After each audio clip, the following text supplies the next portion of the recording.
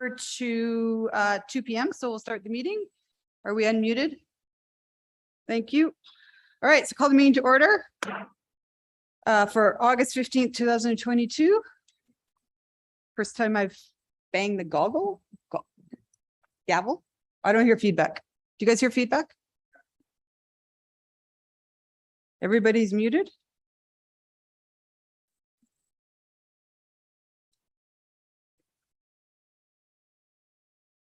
Okay.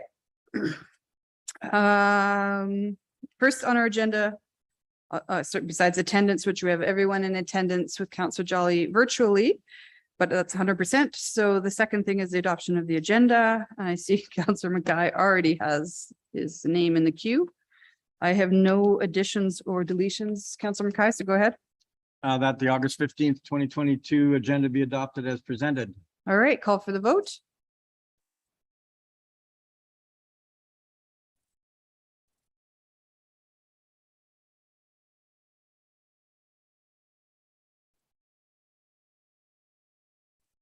No voting buttons.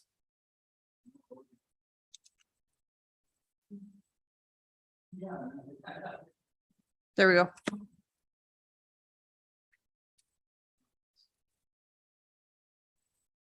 Voting's closed and that passes unanimously. All right, off to a good start. We do have a proclamation today, and it's always one of my favorites.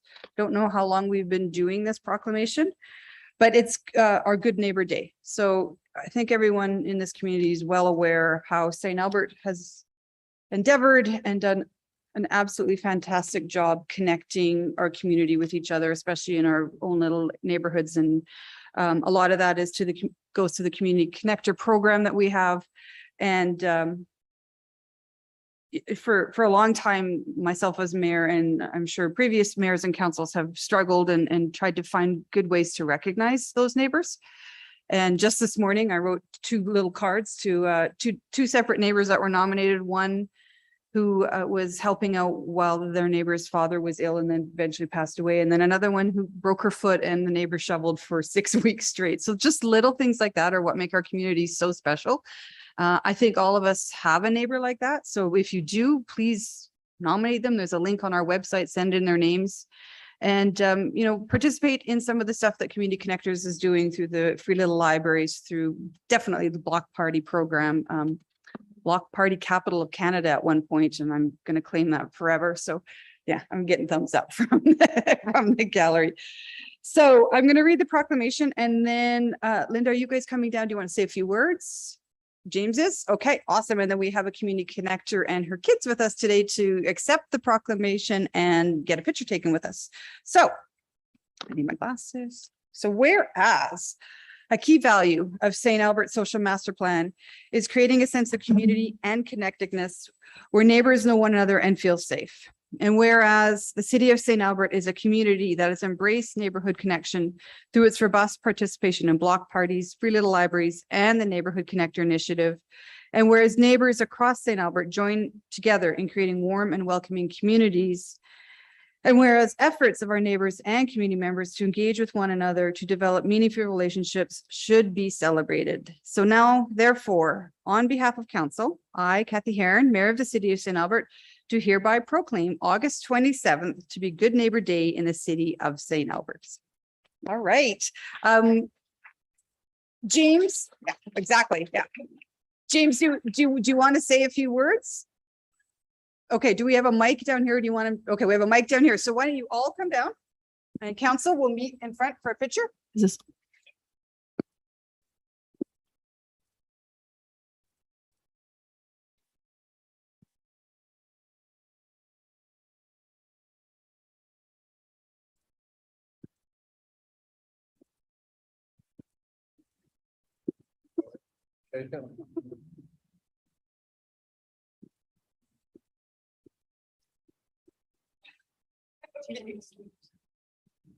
All right, come on over here, James. And why don't you guys all come into the middle? I did have a heads up that we were having 3 little guests in chambers, so I do have a little gift for you 3 for attending. What, James, do you want to say a few words? Yeah. Introduce yourself. Hi, I'm James Rossman, they, them pronouns. I'm this year's Neighborhood Development Assistant for the City of St. Albert. And I'm here with Vanessa Steinke. She has been a fantastic neighborhood connector. She's hosted she's very well known in Northridge for her block parties that include 3 inflatable bounce castles in Napoleon Park, which is pretty awesome. She's done some great work, and I'm very excited to have her here with us to accept this proclamation. Thank you. Yeah, well, thanks so much for having us. It's a privilege to get to be a neighborhood connector, and we've done beyond even just block party. This year we had our biggest block party ever, and we were a little hesitant about doing it just because of COVID, but people wanted it. They came out in droves, and it was just really heartwarming to see. So thanks for supporting that. We do spruce up St. Albert in our neighborhood, and yeah, lots of great things. So thank you. The thanks is to you, honestly, for doing everything. So clap again. This. Why don't you come out front or just show it so we can get the picture? All right, everybody look at Christina. We squished in enough?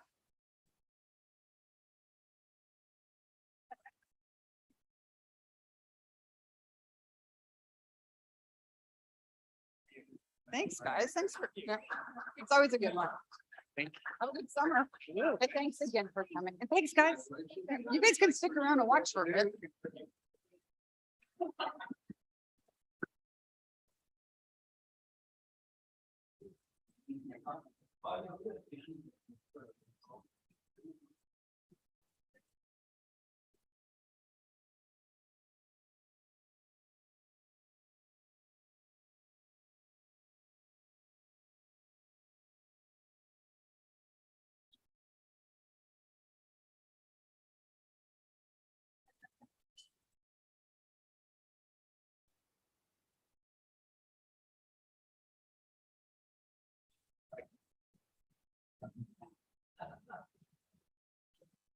Love it, love it, love it. Well, that was an awesome way to kick off the first meeting after a bit of a break for council. So that's to set the tone. Okay, I do have some registered speakers. I see Mr. Baczynski, Mr. Jameson, but you're for the public hearing at 3, but you're already here. Matt, I heard that you wanted to speak at the time of when we get to that agenda item, which might, not sure when that'll be. And then we also have a Rosalind Thompson. Is Rosalind here? All right, so you'll have to wait till 3 because it's a public hearing because you're speaking to the advertising bylaw, right? Okay, I will call on you when that happens. Just making sure everybody's here. Is there anyone else in the gallery that wants to address council today that didn't sign in? Seeing none, we're going to move on to consent agenda. What's this? Oh, got it. Oh. Okay, thanks. Consent agenda. Councillor Hughes, is that you jumping into that one? Thanks. I'm jumping in. So it's just 9.1 we pulled. Is that correct, Mayor? I believe so. Yeah. Okay, that the recommendations, the following agenda reports be approved. 6.1 regular council meeting minutes of July 4th, 2022, and committee of the whole meeting minutes of July 12th, 2022. Appointments to the Arts Development Advisory Committee, ADAC, and the Assessment Review Board, ARB. 9.2 time extension request, time and service review policy update. 9.4 corporate quarterly report, quarter 2, 2022, and 10.1 bylaw 2022 Joyal Park land use bylaw amendment, first reading. Awesome. Thanks. Call for the vote.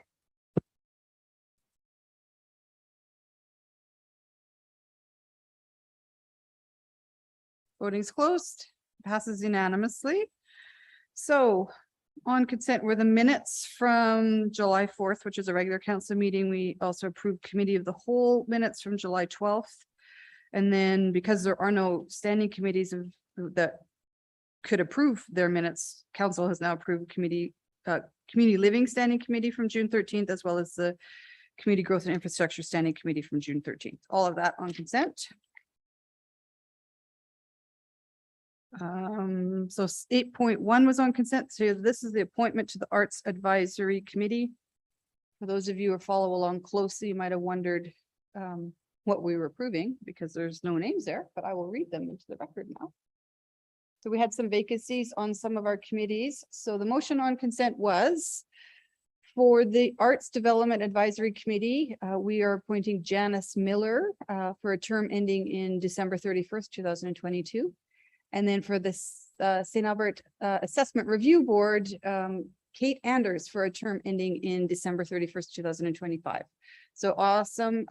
Really appreciate those community members stepping up to volunteer and help out the city on those committees.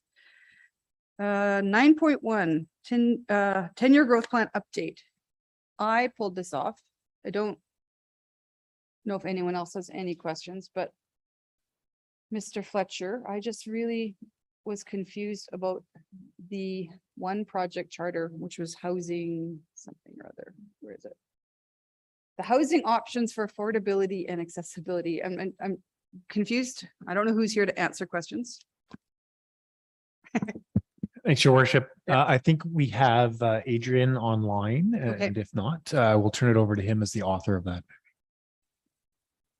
Is Adrian with us?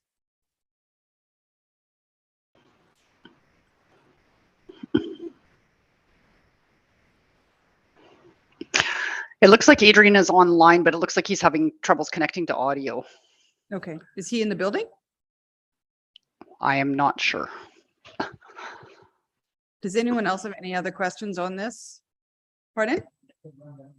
Well, we'll just wait. till six. You have a question on this? So we'll go to Councillor Mackay's question. Maybe it's on something different. Go ahead. Yeah, no, and I apologize if the administration individual was not here, Mr. Fletcher, in relation to this, but I note that a number of the charters, business charters relate to snow equipment. And it's my understanding that we are expecting to have some sort of a report come back third quarter start. So are we maybe jumping the gun? Are we premature, or how are we aligning these requests versus maybe a change in our policy? I think the snow equipment is based on growth. So it's related specifically to the annexation and the additional equipment and the FTE that would be necessary to support that. That's what the genesis of the ask, Councillor. All right, so it's just basically on our growth, and then any additional information that'll all be coming back to council and included in that then. Okay, that's nice to hear. Okay, thank you. All right. Anyone else have any questions? Diane went to grab Adrian. He's okay. Poor Adrian. I Yeah, don't- Worship, this is my third council meeting as your CAO, and I have to apologize already off the bat. No, Good. you could answer the question. I could. Yeah, it might not be right, though. I don't know, maybe if Carrie or Diane can jump in. I just want to, it said something about Sustainable Florida Housing Fund is required to enable the development of incentives or programs. So to me, this doesn't seem like a capital project. It seems more operating, and I'm confused about that. I don't know if anyone else. I think I'll let Diane McMorty jump in on that in terms of what classified it as a capital project. Like, where is this $100,000 going towards? Yeah, actually, honestly, we're probably gonna have to wait for Adrian to come. Again, he's the one who kind of drafted the charter. I'm not sure that I could answer it well. I'll take a look at it while we're waiting for Adrian as You know well. what, why don't we table this and we'll lift it from the table later on in the meeting when Adrian's done? Okay? Okay. So good? Okay, I'm seeing thumbs up. Do we need a motion to table? You do under. the All right, procedure bylaw. Natalie, can you put your thumbs up first? Can you make a motion? Thank you, Mr. LaFleur. That this item is tabled. Is that all you need, David? Yeah, and then we lift it from the table later in the meeting. Yeah, tabled until later in the meeting. Yeah, yeah. Okay, quickly, in favor of that, all those in favor? I'm seeing hands, but this is official, so we'll do a voting.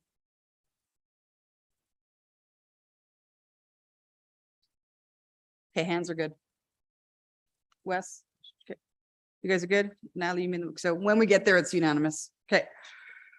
Time extension request. This was for the program and circle. I will read into the record what we approved on consent. That the deadline for the amendments to CCAO 15 program and service review to be extended to Q2 of 2013. So I've got that down. The agenda committee will make sure that's scheduled. We are at 9.3 now, which is active communities. So that didn't take long. It's good. We have one registered speaker, which is of course, Mr. Matt Bakowicz. I will get you to come down to the mic now. And do we have the presentation? Something that we can put on the screen? Okay. Awesome. And I have it on my computer.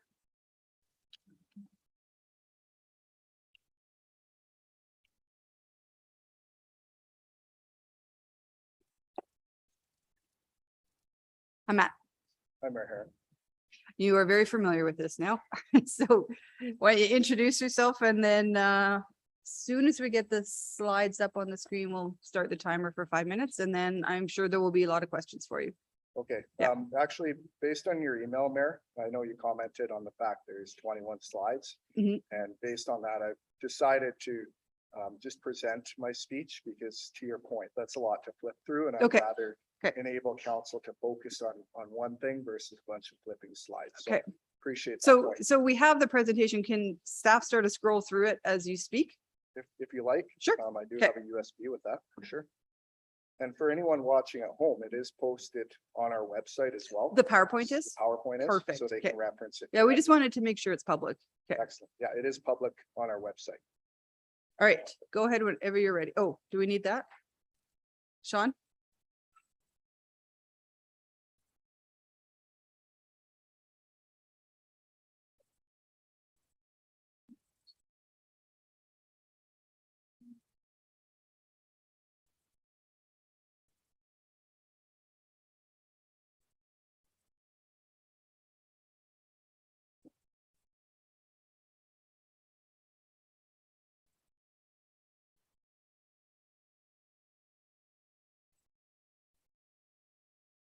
And Counselor Jolly, you have it at home? Okay.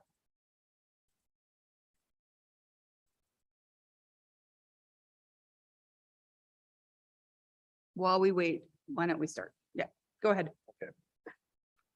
Thank you, Mayor and councillors. We are excited to present today and have lots of exciting and positive news to share. Today is a culmination of thousands of hours of volunteer effort and a watershed moment for our city. The outdoor recreation and community hub is truly innovative. The nonprofit facility will be the first of its kind in Alberta and support a wide variety of summer and winter activities. It will reconnect the community post-pandemic and appeal to all age groups.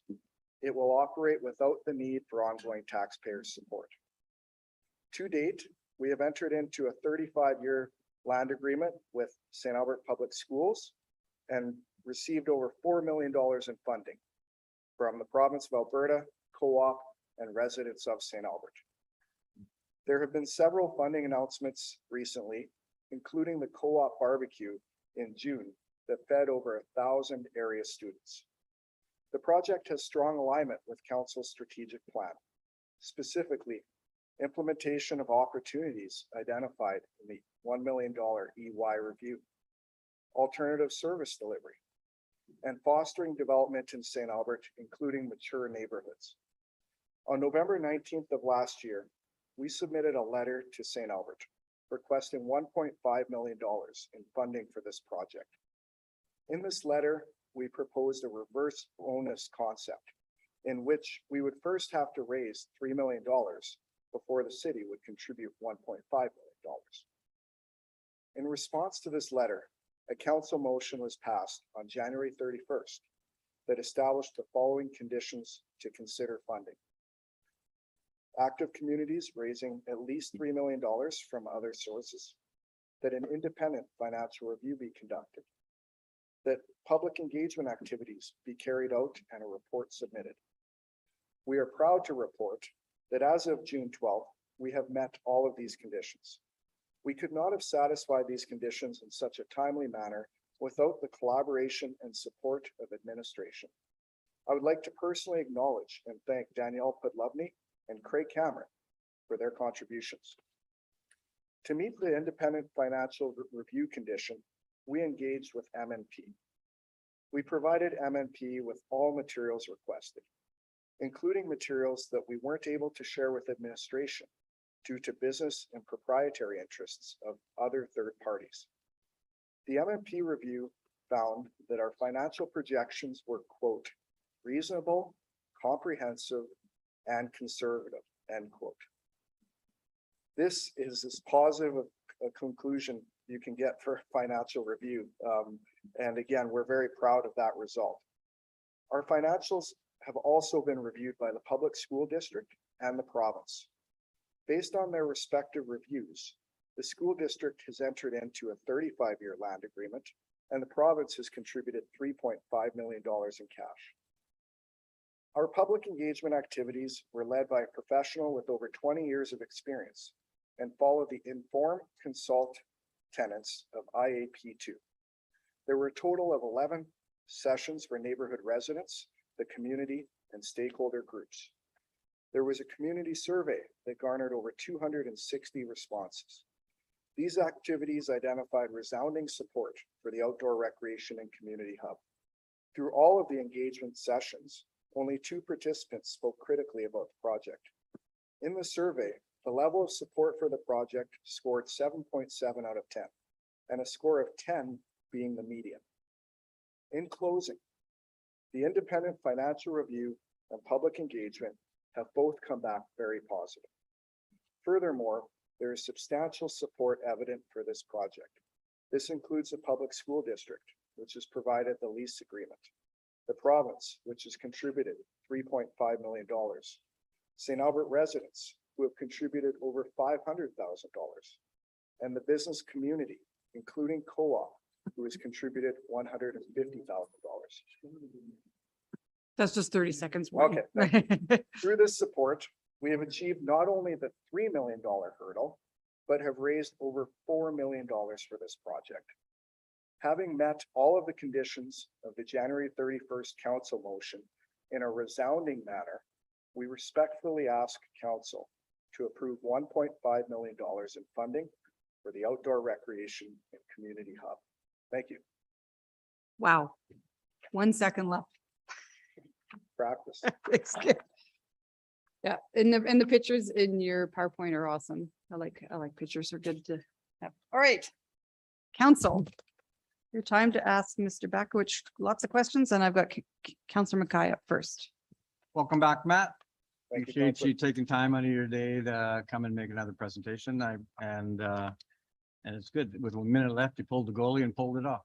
The question I have in relation to some of the questions that administration has raised in the background, and I just need some more clarification on it. And based on our previous conversations, both in here and at public events, I just want some clarity and or understanding so that we're sharing the same together. So the 35-year land agreement that you signed, I guess I'm going to ask you, and then I'll probably follow up with administration as well. So if whatever happens and this doesn't work out, does the 35 remainder of that land use agreement fall to whoever takes it over, including possibly the city? So I appreciate the question, Councillor, and there are provisions within the agreement that deal with that. I'm not at liberty to get into details of that without first consulting with the school district on that. But what I would say is that there are provisions in there that protect the interests, and ultimately, I would say the fallback generally within the agreement is to the public school district, and that's really the protection that's embedded within that. Yeah, I appreciate the nuances and some of the challenges that is, but and thanks for that.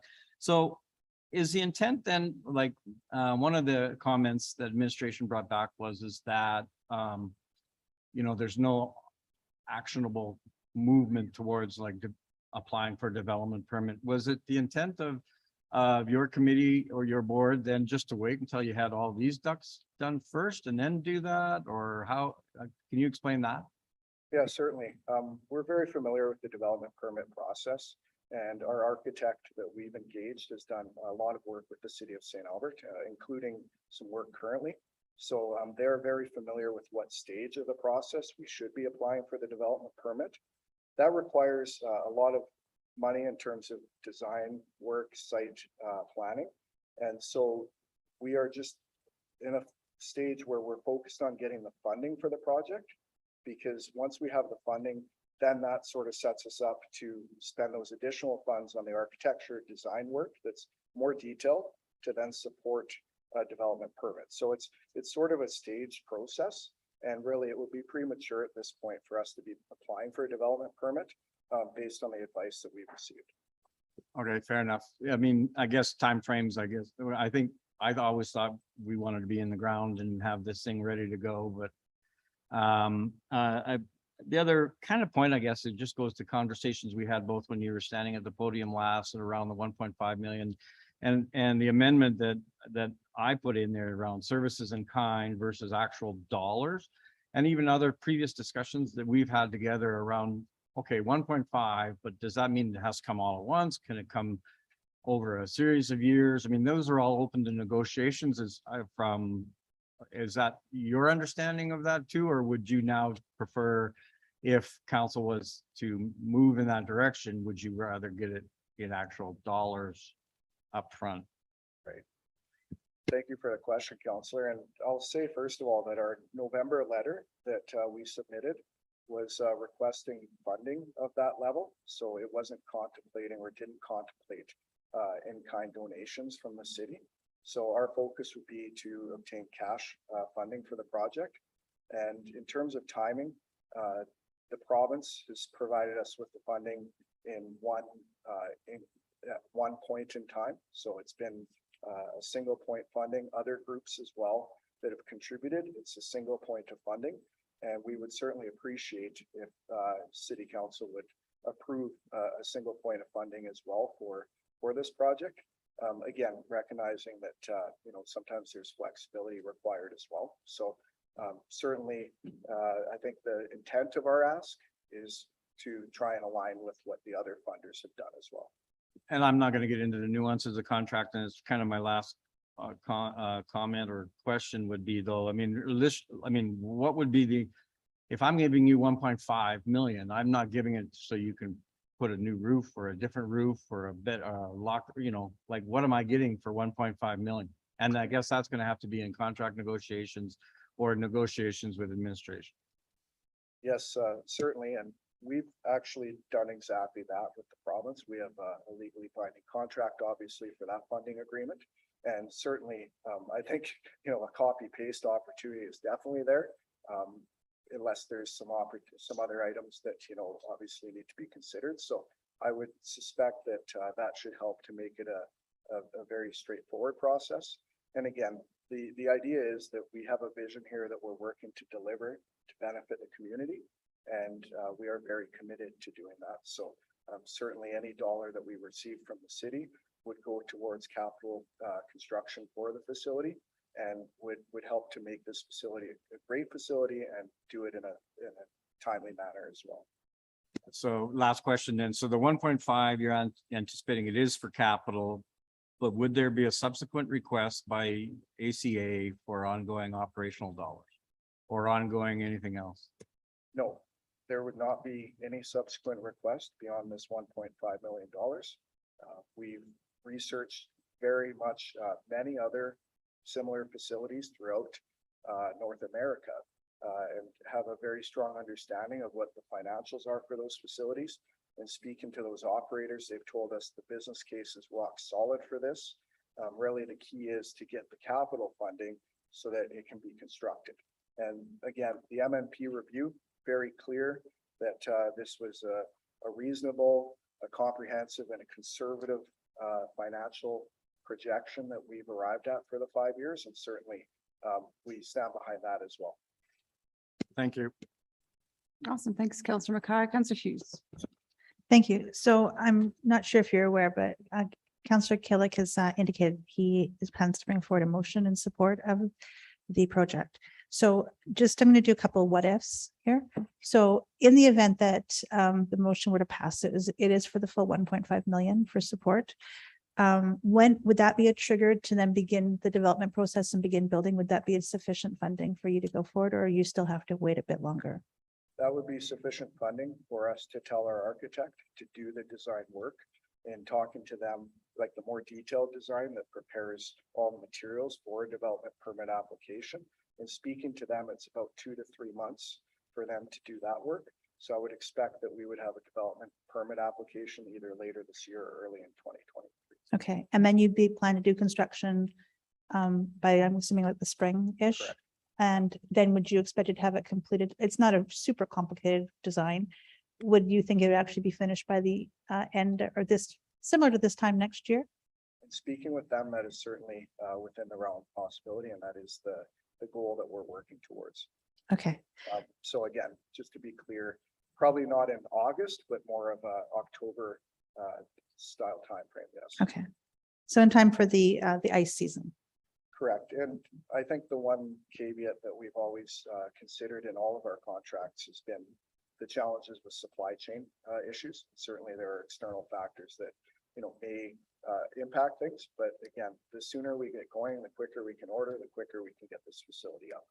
Cool. So you're looking at, you're over the 5 million mark if this were to pass, but not at the 6 million where you initially estimated. So is the intention then to just finish it off and like to continue to do fundraising to get to the 6 million because you're close enough to it? Or is it to scale it back? And if it was to scale it back, what are you looking at making any changes? So we've got many fundraising experts on our committee. They've raised hundreds of thousands. Several were involved in the Humboldt Broncos Remembrance Gala, which raised over 400,000. Others have extensive professional fundraising experience, and they've developed a plan that will be launched here in the upcoming weeks. And that plan is solely focused on raising the remaining amount subsequent to the decision that's in front of council today. So our goal is to continue fundraising, Okay. but we are very confident in our ability to raise that. And for that reason, we're in a position, being 95% of the way funded for this project, we're then in a position to say to our architect, yeah, we're going to spend the money in order for you to do the detailed design work required for the development permit. So it's a staged process, but certainly we're very confident about our ability to raise the remaining funds, especially considering that, you know, we're talking about already being 95% of the way there in terms of value if we were to get the 1.5 million today. Okay, and really, it makes sense to me that you'd want to wait because the last thing you want to do is get it halfway done and then have a construction site sitting there for endless periods of time while we try to get the rest of the money together, right? So I understand that you're waiting for a trigger launch, but you're saying this would be good enough to go and that you're not planning to scale back the project. The intention is to build it as initially proposed. Is that correct? Yeah, our vision is as is, yeah, hasn't changed. Okay, that's it. Thank you. Thanks, Councillor Hughes. Councillor Killick. I'd like to just build on a couple of questions from my other councillors here.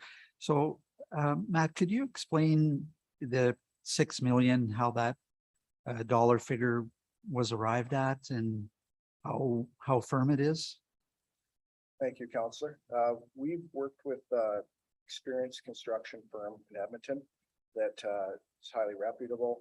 They have provided us with a detailed proposal in terms of this project. And as part of the MMP review and working with the administration, it wasn't scoped that we had to get an updated proposal, but we actually went the extra mile and on our own accord went back to the contractor, asked them for an updated proposal. And that was as of April, and the financial review was completed in May. So again, a very timely cost estimate. And that proposal, it wasn't just an estimate. It wasn't just here's, you know, some dollar figures generally around here. It was a full-scale proposal that if we had signed the signature page on that, would be a legally binding contract for them to deliver the project for that fixed price. And certainly very much rigor behind that proposal. So it was a very, it would have been contractually binding for them to deliver the project at that fixed price. Thank you. To just clarify Councillor Mackay's question around what would we get for the 1.5 million?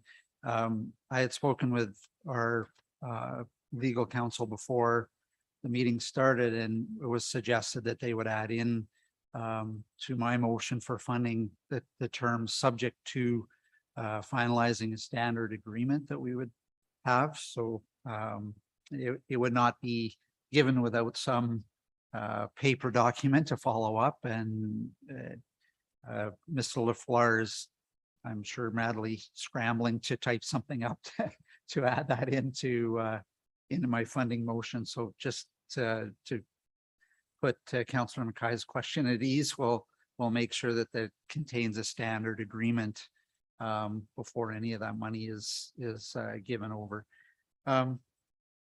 So I assume that would be agreeable with ACA, Matt?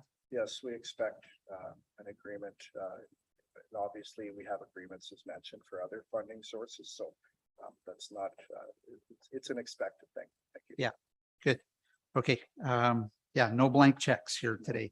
The other question I had then was, I'm aware that there was a number of back and forths, and this summary that you've just gone through, and there was a detailed M&P report in our agenda package. Was there also other information that was shared that didn't show up in our package that we might all want to be aware of?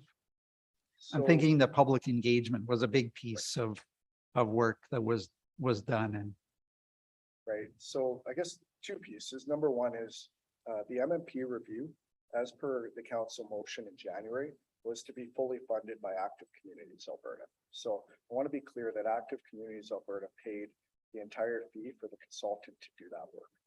And following the report finalization, there was questions that were received from administration that they wanted to ask MMP.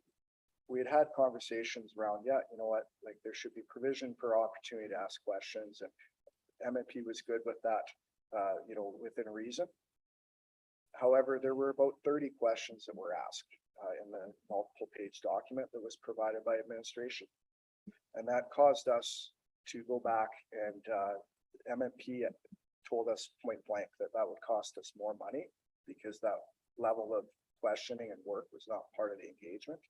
So we went back to our board, got approval from our board to expend additional funds to have MMP answer all of the questions that administration has proposed. And of course, the effort on their part isn't so much the time speaking and answering the questions, it's the effort researching and going through and going back to their work from a month or two prior. So again, Active Communities funded that extra work itself as well. In terms of the public engagement report, that's a 255-page report. We've had it done by an expert that's a professional who's been very experienced in that field. And certainly, I think that report stands on its own. So I don't really need to say anything more about that. the additional questions that were asked, did that close everything off from administration? Like there's no kind of, I don't know how to say it, loose threads hanging out there. Everything was answered satisfactorily. It's not anything that council should be concerned about that was left unanswered that you're aware of? Not that I'm aware of. No, we didn't have any further questions from administration subsequent to the most recent meeting with us, administration, and MMP. Okay, I'd just like to ask then about if you could maybe give us a couple of key highlights out of the public engagement, because that's a big thing, is making sure that our public is aware. And could you, I don't want to go through all 255 pages here today, but because we do have a public hearing at 3 o'clock, but do you have any highlights that you could give to us in terms of what that public engagement looked like, and any issues that might have been brought forward and how you address them? Because public engagement is a two-way street. It's not just this is what we're doing, it's listening and responding. So just highlights, I guess. Certainly. So public engagement, at the January 31st meeting, a councillor had referenced the LaRose outdoor rink study that had been done and wanting to see something similar to that in terms of a study. The LaRose study was conducted by administration It had 19 survey responses and one to two public open houses for the residents that were within 100 meters of the La Rose outdoor rink. And so we went through that report. It is attached as an appendix in the public stakeholder report we did, and we used that as a baseline. However, when we went to start planning around our engagement, we drew a circle around our site, and there were no residents that were within 100 meters of our facility. So the challenge there is if we use that exact same and replicate it, we're actually speaking to no one.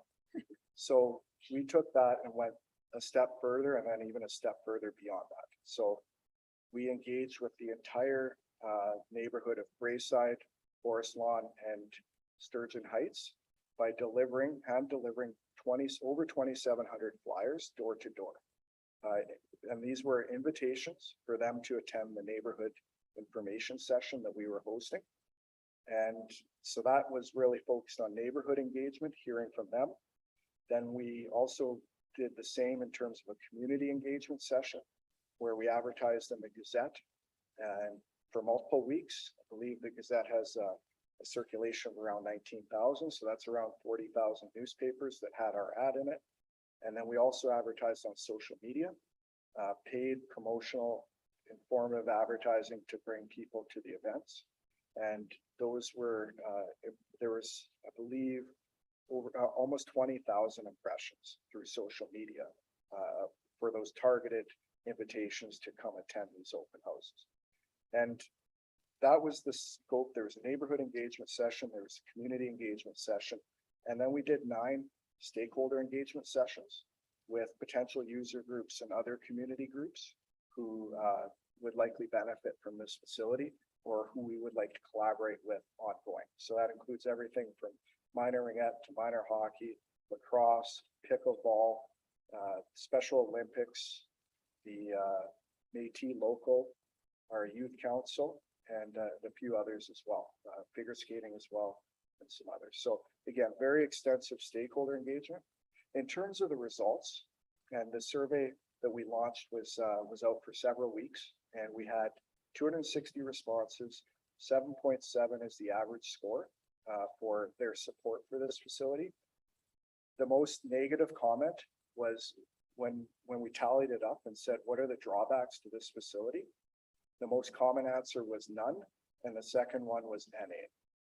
In terms of some of the nuanced ones, there were questions about traffic being a question or parking being a question, and certainly we feel that we've addressed those. Green space was also a question as well, but we have addressed those in those discussions, and certainly we're very confident that we've found solutions for all of those items. In terms of the stakeholder sessions, very well received. Actually, there were several stakeholder groups that said, can we have full access like for our group and no one else? Like they wanted complete access to the facility. They wanted to basically own it in terms of usage. So again, very excited about it. I would say that some of the groups saw a lot of opportunities to expand their programming, especially things like lacrosse, which traditionally hasn't been played outside in the summer, but they were really attracted by that idea of in the fresh air, being able to play lacrosse in a facility that's similar to an indoor rink in terms of dimensions. So lots of very positive feedback through those stakeholder sessions.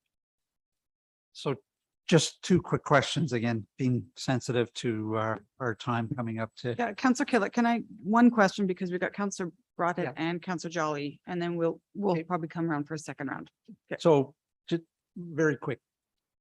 Administration was involved during your public engagement session, so they heard all the same info? Correct. They attended, they were invited to all of the sessions, and they were able to attend all but one. Okay, thank you. Thanks. Okay, Councillor Broadhead. Thank you, Madam Mayor. Matt, congratulations on getting it this far. Great questions, fellow councillors. I don't have a whole lot, just one question. Usually when you get grants from the province, a situation like this is contingent upon getting municipal participation. Is that part of the deal here? So I would say in terms of that I think municipal participation, it's more in your realm, I would say, of hey, you know what, if the province is willing to support something, do we want to be a good, partner in that and also support it? In terms of hard, like contractually obligated, there isn't an obligation for that. However, I think it's more in the court of, hey, let's continue to have a strong relationship between municipalities and the province. And I think supporting it from more of that relationship standpoint, I think is really what the driver would be. Just looking to see if it's a house of cards type thing. If this doesn't go, then it all sorts of falls apart. I wouldn't want to see that happen, but thanks for the response. Thank you. Awesome. Councillor Jolly. Thank you. My question is about you mentioned that the youth committee was part of the engagement. So I know the youth committee didn't give any feedback. So I mean, there was no engagement, but one of the things that they were told is that the facility would be open probably this fall, maybe this winter. So I'm curious just what changed between that presentation and I assume like a development permit application happening last spring and what you're telling us today. I would say, number one, we've engaged with our architect more deeply on that conversation, Councillor. And they've advised us in terms of the process that we are following. So in essence, we've learned, and we have learned a lot along this path. Again, we're very ambitious about getting this project delivered as soon as we can for the community to benefit our community and reconnecting following the pandemic. So certainly that's something that we've taken under advisement and have followed more of like their lead on the timing of this. Okay, so like earlier this year, just weren't familiar with the development permit process. Is that accurate? No, that's not accurate. Okay. We're familiar with the development permit process. Okay. The challenge was things like the supply of materials, as well as considerations such as how much time it would take the architect to prepare the preliminary design necessary to submit for the development permit. So it's more on the architecture side, I would say, that we've learned. Again, they're very experienced in that, so we do rely on them for those guidance. Okay, thank you. That's all I have, Mayor. Okay. I'll ask her questions and Councillor Killick, if you have more, I can come back to you. Well, go ahead then. Yeah. Thank you, Matt. The info you gave us today has a bunch of slides. 3 of them are all about hockey, but just to clarify, this is much more than a hockey ice surface. So when we look at it from what benefit does it bring to the community, it's much more than just hockey, and you've engaged with many other groups. I assume you could maybe speak to that for just a minute. Certainly, and our package actually does reflect summer usage of the facility as well. So in the package, you'll see that there's an example of the field for lacrosse that they are using. There's also an example of pickleball being played at a similar facility. And when we went through the list of what winter activities the facility could be used for and lined it up against summer activities, we actually found there's about double the number of summer activities we could come up with. And again, I think a key part here is school programming. So the public school district has been very excited and supportive of this. And I'm certain that it'll feed into their curriculum and their program offerings for students throughout all age groups. And so again, I think it's summer benefit, winter benefit, school benefit that this facility certainly provides. Thank you. Awesome. Matt, I have a couple questions. So in reading the backgrounder, one of our staff's concerns and saw a risk is that there are no comparators in the province for setting fees for this type of facility. I'm sure there are in other provinces, but we're a little bit further north and we're a bit colder. So there is a risk that it could, and I know Councillor Mackay asked the question about looking to the city for ongoing operations. What is the plan if you do not break even in a given year? Like how do you propose to cover that gap? So I guess in reference to the report, we actually saw some contradicting statements. There was times where they said that there were comparable facilities that we would take revenue from potentially. And then there were times where they said there were no comparable facilities. So again, we weren't certain as to which direction that stood. However, speaking about comparables, there's a facility like this in Prince George as well. So from a weather standpoint, it's actually, I would say, colder in Prince George than it is here. So there's learnings that we could obtain from a facility such as that.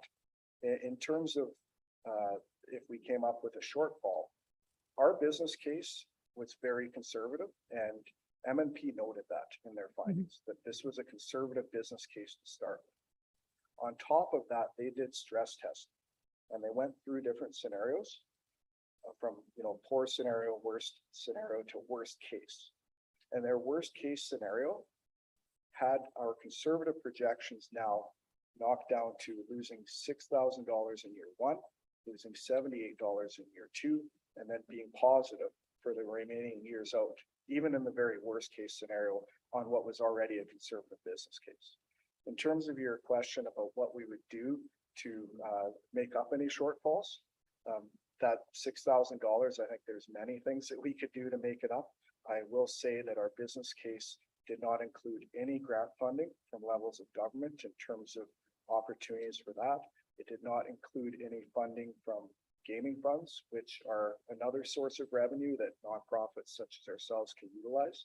And then finally, it didn't include any additional donations or in-kind contributions from businesses or the community. So I think based on all of those factors, and that the worst case scenario was a $6,000 loss, I am very confident in our ability to cover that sort of a loss, Okay. or even something more profound.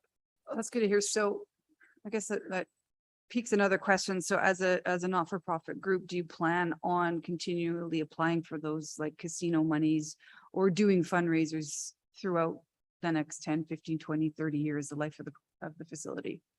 I think like most nonprofit groups, it's a great way to engage with the community, great way to raise funds from those that support a facility. So we would look for those opportunities. Are we banking on those?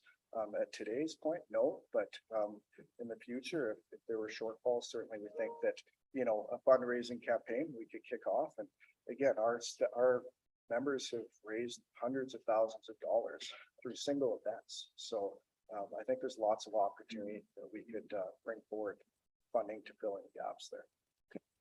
I think this $6 million price tag has been around for quite a few months, since the spring. I know the city is facing huge escalation in capital costs right now. So much so that I've heard municipalities are canceling projects altogether because we're seeing 20, sometimes double what they think they're going to be spending compared to what it actually is. So how recent is the $6 million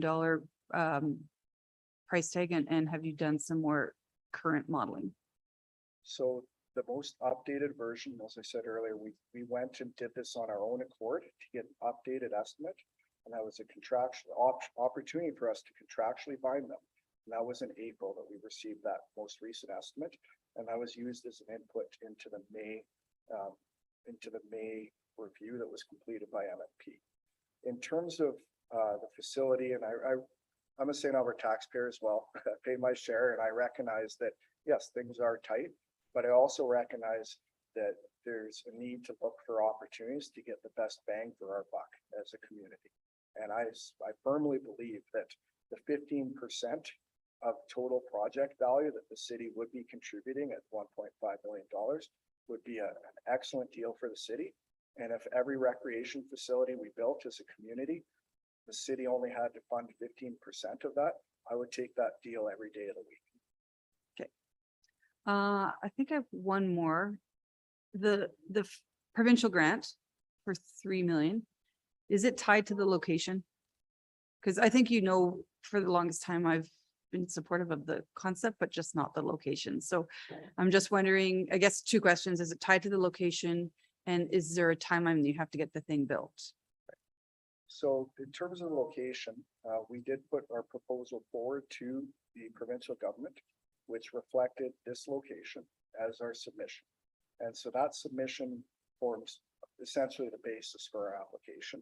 And so the expectation is that we deliver upon what we had set out to do. And that includes the location that has been identified. I think it's important that there's some background and context as to how that location was determined. So in the spring of 2021, when we kicked off this meeting or this project, we met with the City of St. Albert administration and we asked about city-owned land and potential sites this facility could be located. They provided us with servicing plans. We had, so that's utilities for water, sewer, etc. We had discussions and conversations with them about different sites. They provided us with sample lease agreements. So it was a very collaborative exercise. At the end of that, though, city administration advised us that it would be best for us to pursue, for active communities, to pursue non-city land for our project. And that's something that we took their advice and we said, okay, you know what? It's best for us to pursue non-city land. That's what we're going to do. And we had explored quadrants, every quadrant of the city, we'd explored sites with them. That left us in a bit of a pickle because how many great sites for a facility like this are there that are not owned by the city? So eliminating city land from the equation, we firmly believe that this location is actually the best non-city land location in the city. There are more than 5 schools in the area, more than 2,500 students attending nearby, an opportunity to revitalize aging neighborhoods. This is a really great location and it checks a ton of boxes. And of the non-city land, it is, in our estimate, the best non-city land location in our city. In terms of timing, we've got lots of flexibility there. Okay. I'll say like there is flexibility. And again, our driver here is not contractual timing. Our driver is we want to deliver this for the community as soon as possible so that the community can start benefiting from it. Awesome. Okay. I actually have Councillor Jolly and Councillor Killick with their hands up. We have 4 minutes, guys, to a public hearing. So probably not going to get this agenda topic done in 4 minutes. So I'll go to Councillor Jolly first, and then Councillor Jolly will just watch the clock and get into the public hearing at 3 o'clock. Thanks. And Mayor, mine is more of probably a point of order. I'm getting a lot of emails popping up between Councillor Killick, Mr. LaFleur, and Mr. Fletcher. Could we bring all of those online rather than having that discussion via email? I haven't seen my email, so I'll go look at that Okay. right away. That's- Yep. Okay. Councillor Killick, 3 minutes. Can you get it done? Or do you want to wait? I think we should wait, Okay. because it's really to get into the funding, the details of the Okay, we funding can wait. motion and Okay, we're going to take a quick break from this because we do have the predetermined time. I just want to ask a question. Is MNP online? I was looking for Chris Lavins, but I don't know who from MMP was here to answer questions. No one? I could answer that question if you like.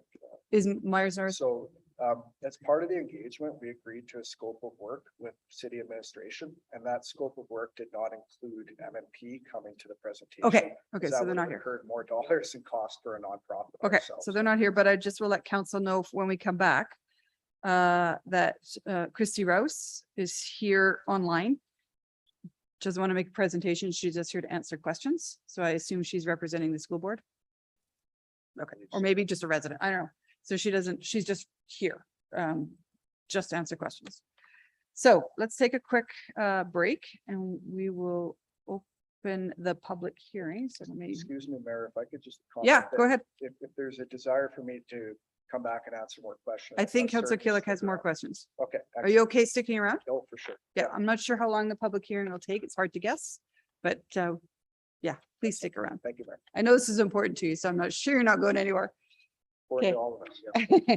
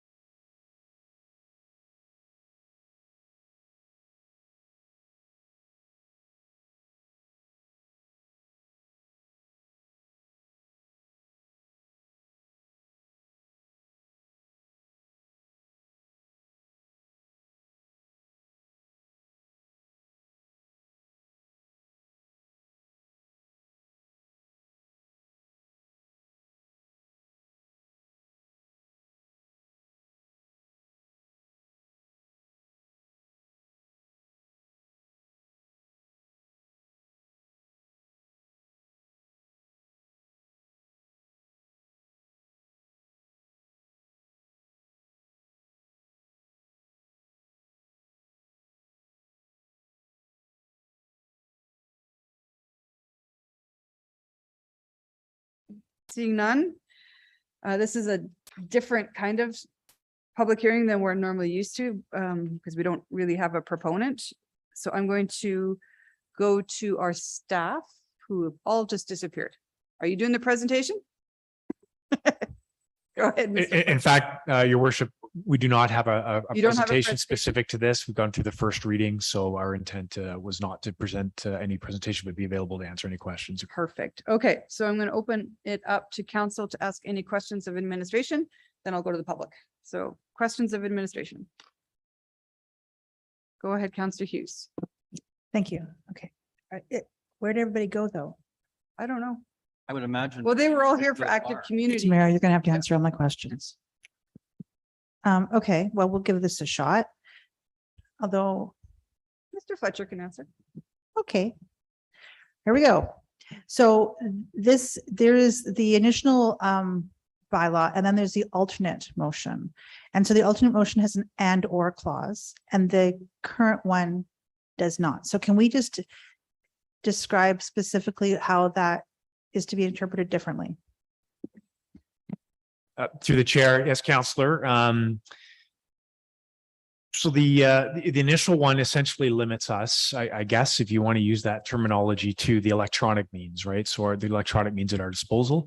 As I'm sure you're aware, the MGA outlines two other specific issues. One is mail and the other is in print, which we've traditionally done leveraging the Gazette for 2 weeks prior. What the alternate or the proposal does is allows us to have a menu list of options that would include mail, would include in print, and would include the electronic means. And ultimately, and it would be up to administration to determine which mix of those we would use for every given element, if that makes sense. So I'm just going to reiterate what you said, just so I make sure my little brain's got it correctly. So what we're saying is that the first one is just going to be electronic. We'll be taking out the paper altogether. And if we were to do alternative number one, that it would be that you could do the paper or electronic. And then you have the D, which is employing an advertising method set out in subsection 6062 or 6062B. So I'm just, in that section, were we not going to be using 6062A and 2B in the original, in the bylaw that's being recommended to us right now? Were we not putting in this D section? Or I'm just a little confused. That is correct. So the bylaw as it is currently written would allow us to use our own internal electronic means as legal avenues for public notification and nothing else. Now, we could still use alternate means to include the Gazette, to include others, but they would not constitute the actual legal notice. And as such would be structured differently. The alternate proposal essentially would allow us to use any of those means as even on their own standalones as legal elements of notification. And then we could mix, choose, figure it out off the menu for it to use the vernacular as we saw fit based on each issue. Okay, thank you for that. I appreciate that. And just one more. So when this first came up, it was a bit of a surprise to me. I wasn't even aware this was until it came into our being, I think, in April. So I'm just trying to figure out the need for this, because I mean, government moves at not exactly the same pace as everything else in the world, a little bit slower. And that's just been accepted. And yet this is being done as if we need to fast track something. And I've never seen something that was in jeopardy because it needs to be fast tracked. So what is the onus for even bringing this forward? Specifically, it's to increase our options and jump online to reach the most St. Albertans possible. So we have, if you look at just intuitively the demographics, some people prefer their information in print. Some people actually exclusively use their information online. And so this was an effort to leverage the current construct that we have at the city, which is online options, social media, websites, and otherwise. Okay, but this actually looks like it's limiting our options because some people, as you said, prefer print. And yet we're removing print from the option list as a mandatory. And 68% of the people in St. Albert use the Gazette as their primary, which is in part print, to get their information about the city. So this appears to not expand it, but rather limit our options to something that's actually being used less, not by the majority, but by the minority of the people as their primary source of communicating the city. So again, I'm just trying to figure out what is the onus for this then, if the majority of people aren't using the method that's being recommended here in this bylaw. Counselor, I would say the 68%, I mean, you can make data say what it says, but I think the takeaway is there is still a significant portion of St. Albertans who get it through that. So I would offer to you that to a certain degree, the bylaws as currently written perhaps does limit our ability to reach a certain demographic. Okay. Which is Okay, the need for this still comes into question for me. I'll leave it for now. Councillor Mackay. Thank you, Madam Mayor. Just a question of administration. I mean, we're only talking in relation to the bylaw that's in front of us, potentially that we're just focusing on legal advertisements, right? The vast majority of, do we know the vast majority of what other advertising we do in the Gazette, like for programs or for our Arts and Heritage Foundation or for the Arden? Do we know what that would break down in costs, or have we ever figured that out? I would defer to perhaps Corey Sinclair online for a specific breakdown as it relates to money. I can tell you that we're taking on ad in the Gazette right away for our council in the community barbecue. And while he's on, It's Corey we here. also have a construction update that's going on. There are a number of things that aren't related specifically to the legal notification and in support of council business that we use the Gazette for. But the breakdown, Corey is now up. I will defer to him. Thank you. Through the chair to Councillor Mackay. We currently in communications work with legal and legislative services on the legal advertising portion. And it's roughly half or 50% of the City Lights budget. And I would estimate that because the legal advertising is the only type of advertising impacted by this bylaw, it would be approximately 23 to 25% of the city's total advertising. And that is a rough estimate. All right. So, I mean, the city lights and other advertising will still continue if this bylaw moves forward in its current form or with the amendment. I, as a communicator, will use any means at my disposal, and City Lights is one of those. And the advertising budget is decentralized across the city, and our business partners and other city departments would, I imagine, continue to use display advertising in the St. Albert Gazette to promote their programs and services, as they would not be impacted by this proposed bylaw. Thank you for that. All right, that's it. Okay, Councillor Killick. Thank you. My question is similar to Councillor Hughes. I'm still trying to figure out what problem we're trying to solve. Our own internal survey done by Pivotal Research says 68% get their information from the Gazette. 67% said that's the preferred method to continue to receive it. And that research that was done by Pivotal was a pretty good cross-section of all age groups, all the way up to our 65 plus, and they scored the highest of getting it from the Gazette. And then it also was across all or both genders, all genders, all age groups, and all areas of St. Albert. So we have our residents telling us in a survey that we paid for and commissioned and have used many other pieces of information for, telling us that they like to get their information from the Gazette. They like to get it seems all from the Gazette and receive it in the future that way. Certainly I understand that there's other electronic means, whether it's social media, Facebook, whatever. But it was interesting to note that our own website, the City Highlights, was ranked significantly lower for receiving electronic information. I think it was down around 8%. So still struggling to say that the status quo, using the Gazette as our number one prime route to get information out to people, all information. And then enhancing it the way we would, or maybe do already through city highlights or any other posts on our city Facebook page, et cetera, et cetera. We can still do that today. Is that correct? Like, through the chair, that is correct today, but the only legal means currently today is in print, according to the MGA. What this would do then is provide us with the legal means, the bylaws is currently written, the legal means would be electronic, and we would augment that through the Gazette. The reason that would happen, so understanding that the 68% certainly, but people had multiple answers on that particular survey. So if you know, the math doesn't add up to 100.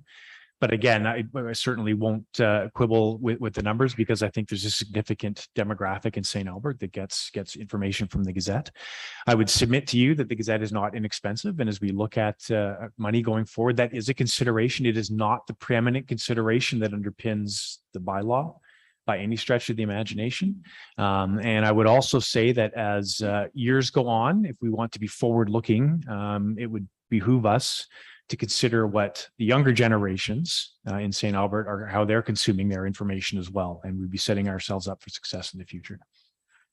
So we had some percentages of information or of costs given. If I think our total budget spend with the Gazette is 200,000 roughly, and then I believe Corey said 25% of that, so it's like $50,000 potential saving. What does the Gazette pay us in city taxes? I'm afraid I do not have that information, and I don't believe we've got anyone online who does, but we could certainly find out. Just trying to figure out that, you know, they're a pretty big, solid rock of a company here. Been here many years, paying the city taxes. A lot of people work here, consume services here. I think many members of the Gazette live in St. Albert and contribute to the city. I believe the Gazette also provides significant sponsorship to many of our non-profit charity groups as well. So I was trying to understand the total picture of what we may save in dollars versus what we get as a return of supporting them with our investment in advertising legal notices. Not only from a communication point of view, but from a kind of a partnership view. We get good return from them, and it seems that this would be a small savings compared to everything else that is contributed by the Gazette. So I was trying to get a handle on the bigger picture numbers, but maybe we don't have those available. Yeah, I apologize. We don't have the bigger picture numbers available, but I wouldn't take exception to anything you've articulated. Again, the bylaw was not written with the intent to save money. That was not the issue. It is simply a consideration amongst many. And as you note, a relatively small amount in the grand scheme of things, but numerous small amounts can add up to a lot over time. But that was not the preeminent consideration. Ultimately, it's about forward-looking, right, the means with which we communicate with folks. Nothing in the bylaw, even as it's currently written, would preclude us from maintaining our current level of advertising and notice through the Gazette. The other one was in the backgrounder. There were a number of cities that were listed as examples of how we could go forward. And when I looked at this, like our main comparators, City of Airdrie, it says, you know, their number one is publishing the title and statement of at least one newspaper or publication circulating. So even some of the examples, as I said, City of Airdrie, Leduc, White Court, Chestermere, they all seem to say they've changed their bylaws most currently, again, under, they all reference 606 of the Act. But it says that they're still using the published newspaper method first, and then supplementing it with electronic means. So I just want to make sure that I did see others, City of Edmonton, for example, that has chosen to go electronic for legal advertising, but I just wondered if there was a comment in terms of, could we follow some of our other comparator cities and continue to say the Gazette, our newspaper, is our number one source first, and then we supplement it with electronic means? Well, in fact, Councillor, yes, and that would be the intent, but the difference that you'll find in those stands is that they don't publish the entirety of the information required for a public notice. What they publish is there is a public notice, look here for the information. That information is online. So in fact, the 2 points end up being complementary, and the amount of space used in the paper is significantly less in those instances. Mr. LaFleur, did you have something you wanted to comment on? Yeah, if I may, yeah, I was actually going to say the same thing that the CAO just said, but also point out that I believe Councillor Killick, you mentioned the option of publishing once in the paper, not twice. If council is convinced, and that's the key, I reference back to the words in the Municipal Government Act.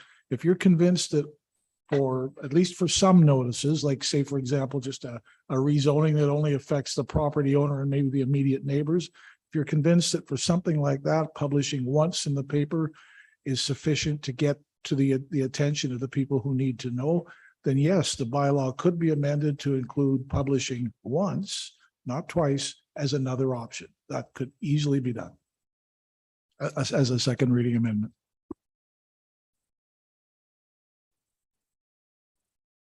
Is that all you had, Councillor Killick? Yes, as Right. question. I can always yeah. come back if you need to. Councillor Bermansky. Just a couple of questions for administration. Thank you through the mayor.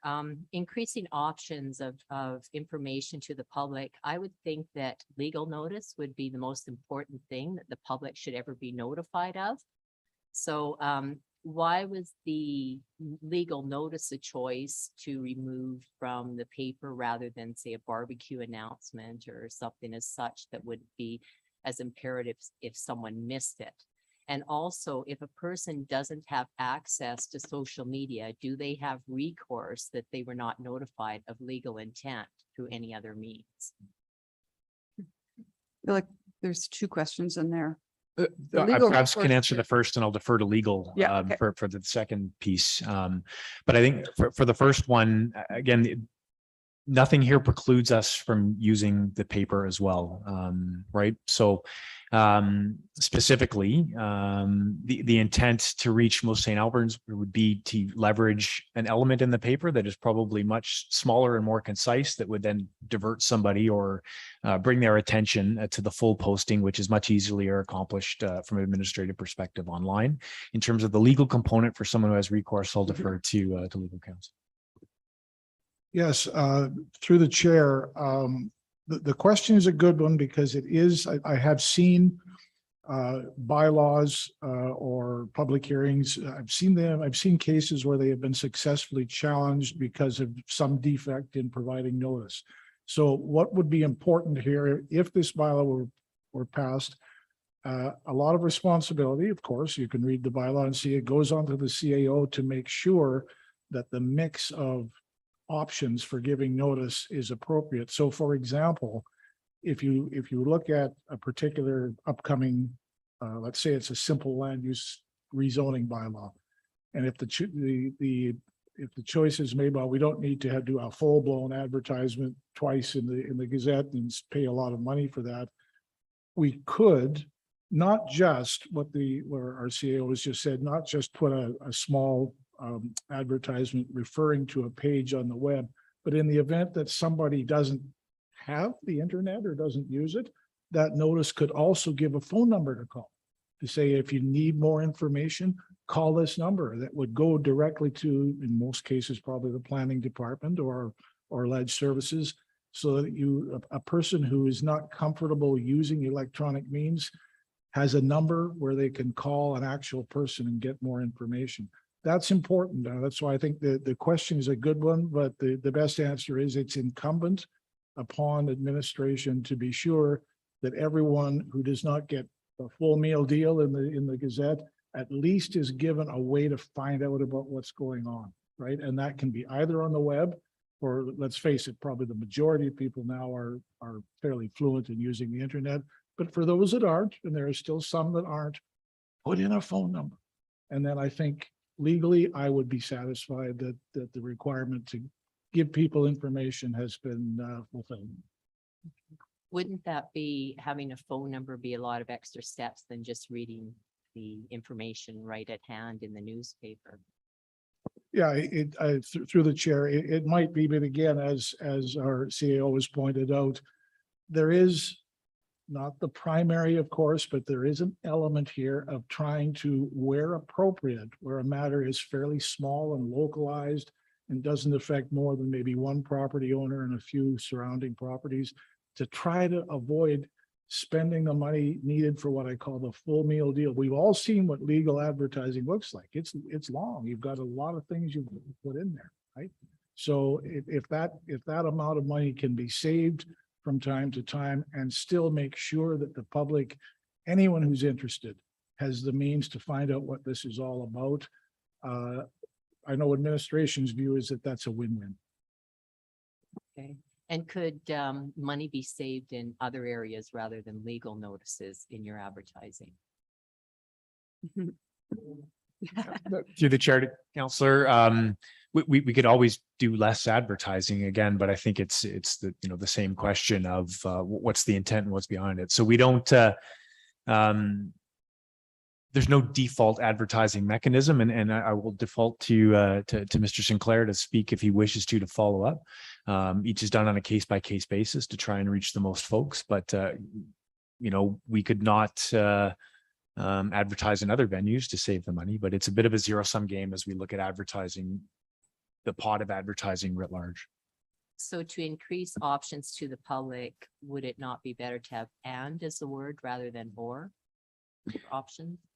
I would offer that I think "or" is still best because it gives us the flexibility over time to deal with the specific on each on a case-by-case basis. I can't imagine that it would be one single point for anything we would ever do. I think it would be multiple mechanisms, but it doesn't tie us down. Thank you. That's all. Councillor Broadhead, you're up next. Thank you, Madam Mayor. Interesting. As I read through this, I too am, it's sort of in the camp of what are we trying to fix here? And then your benefits provide lower cost methods for legal advertising, modernize the city's communications for the digital age, and then act more nimbly. And then you gave an example, and I got to tell you, I got to the end of the example, and my question was "and." So it's 6 weeks later, and I'm not sure that the question "nimble" ever came into the equation. So it must be that you're looking to start the clock on a particular date, because that was part of the example. You could have posted it on the city website shortly after the council meeting, and then the 60-day notice period for what's the terminology here? A petition. The 60 days would start from there rather than 2 weeks later when it went into the Gazette. So my question is at the end of the day, is the 2 weeks the killer here? Is that what we're trying to fix? Because it sounds like it's money. And from my perspective, one of the main things that we do in terms of governing our community is tell people what we're doing. And we got to use any and all methods of doing that.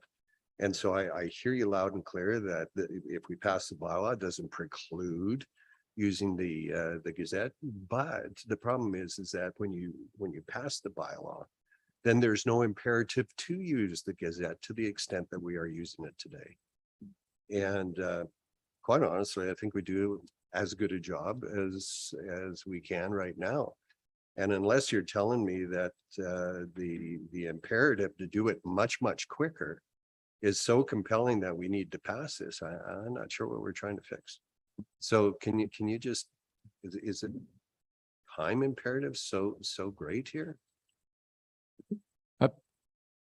Through the mayor, councillor, the time imperative is a consideration. Money is a consideration. The preeminent consideration is the ability to reach as many people as possible, which then allowing a menu list of options that provides us legal notice is better, is what I would submit to you.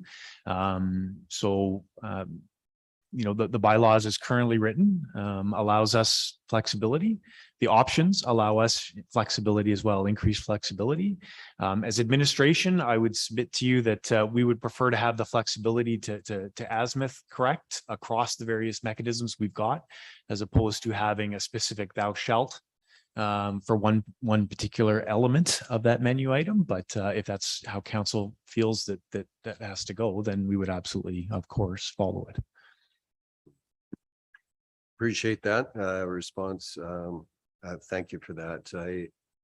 Anyway, won't get into debate. Thank you, Madam Mayor. I have one quick question. I don't even know who's going to answer this.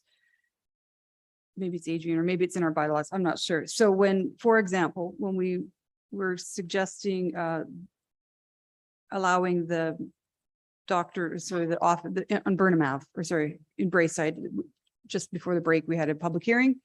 And those kind of public hearings, we put a sign right up on the lawn so the people in the area actually know. To me, that's honestly one of the best ways you can get to the public. So is that still going to happen? I don't know if that's in policy or just our best practice. So, legally speaking, again, it all comes down to Yeah. this is legal advertising. It's never a requirement to put up a sign. If you look at the different options that are currently in 606, that's not required. Sometimes in your own bylaw, and there are certain types of things. It's usually not for things that require legal advertising. It's in order to give notice of a pending development application, something like that. And I think there are clauses in our land use bylaw that provide for that. Adrian could confirm that. Yeah. But so this wouldn't affect that. The bit where we use signs, like literal signs on a property, this doesn't affect that one way or the other. I just find that's a very effective way. And I just saw Adrian turn on his camera. I don't know if you can answer that, Adrian. He looks like he's on the beach somewhere.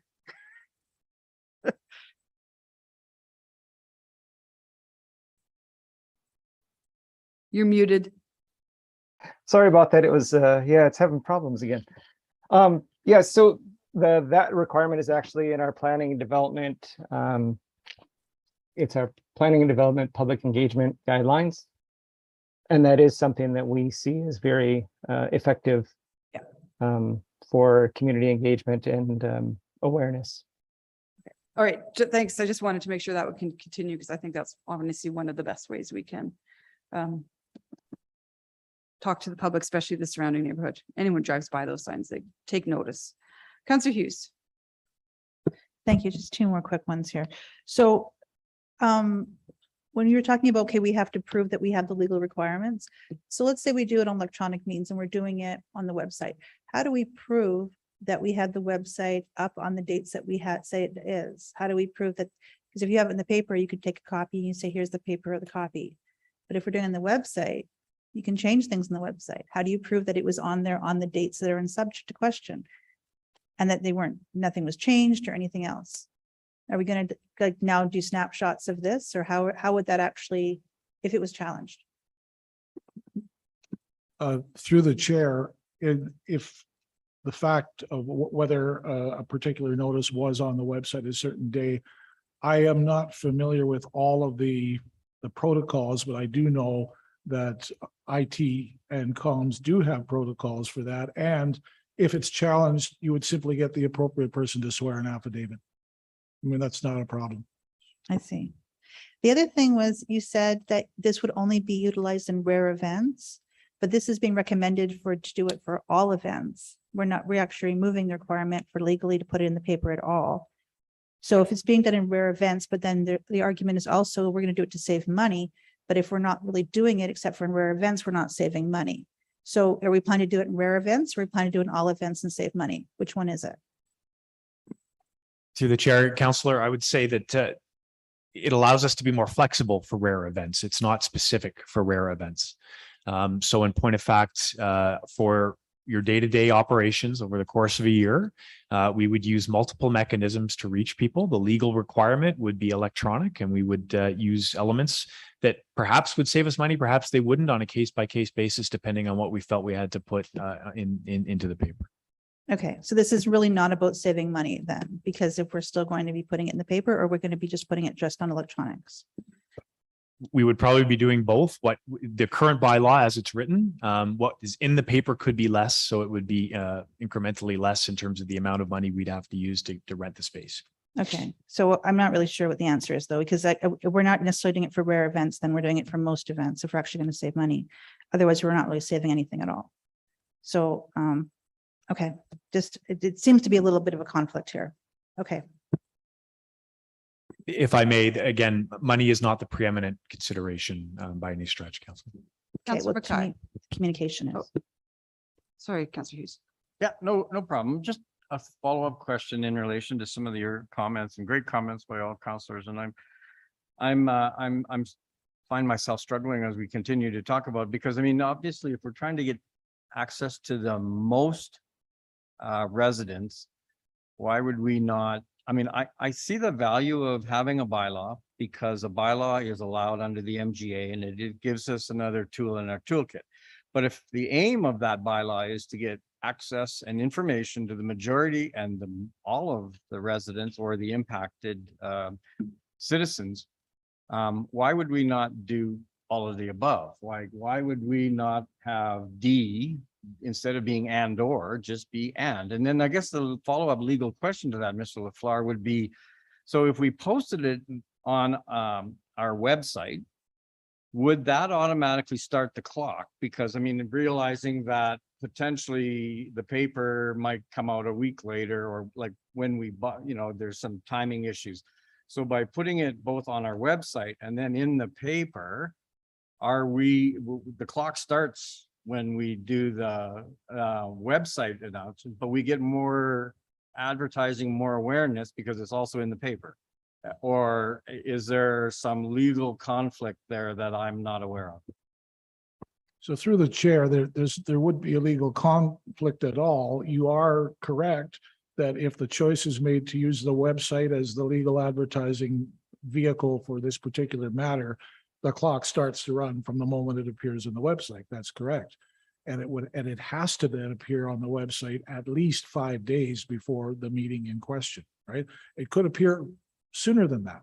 It could appear 30 days before, depending on when the public hearing, if that's the case, a public hearing, depending on when it would be set. But there's not a conflict. You could still, particularly if the choice is made to put something fairly succinct in the newspaper, just saying, here's a matter that's coming up. Here's basically what it's about. For further details, either see the website at this URL or call this number.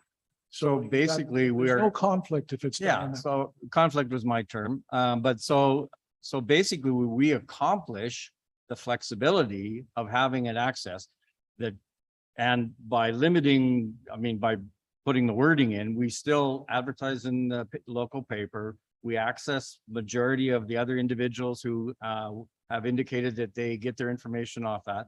Plus, we also have the flexibility of the website as a tool in a larger toolbox.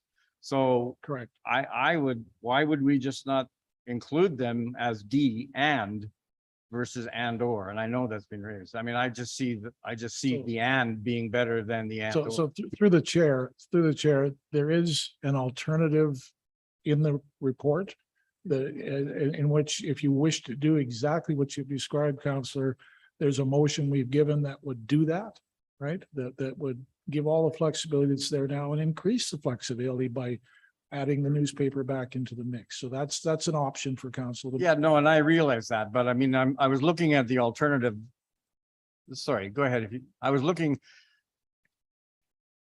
You guys are, I'm used to, you're doing a sidebar. You can approach the bench. The point though I was trying to make is, I mean, I'm just hearing repeatedly that this is allowing us to do more, have the flexibility, but also get the biggest bang for our buck when we can accomplish that by your alternative with a tweak to a word. Yes, and the point being, and this is the purpose of the sidebar, just to make it clear, to back to a point that Councillor Killick made a little while ago. The one thing that's not in the expanded list of options is to advertise once only in the newspaper. That's not there. So if you want to use the newspaper, it's just back to what's in the MGA now in section 606, doing it twice, right? If you wanted to, include once only as an option, there would have to be a tweak to the proposed alternate amendment, but that's easy to draft. If you give me a 5-minute motion recess, I can do that. Okay, that's all my questions, Madam Mayor. But on that note, if this passes with either as is or with the amendment, and the website is a legal form, we could do it legally and then still advertise in the Gazette once. It's just the trigger of when we start the clock, essentially, right? That's correct. Yeah. That's the key thing. Okay. The trigger, first of all, that it's So you don't, so, contains all the elements that have to be so there. to continue to advertise in the Gazette, whether it be once or whether it be outside of city lights in a bigger splashier ad, if it's an important, something like that, that's still on the table. Yes, but the important thing is that in what you've just described, if you choose to use the website as your legal advertising, but you still want to put the full blown stuff in the Gazette, it's still not a legal advertisement. You've chosen the website as your legal advertising. Okay. The Gazette or any other newspaper that might be around would then be a supplement in order to try and reach even more people. So But it's that not raises- legal advertising in that case. That raises a question. So I remember when Councillor Osborne was here, he was always so frustrated with city lights because he found it so unengaging. So legally, when we're advertising in the Gazette, we have to do the block 7, lot 13, and with a map. Nobody has any clue what it means, right? So that's so the legal requirement could then, that boring stuff could move to the website, and in the Gazette we could have, this is the location, maybe even a picture of it. And this is what we're trying to do. And please go to the website to see more further information. So we can get people Completely engaged. correct, yes. Yeah, okay. So that whole map and lot block stuff that nobody reads. Because it's hard to tell if that is even in Oakmont or Erin Ridge half the time. So, okay. But your that's worship, the that's the legal stuff. difference between and or. Okay. All right. Sorry, that was something that just popped into my head. Councillor Killick, you're up next. Yeah, thank you. So trying to reach as many people and do it in a timely way to build on Councillor Broadhead's comment. My understanding is we would develop a web file which would be uploaded to our own website with all of the information. But that web file would still be sent over to the Gazette press, if you will, and be ready to go within a day. I think we could probably send them something on a Monday and it would make it in the Wednesday paper, just as we would upload it to our own website. It's exactly the same electronic file, if you will, with all of the information. So I'm still trying to struggle to see where do we save any time? And After a holiday Monday, yeah. well, we wouldn't typically be, we could, but we wouldn't typically be doing that. I'm just trying to understand that we're still producing the information. We're quickly loading it up to our website. And if there was a holiday Monday, we wouldn't be loading it to the website on a holiday Monday. Our staff would be off. We would be, the Gazette runs every day of the week. I don't think they have a holiday Monday where they don't have their staff in to run the presses, because they're running the journal press or whatever else many other publications they press. I think the Gazette has actually, they're open 24/7, 365, I think. But so I'm still struggling to figure out where our time saving is. And I personally, when I get things on my phone or on a website, the younger generation is like, if it's more than 15, 20 seconds TikTok video, man, they don't look at it. So a big legal document, I think, or announcement is actually probably better served in the Gazette, where I want to caution debate, Councillor Killick. so fair enough. So what Thanks. what problem are we trying to solve, and where do we actually solve it? I don't know if that's been asked and answered a couple times. I'll let it go one more time, but Yep. Through the chair, Councillor. So in terms of the timelines, 5 days advertising online versus 2 weeks advertising in a paper, I think that's a week savings, just in terms of that. That can also be altered then in terms of the bylaw, as was articulated by Mr. LaFleur earlier. So that is fundamentally the time savings. I would submit to you that yes, the information that we would put online is the same information we could push to the Gazette, or we could do a variation on a theme. The or allows us to optimize each of the elements available at our disposal on any given issue, and there could be different solutions for different public advertisements depending on the issue, whether it's a bespoke, very small element, or something that implicates the wider audience. That gives us the flexibility to work that, to include the flexibility to manage staff horsepower as well.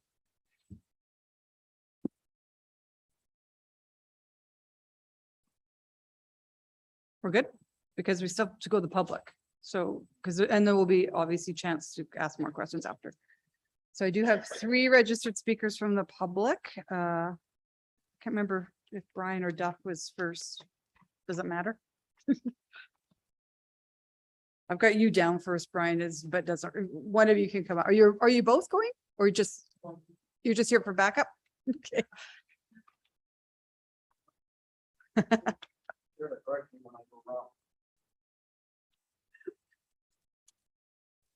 All right, Mr. Jameson, thanks for joining us.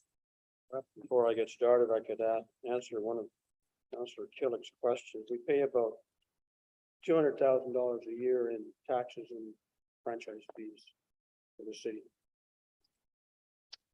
So I pay my own taxes, and so does Brian, and so does 80 other staff members here who work in our office. Good afternoon. My name is Duff Jameson. I'm the CEO of Great West Media LP. It's a group of Alberta newspapers comprising news websites and digital marketing services as well. I'm going to stop now and put my glasses on. I have to do the same thing. Wow. Okay. So our local newspaper, the St. Albert Gazette, has been owned and published by my family since 1966. 9 years ago, we opened our $32 million manufacturing facility in Campbell Business Park. Today, we print both of Edmonton's dailies and about a third of Alberta's newspapers in that plant. The decision to locate here was made entirely because St. Albert is my home, and because investing in my community is something I've done my entire adult life. But I didn't come here today to talk on behalf of my business. I came here today to talk on behalf of the residents of St. Albert who rely on the Gazette to keep them informed of goings on in their city, and about how adopting the advertising bylaw that council is contemplating today will impact them, and not in a good way. The citizens of St. Albert, those taxpayers who fund city programs and services, expect their council to operate in an open and transparent way. Every member of this council promised taxpayers that in last fall's election campaign. Yet today, you, our elected officials, are contemplating a bylaw that will allow you to drop the newspaper from the city's public notice communication strategy. The St. Albert Gazette, as residents just told you in your own resident survey, is their primary source of information about the city. Council may not intend to bypass the Gazette, but the bylaw gives council and future councils that option. It's a slippery slope. If council truly wants to communicate with as many residents as possible, it must use all communication methods at its disposal, including the Gazette. The backgrounder prepared by city administration to accompany the proposed advertising bylaw, when it was presented to council April 19, cited 3 benefits. It could lower advertising costs, it would modernize city communications, and it would allow the city to act more nimbly in response to timely matters. We've since been told that the cost savings would not be material, and the information package we provided council shows that graphically. It answers the question about sponsorships. Councillor Killick, we sponsor city departments to the tune of about $40,000 per year. That's during the pandemic. Prior to the pandemic, when there was actual events going on at the Arts and Heritage Foundation, that number was closer to $80,000 per year in the sponsorships that we provided those departments. As you can see in the bar charts, there's not a lot left to cut. Now, I didn't bring the presentation up here. I thought you've all received it a week ago, and I'm hoping that you've been through all 50 pages of that. The city has already reduced its advertising in the Gazette very substantially, and not just because pandemic restrictions reduced activities at city facilities. For example, residents no longer see the regular 4-page reports in the Gazette on everything from the budget to the capital plan to progress on environmental goals. Admittedly, the advertising revenue is welcome at the Gazette, but more importantly, residents have been left in the dark for the sake of a few dollars. A few weeks ago on my own street, technicians appeared and began flagging the boulevards and painting symbols on the street. As you might imagine, neighbors were curious about what was going on and asked the technicians what they were doing. It turns out the city is planning to replace the sewer next year, a big and disruptive job. In years past, I would have appeared in the Gazette in the capital plan, which included a map with a legend showing which streets were going to be repaved, sidewalks repaired, and in my case, a sewer that would be replaced. Should the city really be leaving it up to residents to ask workers what's up when they show up on their street? Is that why residents scored communications high in impact, but low in satisfaction in the city's survey? So that's the cost saving side of things. What about modernizing the city's communications with the digital age? Well, the truth is there's nothing stopping you from doing whatever you think will take to modernize communications now. Nothing. In section 606, the relevant section of the Municipal Government Act, says you can't post a public notice on the city's website or Facebook page or send it out with a city newsletter, as long as you publish it in the newspaper. In fact, the only court ruling to date related to section 606, the Court of Queen's Bench judge made it clear that the language in 606 is permissive, and he encourages municipalities to use all means available to communicate with the public. Mr. Jameson, they didn't ring you the 30-second bill, but your time is up. So can you kind of wrap up? I have to keep 5 minutes for everybody. So why was that not in the background? Why has it been left to us to explain that? That leaves the timeliness issue. What could it be that our weekly publishing frequency prevent the city from doing that couldn't wait a day or 3? Could it be special meetings? No. You can call them anytime you want, as long as council agrees. I have to admit, I couldn't think of anything so important it couldn't wait for us to publish on Wednesday. If governments are ever accused of moving quickly, it's rarely accomplished. Brian couldn't think of anything, excuse me, anything either. So we made an appointment with the deputy CAO and drove to City Hall to ask him. Mr. Jameson, legally, you have 5 minutes and I have to give everybody 5 minutes. Otherwise, public hearings could go on much too long. So you're 30 seconds over. Is there a key point at the end? Yes, there is. In closing, I would ask you to consider the public first in your decision today. Don't do anything that will diminish public awareness of civic affairs. In fact, I encourage you to do more. Our weekly publishing frequency may be a minor inconvenience for administration or a developer, but that is a small price to pay to avoid creating major inconvenience for residents. I ask that you forego any thought of amending or revising the bylaw before you, and that you simply reject it today. So thank you. Ryan and I are both here to answer your questions if you have any. I'm going to start. When the Gazette, I don't know if this is related or not, but when the Gazette decided to go to once a week, it used to be Wednesdays and Saturdays. I'm just curious why Wednesdays was chosen instead of Saturday. I know lots of people that would get the paper on Saturday morning. That's how they would spend their weekend. So just wondering why it was Saturday or Wednesday rather than Saturday as a choice. Well, I think we discussed that back in I'm March sure you did. at an editorial board meeting, but the primary reason was that we carry advertising inserts on Wednesday. That's when the advertisers want those inserts to be in the newspaper. The second reason was it's also the issue that we circulate in the rural areas, the county of Sturgeon, which is a good customer of ours. And with Canada Post delivery in rural areas, we can't push on to Saturday. Nothing happens on Saturday at Canada Post. So Wednesday was the day. Okay, I was just curious. Thanks. I know Councillor Mackay's got a question. You didn't? Yeah, I had asked that question earlier too. I was curious because I always look forward to the Saturday paper. And who knows, maybe after this all starts to get back to normal in a few years, we'll have the Saturday paper again. I guess the question I have is, I mean, we do have the amendment. You saw the backgrounder. And when the MGA was changed in 2017, I mean, that was even pre-pandemic. And we've seen since pandemic, everybody having to rely on electronic means, not only to get their information, but to actually go to work, go to school.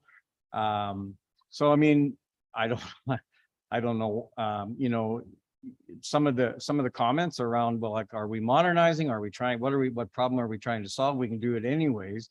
But I mean, when we see some of the impacts that are out there currently in relation to how people are getting their information or how individuals are doing their work, why wouldn't we just want to have a tool in our toolbox where we can actually have it on, but also include the local paper as a method, like you heard in the questions? Why wouldn't we have that and just be able to cover all our bases, just to cover any contingency of world gone mad? Well, the answer is easy to that, Councillor McKay. It's you would. The only reason that you need this bylaw is to drop the newspaper. It's as simple as that. It really is. Even with the amendment, amendment, anything else you want. The judge in that Court of Queen's Bench really made that clear. Use the websites. Use any form of social media. Do as much as you possibly can to inform the public. The only reason that you would pass an advertising bylaw, and I spent a lot of time on this, as the mayor would know, because we met during the open houses on the review of the MGA. The only reason you need to pass an advertising bylaw is to drop the newspaper. That made sense for a summer village that didn't have a newspaper. It doesn't make sense in St. Albert, where your residents have told you it's their primary source of information. And that's not a recent thing. You guys have been surveying residents of St. Albert for decades. And every single survey says the same thing. Even in today, in the internet age, they still turn to the Gazette in large numbers. Yeah, they go to Facebook, but what are they reading about what's going on in City Council on Facebook? That's usually something that the Gazette has reported on and written. Rachel's sitting here. She's sometimes the only person in council. The rest of the community relies on Rachel being here to report what's going on in council. It's kind of a critical thing. yeah, it'll be interesting to see what quotes she uses from her boss. But I guess the point I was trying to make is I see your side of that, but I'm also saying the side of saying that by adding actually particularly putting in the bylaw that the paper is included, that it could cover off that 1 in 10-year issue that is legally binding, that would require us to get the information out quicker than if we waited for press time. answer this one and let Brian take the next one, but I think it's a case of less is more. When you start trying to name things, you know, looking into the future, what sort of communication channels might be available to you, that gets very difficult forecasting the future. I think it's better to keep it simple. You can use all of those kinds now, Councilor. There's nothing stopping you from doing any of those things. The only reason you need the bylaw is to drop the newspaper. But if we have the newspaper included in as in all of the above, how do we eliminate you? How do we cut you out? Well, I just think that's a lot of extra work. You don't have to do anything. All you have to do is reject the bylaw, and you can do all of those things now.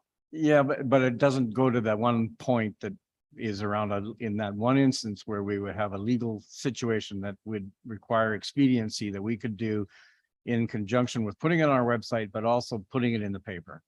But 5 days later, maybe. You know, again, we asked the deputy CAO what those things might be. That was in June, and we're still waiting for an answer. Nobody's been able to tell us or give us an example of when that would be necessary. But yes, I suppose theoretically, there's going to be a time when you need to act so nimbly that you just can't wait for the newspaper. Fair enough. Further to that, Councilor. Just stand by the mic, Brian. Sorry. Okay, yeah, thank you. Sorry, just further to that, you know, we've put a lot of work into this. We talked to legislators, we've talked to administrators, former administrators, and they have not come up with any timeliness issue whatsoever in all of their experience that would deem a bylaw like this to be passed. The only reason a bylaw like this to be passed in its current written form would be to preclude the newspaper. And we highly recommend, in fact, we insist that you use all communication tools at your disposal, including the Gazette. Well, I'll probably have a follow-up question to administration on particularly identifying an instance where this could have been a benefit. But, all right, that's all my questions, Madam Mayor.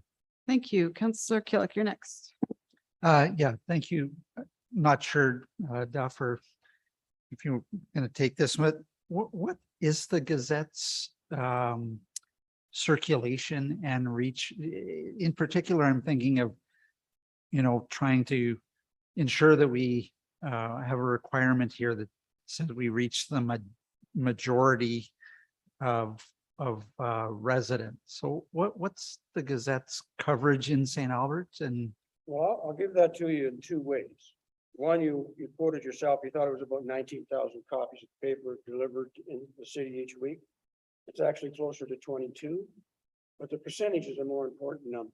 93% of St. Albert homes receive the Gazette every Wednesday. okay, thank you. 90, what was it? 90? 93%.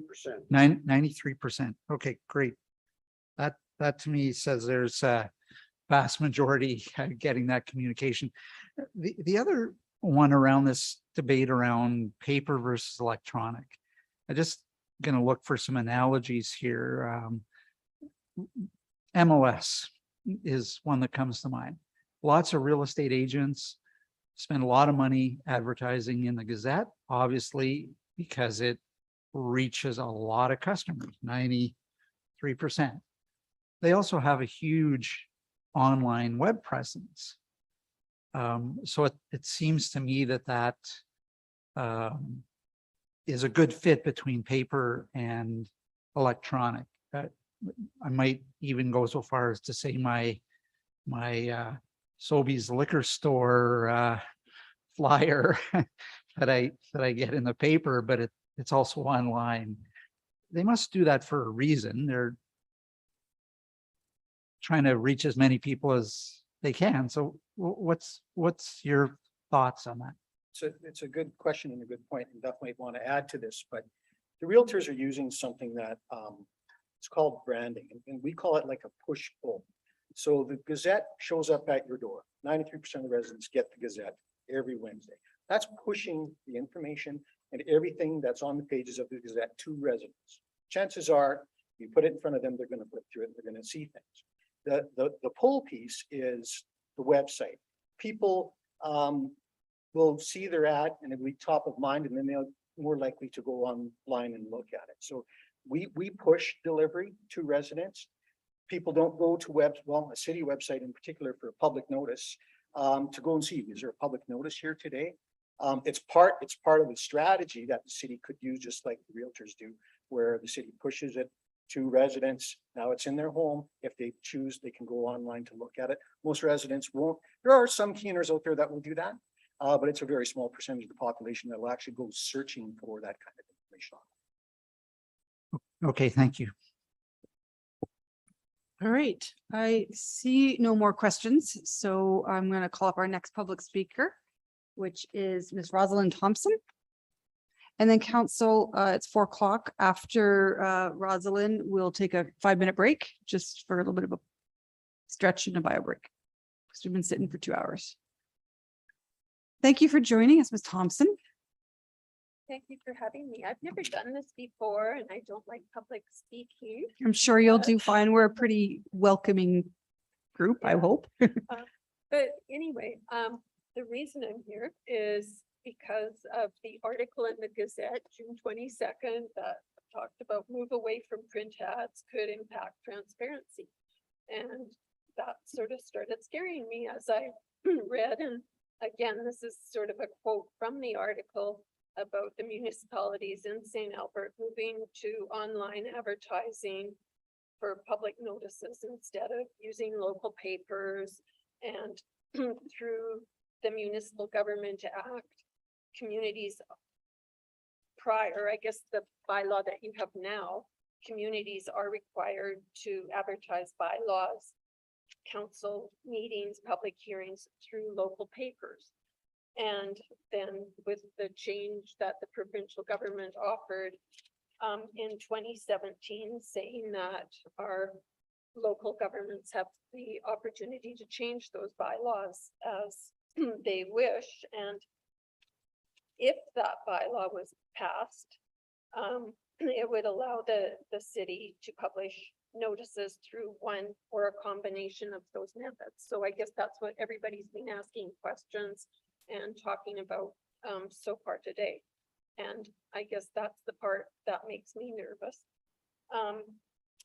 I've lived in St. Albert for 43 years. My husband and I raised 2 daughters. We read the Gazette religiously. My husband laughs. I usually read it cover to cover. And I get my information that way, and so does our family. And when you read notices, if the paper says one thing and talking about cutting down advertising and maybe saying, go to this media source to get more information or phone this number, I'm not going to do that. I want to read it in the paper and get my information that way. I'm one of the 67% that gets my information that way. My elder daughter and her family, they live in St. Albert. She said, that's how we get our information. I'm not going to go to Twitter. I've never been on Twitter. And, you know, so I think our paper is very important. I think in St. Albert, we are and should be proud to have a paper the quality that the Gazette is. It has won awards, and it is the place that many, many people go to read, to seek information, and to get our knowledge about what's happening in St. Albert. Basically, I guess that's all I have to say. I think I hope that we stay with the Gazette as our first choice in where to do our advertising. And yes, put out the other information in other forms of media, so those who like the social media can get information that way. But I still feel very strongly that the Gazette should be where most of our information comes from. I'm originally from Moose Jaw, Saskatchewan. We had a wonderful paper there, the Moose Jaw Times Herald. It was published for over 100 years. It folded, I don't know how many years ago, but you know, I think we need, as a population, as a government, to support our local paper any way that we can. Okay, Thank you. Okay, before you run away, a couple of my counselors have questions, if that's okay. Counselor Jolly threw her hand up right away. Counselor Jolly, you want to ask Ms. Thompson a question? Sure. And I just want to preface you did great. I remember my first time up there, it was scary and you did way better than I did. So good for you. My question is, so you read the Gazette for your information. So when you read the Gazette article, did you think it meant we were considering stopping advertising in the Gazette? I wasn't, no, I don't think I thought that. I thought Okay. you thinking about taking dollars away from government advertising in the Gazette, so maybe holding back. And I think it made me nervous reading of other papers that with government funding decreasing, that then they don't need as many staff. So as if it starts ending up being a skeleton staff or something, then that could lead in the future to possibly the Gazette folding, and I hope that never happens. Okay, so you're thinking, Ken, it's more about we want to make sure the city's supporting the Gazette, so we don't have a Moose Jaw Herald. Yeah, exactly, and keeping it viable and keeping it the great paper that it is, because we have fantastic journalists reporting, so I wouldn't want that to change. Okay, thank you very much. That's all I have, Mayor. Yeah, okay, Agreed. And that's the only questions we have. thank you very much. All right. Okay, council, I'm sure we all need to stand up and stretch. So it's 4:06 on my calendar. Let's make it 4:15. About 10 minutes. I'll ask us all to restrain from talking about this topic because this is a public hearing, so no conversations about the advertising bylaw away from the public.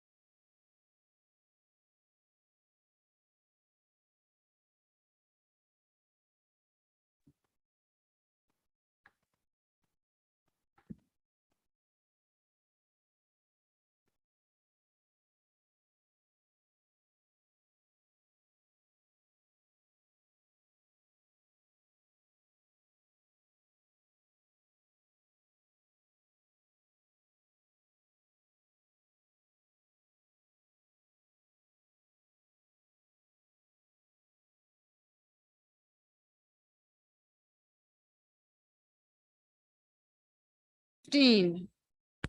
We're back. So the next part of a public hearing. Okay, would be that we can ask questions of administration, anything that has popped up because of the public. So Councillor McKay, go ahead. Thanks. I'm just going to go back to the conversation I had with Mr. Jameson in relation to identifying that specific incident that where we would see the flexibility that would require us to put forward a legal notion prior to it getting into the paper. Could we identify other than, I know we identified one in the backgrounder, but I'm with some of the other counselors' questions around, is this the best example? Or is it something more specific? And I'm only thinking, was there a time in the last 5 years since this came on in 2017? And I think, Mayor, you mentioned a developer or the Boudreaux something. Is that something along the line where we would potentially use this? I don't know if we can go back 5 years and find an example unless. Well, no, but I'm just Top thinking, of your head, yeah. My point in mentioning the 5 years, this has been on the books since 2017. Yeah. And we haven't done it and we're still here. Yeah, through your worship and members of council. With some of the like when we're looking at the development examples through the advertising bylaw, by not having the flexibility and with the change in the paper dates to Wednesdays opposed to Wednesdays and Saturdays, it can delay the approval of a development permit through the public open house by a week to 2 weeks. And to some developers, they get very antsy because that's dollars in their pocket. Is it critical? Probably not, but they do take that time specific examples to heart. We can't do it fast enough for them. So that would be like a development. I'm trying to think back, maybe Midtown. Midtown, Jensen Lake, any of them. Jensen Lakes, Yeah. Riverbank Landing, things like that. But I mean, all those things happened. Yeah, no, they were approved, but it's that delay of a week to 2 weeks in the process. And to them, they start talking dollars and cents. All right, I appreciate that. I was just trying to look for examples and specific in the last point of time where we would actually have to use this bylaw. All right, any more questions of administration?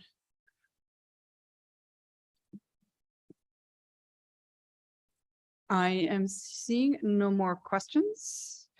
I need to entertain a motion to close the public hearing. Thank you, Councillor Hughes. Let the public hearing be closed. Pardon? Sorry? That the public hearing be closed. Okay, public hearing on bylaw. I'm just reading exactly what they wrote on the page. Okay. So if you can say on think it's bylaw 8. 8/2022 be closed. Okay, thanks. All right, call for the vote. Oops.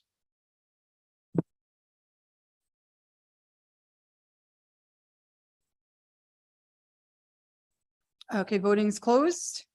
Okay, so next on the agenda is second reading. Councillor McKay and Councillor Jolly both indicated that they would move the alternative, so I'm looking for one of you guys to do it. Or second reading unamended. Yeah. The only, if I was going to read it in, I would strike or. So I don't know whether that meets what Councillor Jolly wants to do, if so. Councillor Jolly? I'm happy to keep it as administration's written it. If someone wants to make a motion, like, so. Councillor Jolly. Sure, yeah, if Councillor McKay makes the move second reading, and then I can do the amendment, that works. Okay. Well, Okay, that way. okay, well, that makes sense. Yeah. All right, I apologize. No, I just want to make sure I know who to call on. Yeah, no, fair enough. That bylaw 08/2022 advertising bylaw be read a second time. Thank you. All right, Councillor Jolly. Bear with me, I'm flipping screens here. That the advertising bylaw 8/2022 be amended by adding the following immediately after subsection 3C and or D by employing any advertising method set out in subsection 6062A or subsection 6062B of the MGA. All right. I'll accept that amending motion and we'll have debate just on the amendment first. So Councillor Jolly, go ahead. Thank you. I'm going to leave all my debate comments here because they really apply to both. I really love the comments about considering the public first. Councillor Broadhead, you also said that we need to use any means possible to communicate with residents, and this change gives our administration the flexibility to get the attention of our residents. I love Mayor Heron's comment about, you know, those pictures in legal advertisement that nobody has any idea what they mean. If we could put a photo of, you know, the house that you know, is referenced in a particular change, it would get people's attention because they know what the houses look like, they know what the streets look like, and it just gives us that flexibility, and it attracts the people who need to see that. I don't see this as something that is walking away from the Gazette. I don't think this conversation has to do with supporting a local business. Certainly, you know, if we wanted to do that, that's a completely separate conversation about how we support businesses in St. Albert. This is about how we advertise, how we reach residents. And I think, you know, having that phone number, having that website link means that we can have a video attached to an advertisement to really explain what we're trying to achieve, that we just can't do with, you know, the gray boxes that we're doing right now. I would also argue, yes, there aren't a whole lot of times where time is of the essence, but we want to be an investment-friendly city. And if we can save our developers 2 weeks in a short construction season, I really think it's important that we do that. It's also important that we watch our dollars. Yeah, we might only be saving, I don't know, $5,000 a year. But at a time when we're looking at an 8% tax increase, why not? And advertise once instead of twice if that's sufficient for a particular issue. So having that and/or kind of gives our administration the flexibility to reach as many residents as possible in the best way possible. We know that they do that from kind of the comments about having those big signs on the lawns. Our staff are already making wonderful decisions, and I have every confidence they'll continue to do so with this change. That's all I have. Thank you. All right. Anyone else on the amendment? Councillor Hughes. This is a bit of a challenge because the and/or sounds softer, but even if I support this amendment, doesn't mean I'm going to be supporting it when it comes to second reading complete. The challenge really is that the and/or doesn't change anything from the ability to not advertise in the Gazette, to not have consistency. And one of the real challenges with this is that this is allowing inconsistency in communicating with the public. One of the things when government's trying to communicate is the public has to be able to reliably know where to look. Where if they're interested or where they want to go, they have to be able to say, I'm going here. And then from there, they'll decide if they want to take it further. By giving it and saying and/or, the real challenge is they have no idea where they're going to look. Maybe look in the Gazette, maybe it will be there, maybe it won't be there, maybe it'll be somewhere else. I don't feel like playing a treasure hunt game where we're digging in various yards trying to figure out where the information is so that we can get that information to the public. Whether they choose to do anything about it when they see it, that's their choice. But to say that we're going to just put this and/or clause and it's going to make it better than just the or, I don't see that happening. And considering that this also gives full rights to the CAO, more power to the CAOs. I've been seeing it happen more and more in the past 12 months to make the decisions about this, about where it's going to be advertised. That's another red flag. I look at the fact that the arguments for why we put the and/or does not preclude the city from doing links, from doing additional information, from putting in the legal requirement and then putting in a small section below that says, here's the picture that shows something of relevance to you. Just because we haven't done that doesn't mean that we shouldn't be doing that, even if it meant putting another, whatever, an extra inch of information in the ad. So everything that we're saying we're doing that instead of is not the reason why. This is the challenge, is that the and/or makes it sound like it's something better, and it really isn't.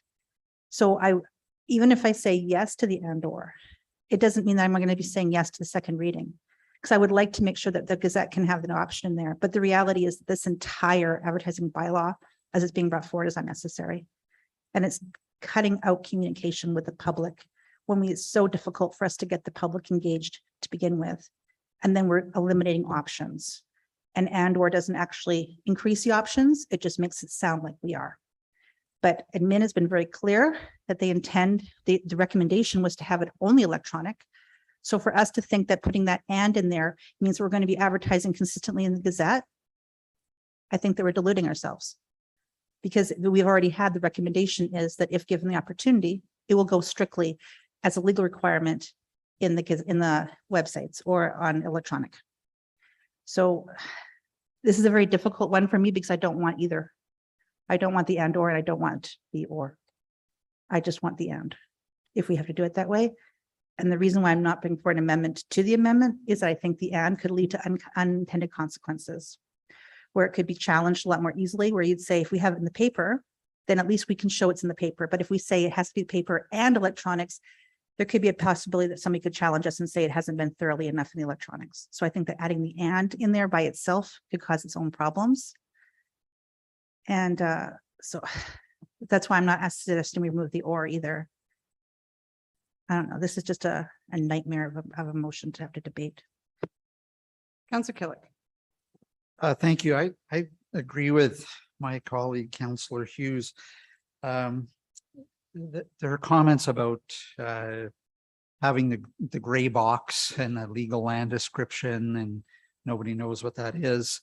I think a lot of residents actually do know what that is. That they live in Riverside and they see an amendment to a stormwater pond or approval of a rezoning of a park in their area. I think they do know what that is when they see and say, hey, I live in that area.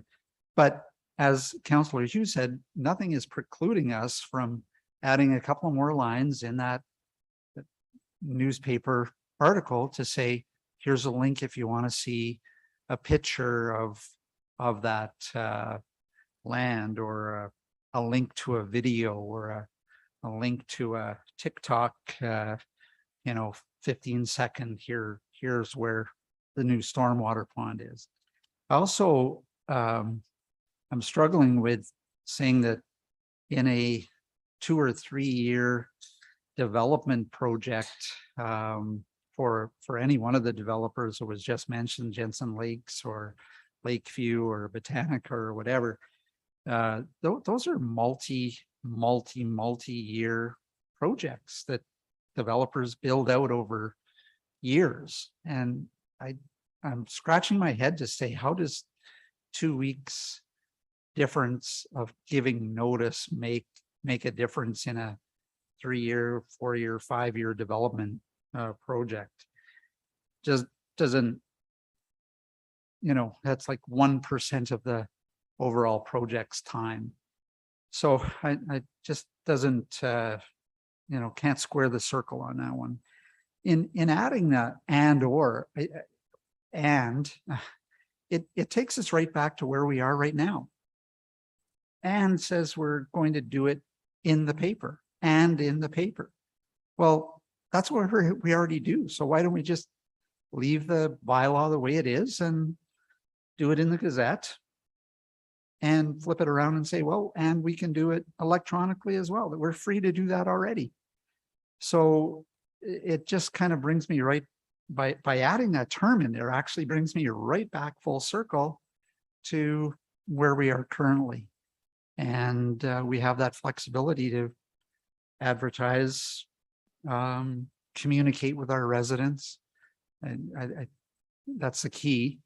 Get the message out to the vast majority with the bylaw as it currently sits. So I'm struggling how this amendment makes it any better.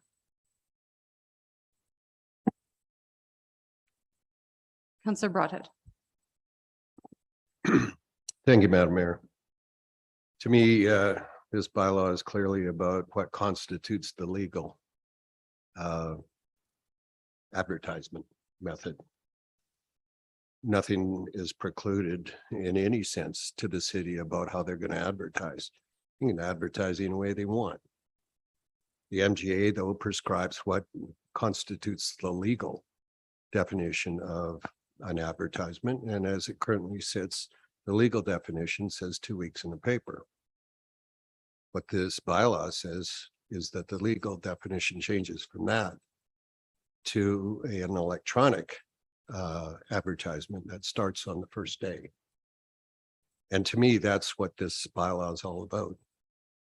The amendment, as I understand it, is to ensure that we use any and all methods that are available to us within our community to actually reach our citizens in our community. And I'd love to see the Gazette used even more than it is today, quite honestly. Not only the paper version of it, but the electronic version of it and all of the rest. But the question really is that what constitutes the legal definition of our advertisement? If we kill the bylaw, it's 2 weeks of advertisement in the Gazette. If we pass this bylaw, it's the electronic version of it. And I just think that progress is progress. And I think that this amendment should give our newspapers some comfort that they are still going to be used to reach out to our people and make sure that they're used in our communication process. And I would expect that to be no different than it is today.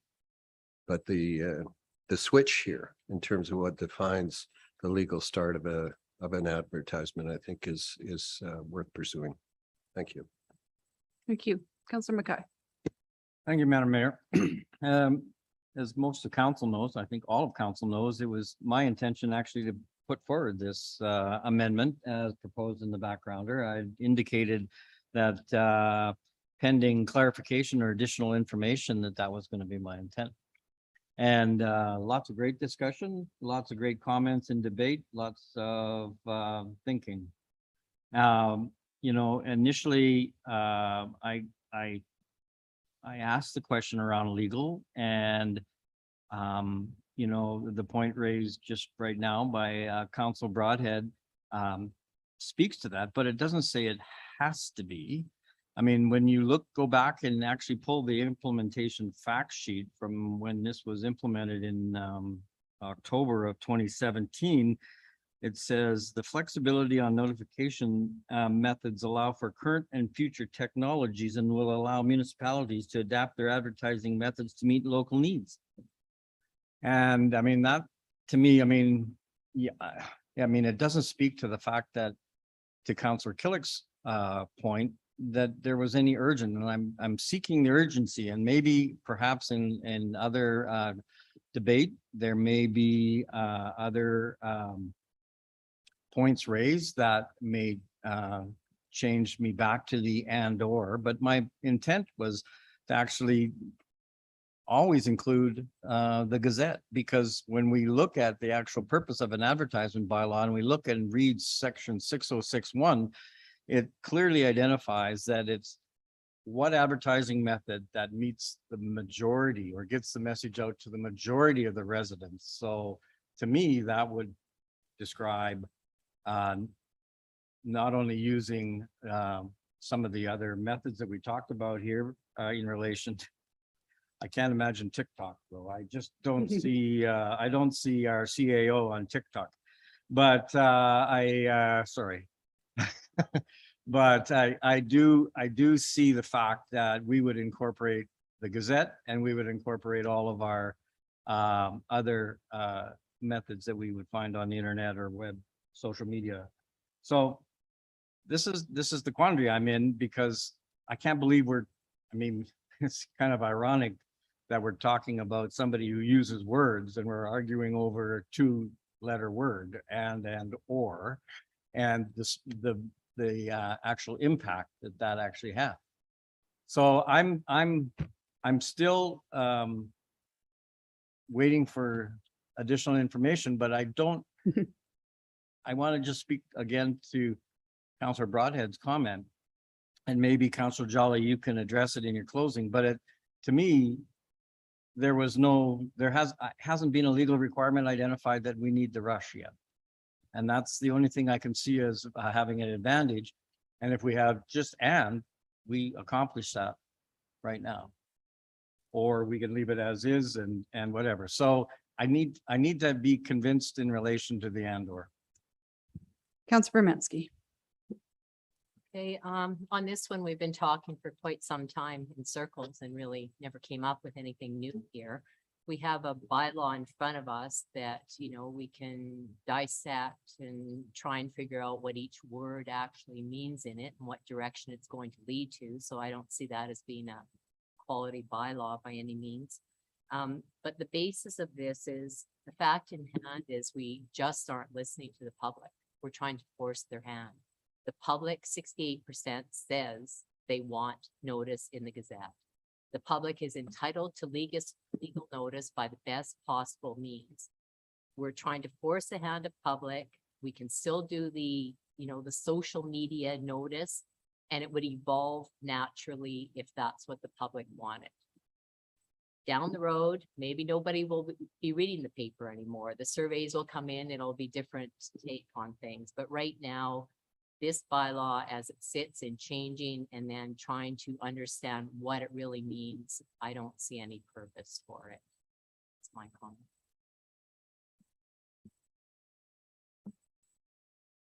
I'm trying to keep my debate comments around the amendment. This is just about the amendment. I'll say right away, I like the amendment. Because the way the bylaw was originally written, it did not include print newspaper. And now this amendment actually includes it. It expands our toolbox, which is the point. This is, I mean, now I'm going to switch over to the whole bylaw. This bylaw is about adding, not taking away. So I'm wholeheartedly going to support the amendment because, you know, if we don't, then we lose the Gazette altogether. So I think the amendment is really important. So Councillor Jelly, I'm glad you brought it forward. And I might have to bleed my comments into the whole bylaw, but we've been talking about 67% of the public gets their information from the Gazette. And I do honestly believe that. Do 67% of the public get their information from city lights? That's the question. I know myself, I would read the Gazette. Absolutely, I still do, but I would read the articles that the journalists were writing. So we actually moved some of our public hearing processes to do first reading, give the opportunity to the Gazette to actually write a story about what we're trying to do at first reading, and that would spark some interest, and they do. But if it's something minor, then we quite often don't get that story. It just goes to public hearing. We don't get a single public that shows up, and we pass it. So this is about really the legal requirements on how we do amendments and public hearings and redistrictings, et cetera. I'm looking at the public notice right now, the one I brought up earlier for 38 Sturgeon Road Health Clinic. It's a half a page. This is the legal requirement because it's a public hearing. It's a full half a page with one tiny little map that probably takes up a 16th of the page of the Gazette. And if you're flipping through the Gazette, you probably wouldn't stop. It's all words, and all of those words, funny enough, direct you to the city website. Here's first read. Here's what the bylaw looks like. Here's the agenda package. You know, email us if you want to speak. So it's all redirecting back to the city in a whole lot of words that I don't think people are reading. What I was trying to get at earlier is if this amendment passes and then the bylaw passes, and Mr. Lafarge told you earlier that the example you gave about this public hearing was a good one. I thought it was illustrative, but I understand where council's coming. It wasn't imperative that this happened early, but let's say it was. Let's say there was a developer that wanted to put shovels in the ground in July, and because of the timelines, they couldn't until now, August, because of the summer break. If we had triggered the notification, this is what triggering notification and being nimble. We'd put the thing on our website on Tuesday, and then did the advertising as we always do with the Gazette. But instead of having this half a page with all written submissions and speaking to council and freedom of information and all that stuff, that's on the website now. We had a picture of the house on Sturgeon Road and saying that they want to become a health clinic. Do you want to have your say? That would capture people's attention. And it doesn't even have to be in city lights anymore. Now it can be on page 2 of the Gazette. A lot of people read the Gazette for the first 5 or 6 pages where the big articles are. When I was younger, I'd flip from there over to see if my kids were in the Gazette for some sporting activity. And then I'd go to the obituaries and that would be it. So this is about, I feel like people think this is about punishing the Gazette, and it's not about the Gazette. This is about the public and having the entire gamut of opportunities in front of us, and being more engaging with the way we advertise in the Gazette. Instead of having a half a page here, we could redirect that funds to do something else, whether it's council in the park barbecue, or we have a budget, and I want to use it to the best impact. And, you know, I think consistency wise, that would be up to Mr. LaFleur and the city manager to be consistent, that everything is always on the website. And then consistently we say, please check out the website for this one, this one, this one. That I totally agree with that. And I think the other thing is this is MG was amended for a reason, and it was about modernizing how we talk to the public. I don't think it's fair to assume that the city manager and legal and our staff are going to not continue to engage the public as best as they can. We have a whole policy around it. We have good people around engaging the public. And so please don't ever assume that they're going to forego print media for whatever reasons you might be thinking. And then of course, what happens? God forbid if the Gazette goes down to once a month. They went from twice a week to once a week. What if they go once a month, or even worse off? What if they're moose jaw and they're not printing anymore? We need the tools in our toolbox so I'm totally bleeding into the whole bylaw, but we need this amendment to pass to include the Gazette. I guess that's what I'm going to conclude with. Councillor Jolly to close. Thank you. Mayor Harn, your comments were great. Councillor Broadhead, I also absolutely agree that, this is just giving us options that we didn't have 10 years ago, which is great. If we can connect with our public in better ways, we can. Councillor Mackay, to your point of, well, why do we need to do better is what I feel like what was being asked. And the answer to that is because we can. If we can do better for our developers, if we can get that application heard in July instead of in August, that absolutely helps the people investing in our community. That's all I have. Thank you. All right, call for the vote.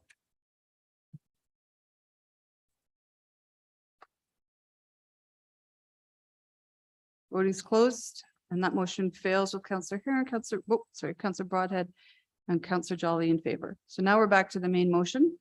Madam Mayor, can I put an amendment in? Yes, of course. That's what I'm going to do. Do you know what you're? Yeah, Did I'm you just know? going to strike or out of the last conversation and keep and. Okay. So read it into the record. Yeah, I just needed to pop back up again. It's the exact same motion except for eliminate the or.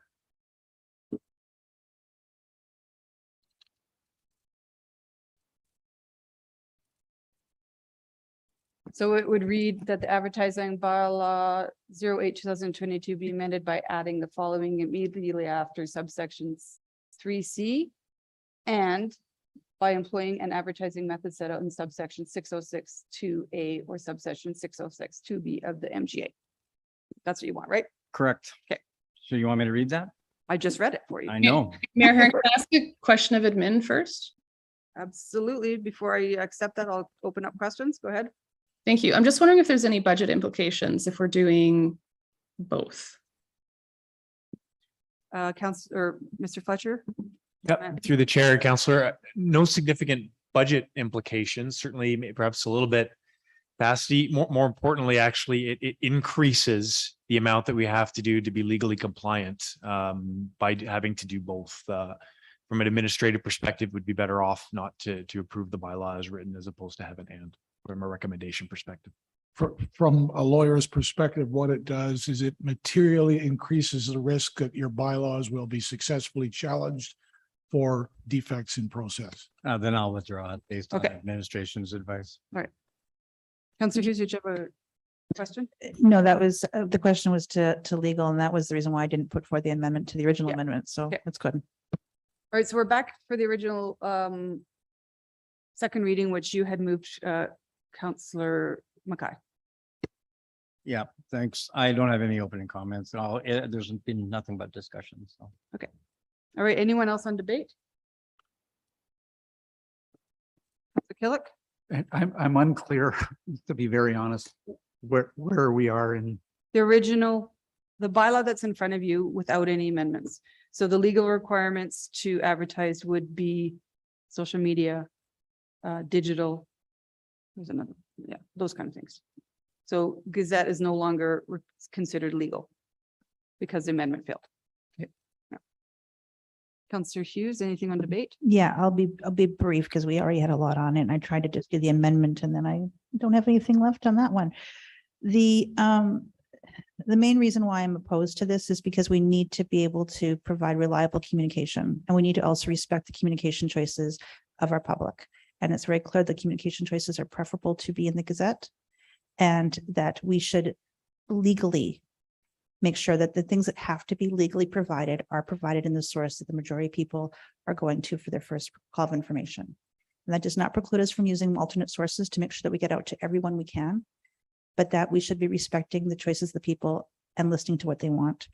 And when we look at freedom of speech, we look at also access to information and the expectation that people can have a reliable source of information and they know where to get it. And most people do not find city council to be the most exciting. I know it's shocking to all of us, 7 of us. And so we need to make it as simple as possible for them to be able to engage and see if there's something of interest that they do want to communicate with the council about. And regardless if it's a developer or not, if it could be a development in the works that somebody does not want to have. We had that last term with Botanica, and I don't think that anybody who came to speak on that in either direction would have appreciated saying that the timer started earlier because we put it up on a website. Because the real challenge is that how do they know to look on the website that it's there until they know that there's an alert on the website?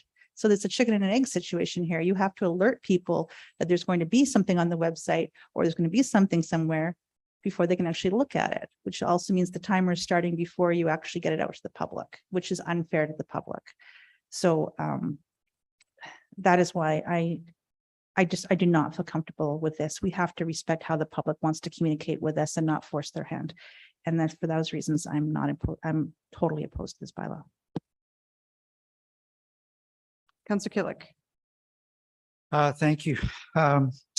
It just, again, seems to me that we've got the ability to get this information out with the Gazette, and we have the full flexibility to do anything else that we want to do. Advertise or get the information, not advertise, get the information out to our public in any other format that we might choose. I don't see the Gazette going anywhere but up, hopefully, is my view. If they were to, unfortunately, for some reason, go away, then we can bring the bylaw back and change it at that time. But I don't even want to go down that negative road. I think we've got a positive way that's communicating successfully with our residents, and we need to focus on that and continue to focus on that. Again, we have flexibility to do all the other things that we've talked about today, electronically, etc. The other thought that comes to mind is that just personally, and I think most of us during our campaign talked about transparency.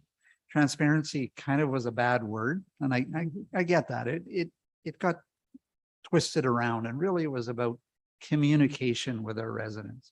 It wasn't about that we were not transparent. It was just about improving communication with our residents. And we have a great tool to do that. And that's the Gazette. And I think we should continue that route. And if we want to build on that, we can build on it with other electronic means or methods or whatever else. The other thing is, of course, personally, many of us, when we were running in the campaign, what did we do? we took out ads in the Gazette.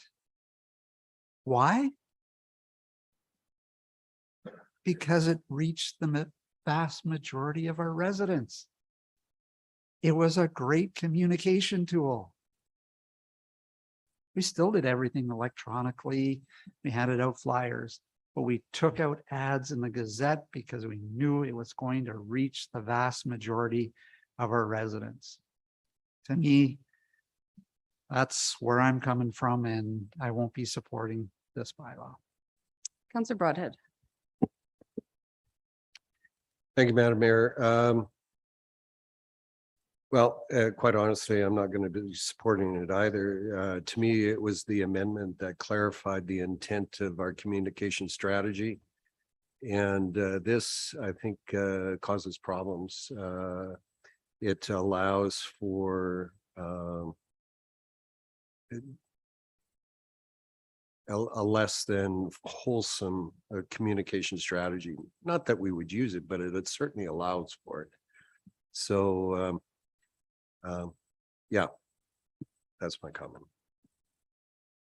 Thank you for that. Anyone else on debate? Councillor Mackay, you get to close. Yeah, thanks. I'm not going to support this, even though I put forward the motion based on some of the comments in this discussion and in the discussion around the amendment. In some of the questions, when I was talking about it, I mean, obviously, yes, for our own community satisfaction survey did identify that the Gazette is the communication of choice for residents who responded to the survey. And even if it's statistically valid, I think the majority of us know that that even sitting at this bench, most of us get our information through our smartphones and are actually always checking them for news and news items. Matter of fact, I have a crawler across the bottom of my phone and also on my laptop. So, I mean, I'm always watching the news now. But is that the best way to get the information from as it relates to legal documentation that's required under the MGA? And I don't agree with that. So, I mean, I'm with the comments so far that I don't think that we have any bylaw that actually excludes any form of communication. And I see this bylaw as actually doing that. It would exclude us advertising legal advertisements, and I have to put the quotes around that, legal advertisements within the Gazette.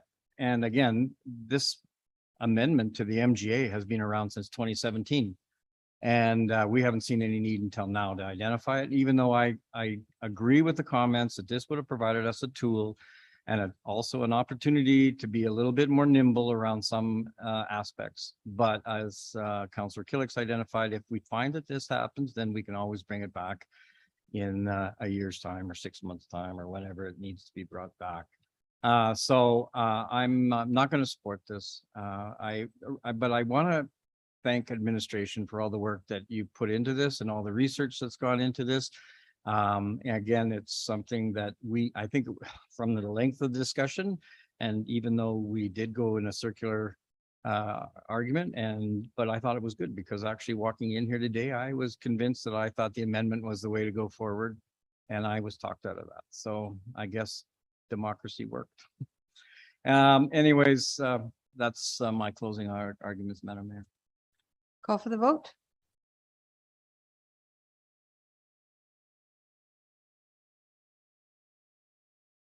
Voting is closed. And that motion fails by majority with Councillor Jolly in favor. All right.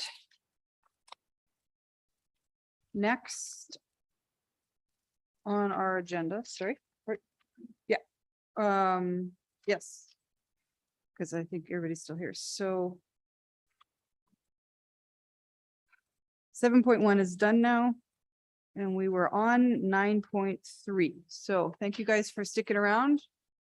I didn't think that would be a 2-hour public hearing, so appreciate that. So back to active communities. I'm trying to figure out where we were at last. So You had Madam more Mayor- questions, Council. Go ahead. Madam Mayor, the council tabled that discussion? We tabled the discussion on my question on the 10-year capital plan. Oh. We just had to okay. take a break from ACA because we had a previously scheduled public hearing. Okay, fair Okay. enough. So, yeah, you Yeah. can go back. We'll have to, and we need a motion to lift from the table, 9.1. Anything you've tabled, you Yeah, need a yeah, motion to lift Yeah. from the So table. we'll probably do that maybe right after, because probably Adrian's been waiting around for that. Okay, so Councillor Kulik, you had one more question for Mr. Bakowicz. Did you? Is that correct? You can't remember? It's been 2 hours. I did, but for the life of me, it's not, it's not coming forward. Oh, it was just again, to clarify, if we put conditions on the funding that says a final agreement has to be negotiated, there are standard terms and conditions that that the city has for all. When we give out grants, we require reporting back. We require that you've actually done what you said you were going to do, et cetera, et cetera. I just wondered if that had ever come up in discussions in your meetings with admin, or if you're familiar with that process, and would that be agreeable to you? Thank you for the question, Councillor Killick. To answer that, I cut my teeth in the world of finance as an auditor for many years, and certainly understand the need for audit requirements and everything to ensure that, as you say, monies have been spent appropriately. We have agreements for all of our other funding, and certainly that could even provide us some administration a head start, because a lot of the same types of terms and conditions I think are typical and universal across. So certainly we understand that that would be part of an agreement. It's not just like that's a requirement for any type of funding, my understanding. So thank you. Thank you. All right, is that all the questions in for the active communities? Okay, and as I mentioned, Christy Rouse was here to answer questions. And that was it from the, well, this isn't a public hearing, but this is all the registered speakers. So, and we don't have Myers North Penny to answer questions, so I guess it's up to you guys. So now it's questions of administration. Or sir, do you have a presentation? Yeah. We do, Okay, Your okay. Worship. Uh, Go ahead. Great, thanks. Good afternoon, Mayor and Council. I'm Danielle Podlevny, the Interim Director of Recreation and Parks, and I'm here today with Craig Cameron, our Manager of Community Recreation, to present the administrative analysis and recommendation. Oh, we're just going to put the PowerPoint up, sorry.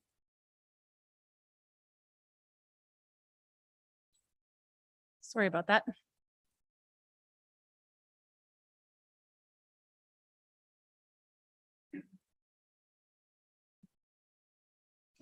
Sorry, we're just trying to call up the presentation here. Okay.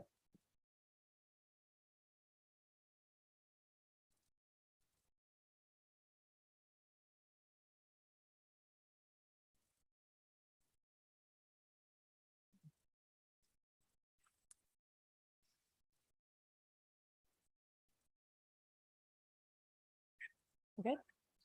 Okay, sorry about that.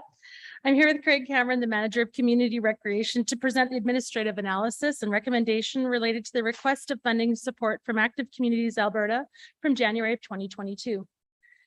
Active Communities was established in 2017 to focus and build and operate an indoor recreation facility, including indoor ice surfaces. City of St. Albert investigated a memorandum of understanding with ACA for this project.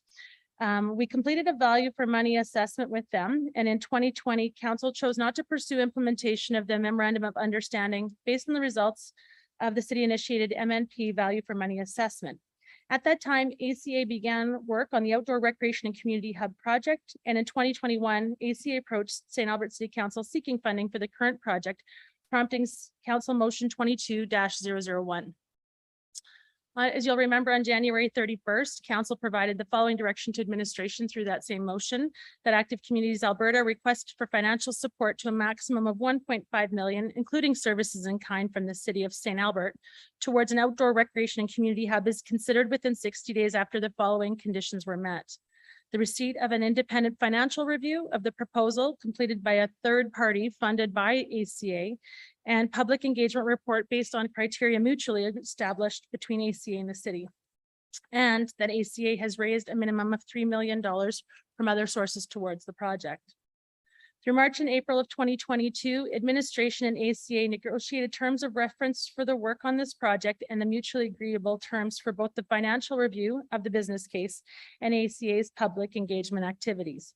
Key items of a discussion focused on scope of work, reasonable metrics and process, communication between parties, reporting expectations, and out of scope or proprietary elements.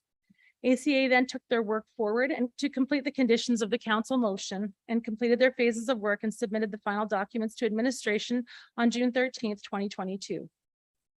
Administration has reviewed all of ACA's documentation, has completed a thorough analysis of the council motion requirements and other general administrative considerations.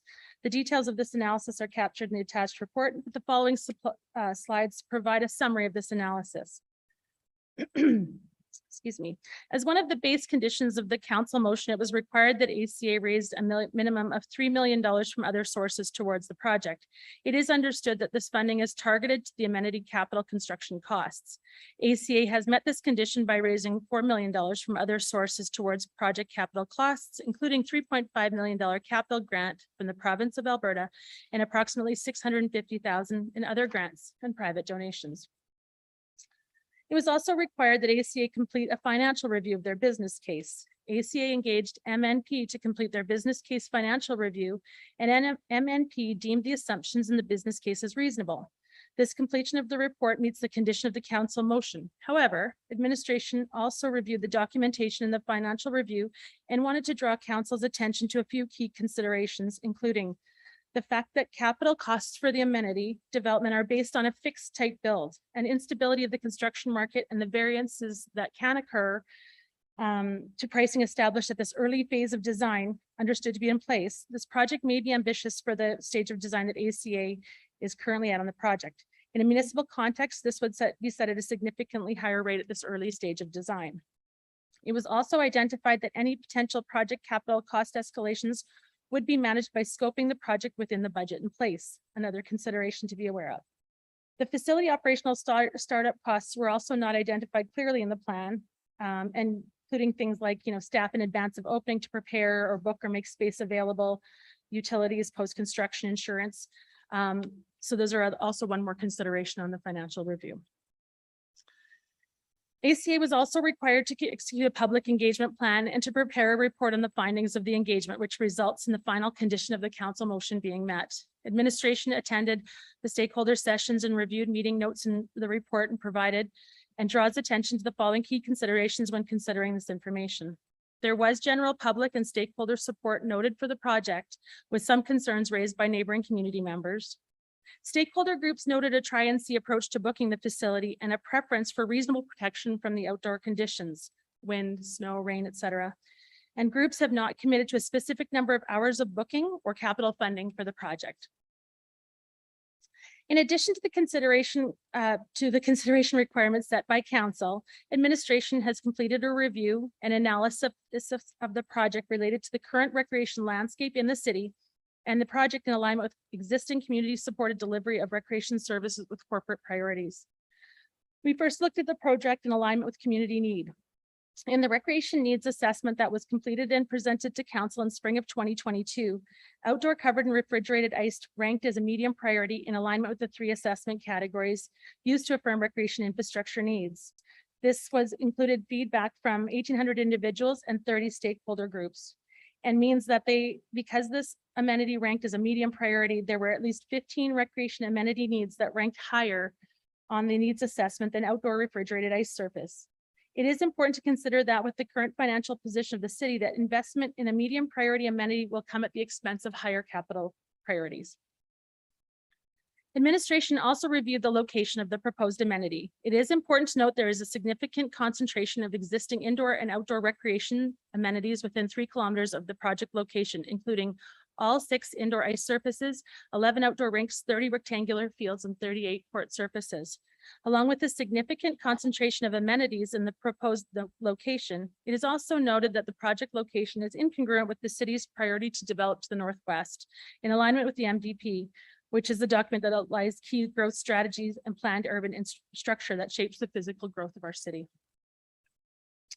Another consideration that was used was the capital prioritization. This project was reviewed using the capital prioritization matrix, even though it was not a city-owned asset. It was felt that this matrix assessment could be an additional lens through which administration could assess this proposed amenity. When scored parallel to the city capital growth projects in the 10-year plan, the outdoor covered ice project's relative score would fall within the bottom third and therefore would not be recommended for funding. Again, given the current financial position of the city, it's important to note that investment in a lower capital priority project will come at the expense of higher capital priorities.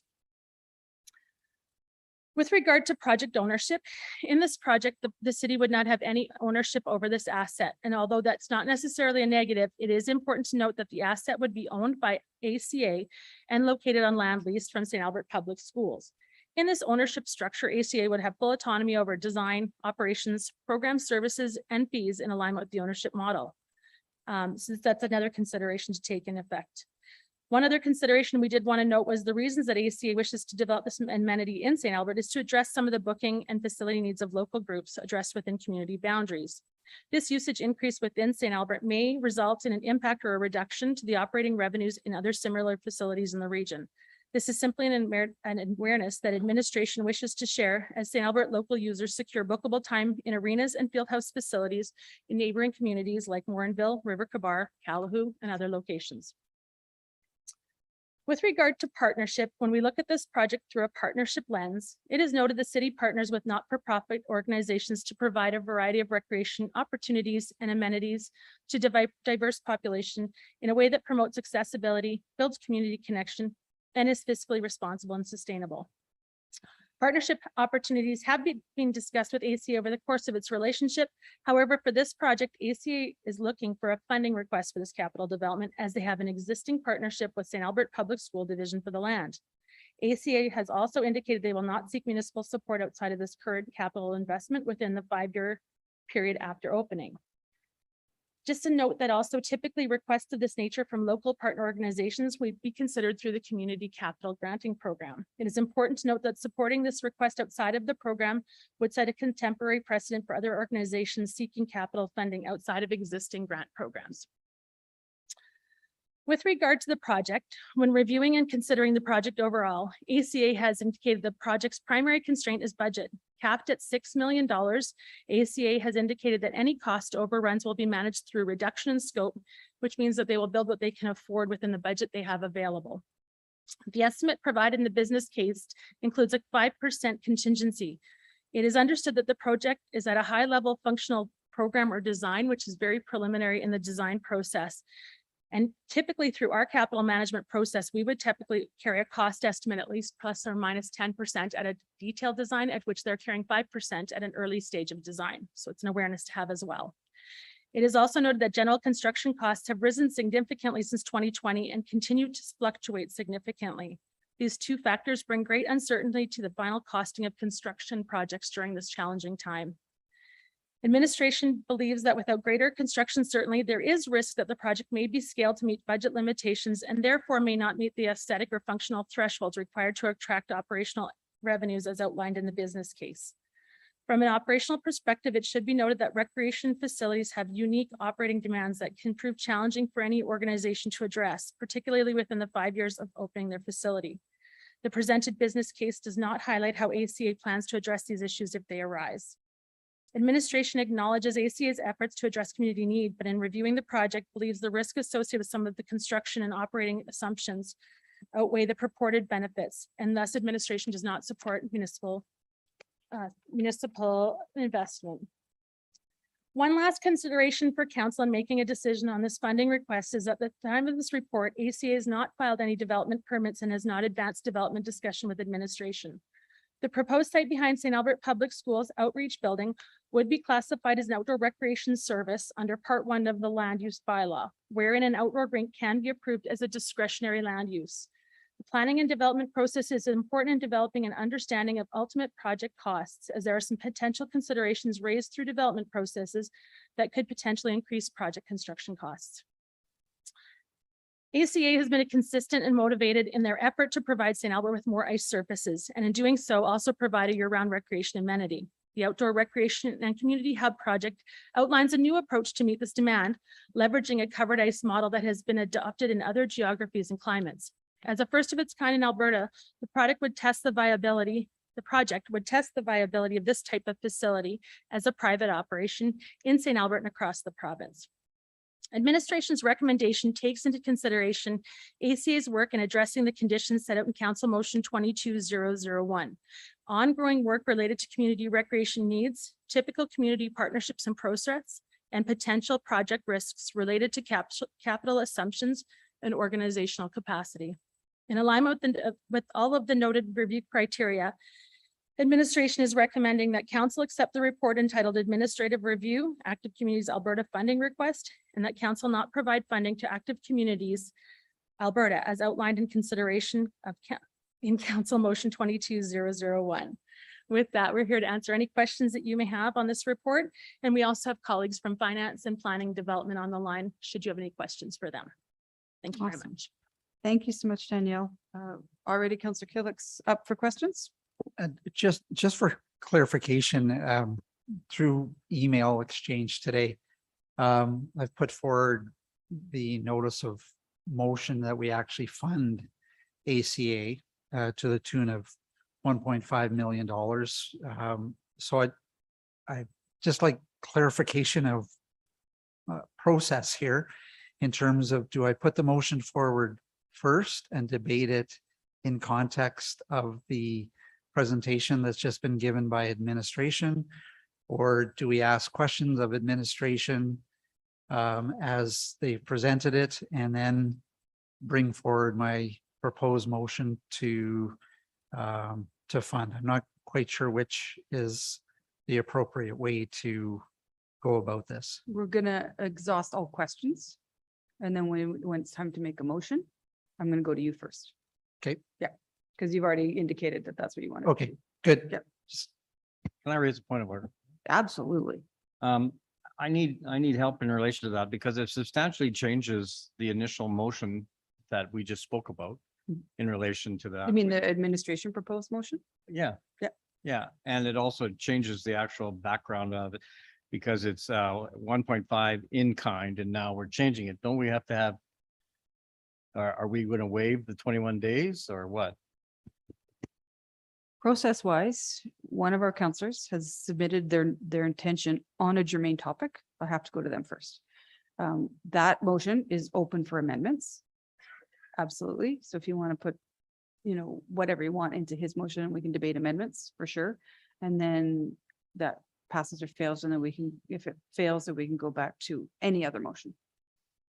I But he guess was my first. question is if you're ruling that it's germane, I just saw substantial differences between the one motion and the other. It happens all the time. Yeah.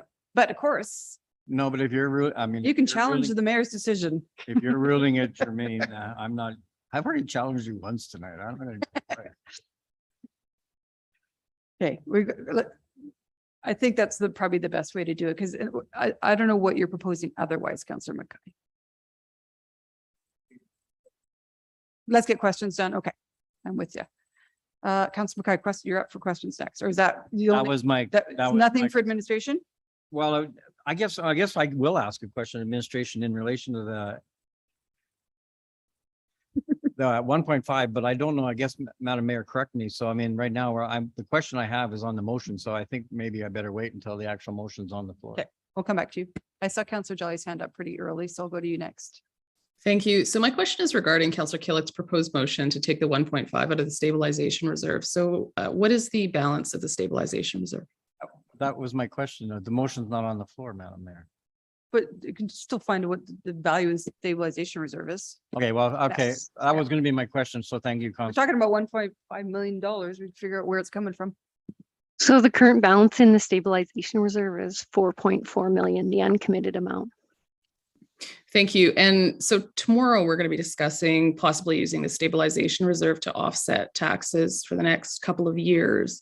What percentage will we have to kind of tax people if we don't use that money to offset taxes?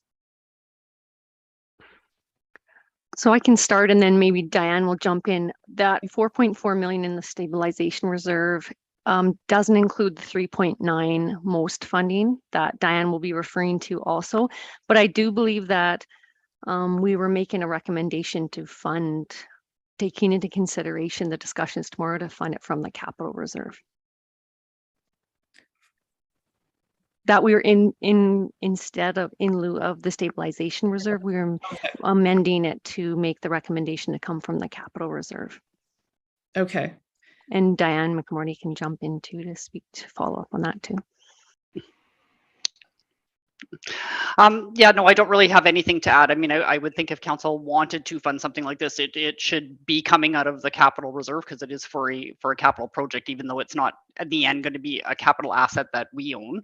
But you know, the stabilization fund, for the most part, not that we haven't used it for capital in the past, but in general, it's intended to support operating type items, you know, unforeseen events similar to the pandemic, and that's what it's really intended for. So I would suggest if council wants to fund this, that it does come out of the capital reserve, and as Danielle had mentioned, you know, that will make it at the expense of something else, you know, that could go forward for funding. Okay, thank you. And just on a general level, 1.5 million is about 1.5% tax kind of increase. Like if we were to add that on top of the 2023 budget, is that about right? It's, yeah, a little less than that, I think, but pretty close. Yeah. Okay, thank you. That's all I have. Okay, Councillor Hughes, you're up next. Yeah, it's about a 1.2 to 1.25. It's a 1.2 million, 120 million for that. So 1.2 is 1%. I don't, just before I answer the question, there's nothing here that I'm seeing that's a stabilization reserve, unless that somebody got emails that I didn't get. I'm seeing Councillor Killick saying capital. I'm seeing the suggestion coming forward as capital, and then we're discussing stabilization. So I'm not sure where this is coming from. Even the recommendation from administration says capital. So I'm just a little confused about that. So one of the questions I had was that in your review, you're saying that this is like a low priority, but there was a council motion, I know because I put it forward, to have an outdoor rink, one for 1.5 million approximately, that passed. And it was only quashed because the budget was going to exceed 1.5 million substantially. And yet I'm seeing reviews that say this is a low priority. I'm like, how much more needs to be done to raise it as a priority in this matrix when a council motion passes and yet it's still not moving up? So I'm trying to figure out why it's never moving up in the ranking, even when it passes, and it was only not passed because of logistics. Yep, through the chair, Councillor, simplistically, because there is no current motion that raises it. So we have done in similar to every other capital project that we've done, we've used the exact same criteria. It's actually a medium priority as it relates to rec based on our public engagement. It falls low in the overall capital projects. That doesn't mean that it's not a viable element, but it falls low in the overall capital projects as it relates to the rest of them. That's why it fell into the bottom third. I would like, as an information request following this, to see what this matrix was and how you ranked it. I'd like to see it, how it was in the capital and how it was on the other priority scale, because I can't figure out for the life of me how a project that can work year round, that does not require clubs, that uses ice, that uses 14 different types of summer facilities. You're here in point of order. I want to see what's going on. Because I don't see how it works that way. Jolly? What? I missed. Point of order. We need to talk to our administration with respect. It's part of our. I would point out, we approved that matrix, did we not? I would like to see how it ranks Yeah, in that we matrix. approved it when? Originally it was approved back in 2018. And I think the main reason going through the matrix now is that the links to council priorities is really very strongly linked to the strategic plan. So we compared it against the most current strategic plan, which really talked a lot about the location and about building the recreation amenities on the community amenities site and going forward with that piece.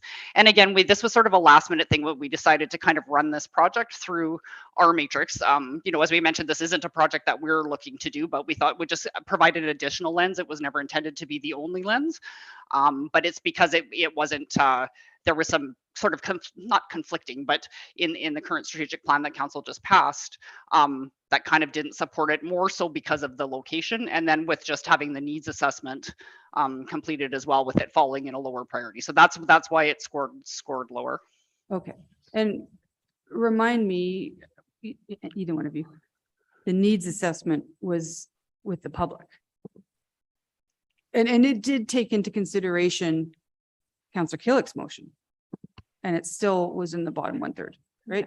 To the chair, it was included, inclusive of many different factors, and one of those factors was the motion that Councillor Killick put on the table. Another factor included, it talks about service levels, it aligns to council priorities, it aligns to what we have currently available for resourcing within our existing facilities. There's a number of factors that feed into those philosophies, and those were to run through council in a 2021 workshop. So we did kind of run those through as a building block to build a needs assessment document and framework. Okay, and was that approved by council? It was a workshop with council. Okay. So we did it as a workshop with council. Okay, thank you. Any more questions, Councillor Hughes? Oh, Diane, you went away. So from what I'm hearing, that the reason why it came in lower is just because it wasn't a part of the council priorities right now. Is that what I'm hearing? Is that it just didn't hit that document? And so that also heavily swayed its ranking? Yeah, like that would have been one piece. And the other piece too is that a facility where it's a service that we already provide will get higher points than something that's a brand new service that we have never provided in the past. It gets slightly, so this one got slightly less points because of that, because this is a brand and we don't offer this in our community as it sits today. So it got, and that's not a huge difference, but there is a difference between services we already provide and new services being added to the community. Okay, I want to ask more questions, but I do want to see an IR on how that ranking went forward, because I'm very curious as to how we came up with those results.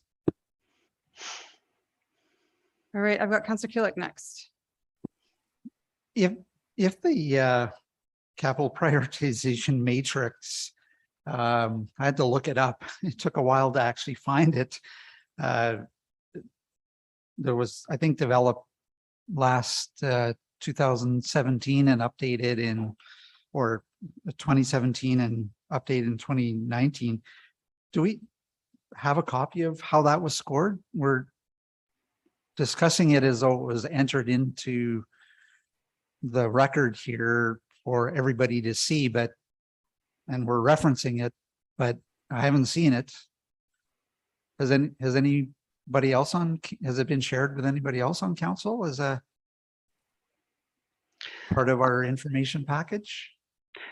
No, it hasn't been, Councillor Killick. And I guess, you know, when we originally set up the capital prioritization matrix, we had council approve the concept. So prior to that matrix being developed, quite often our capital debates during budget time was sort of, here's your list of 60 projects, and council would have to sort of fight for the ones that we wanted. And so it was a way to try and add some objectivity to what we would likely be putting forward. So we developed the matrix and had council approve it, always with the intent that it kind of became an administrative process after that. It's what helps guide our recommendations when it comes to budget. But again, I also want to reiterate that it's not the only factor that we consider. I mean, you can't always, not everything can be necessarily assigned inside a perfect number, but it's one piece, and I would say it's an important piece. I mean, I think council had agreed to all the kind of categories and weightings, and that it made some good logical sense. And so again, it's not something that we typically share out how every project kind of scored, but it's for council to know that when we're making recommendations on capital projects through the budget process, that there's been some objective thought. And we have a cross-functional committee that has to kind of agree on the weights, and there's quite a process that we go through. It's not that it's necessarily confidential information. But it's, again, it's just one piece of the puzzle. So that's the only thing that I would caution. And as I mentioned with this one, it's not, this particular project isn't our capital project. It was something we just thought to do, again, is just to add an additional lens for council to consider or not consider when making this decision. Okay, no, I appreciate that, because it just seemed that we're discussing it as though it's you know, an important tool. As you said, it's just one of many tools to rank this project. But when I looked at the capital prioritization matrix, and it talks about service levels, service due to growth, usage by the community, improve recreation, you know, supports non-residential retention and attraction, all of those things, maintains a new service level, new increases to city service levels. They all seem to rank, in my subjective way of looking at it, very high. So I'd be interesting to know how what was applied to this matrix that ranked it low, but I guess we'll have to see that as information, maybe as a follow-up afterwards, because but I wouldn't want it to be too big of a part of this discussion when in fact we haven't even seen it as council. It seems to be just, I don't know, a paper exercise so far, but you know, I'll leave it at that. It's my question would have been, where was it?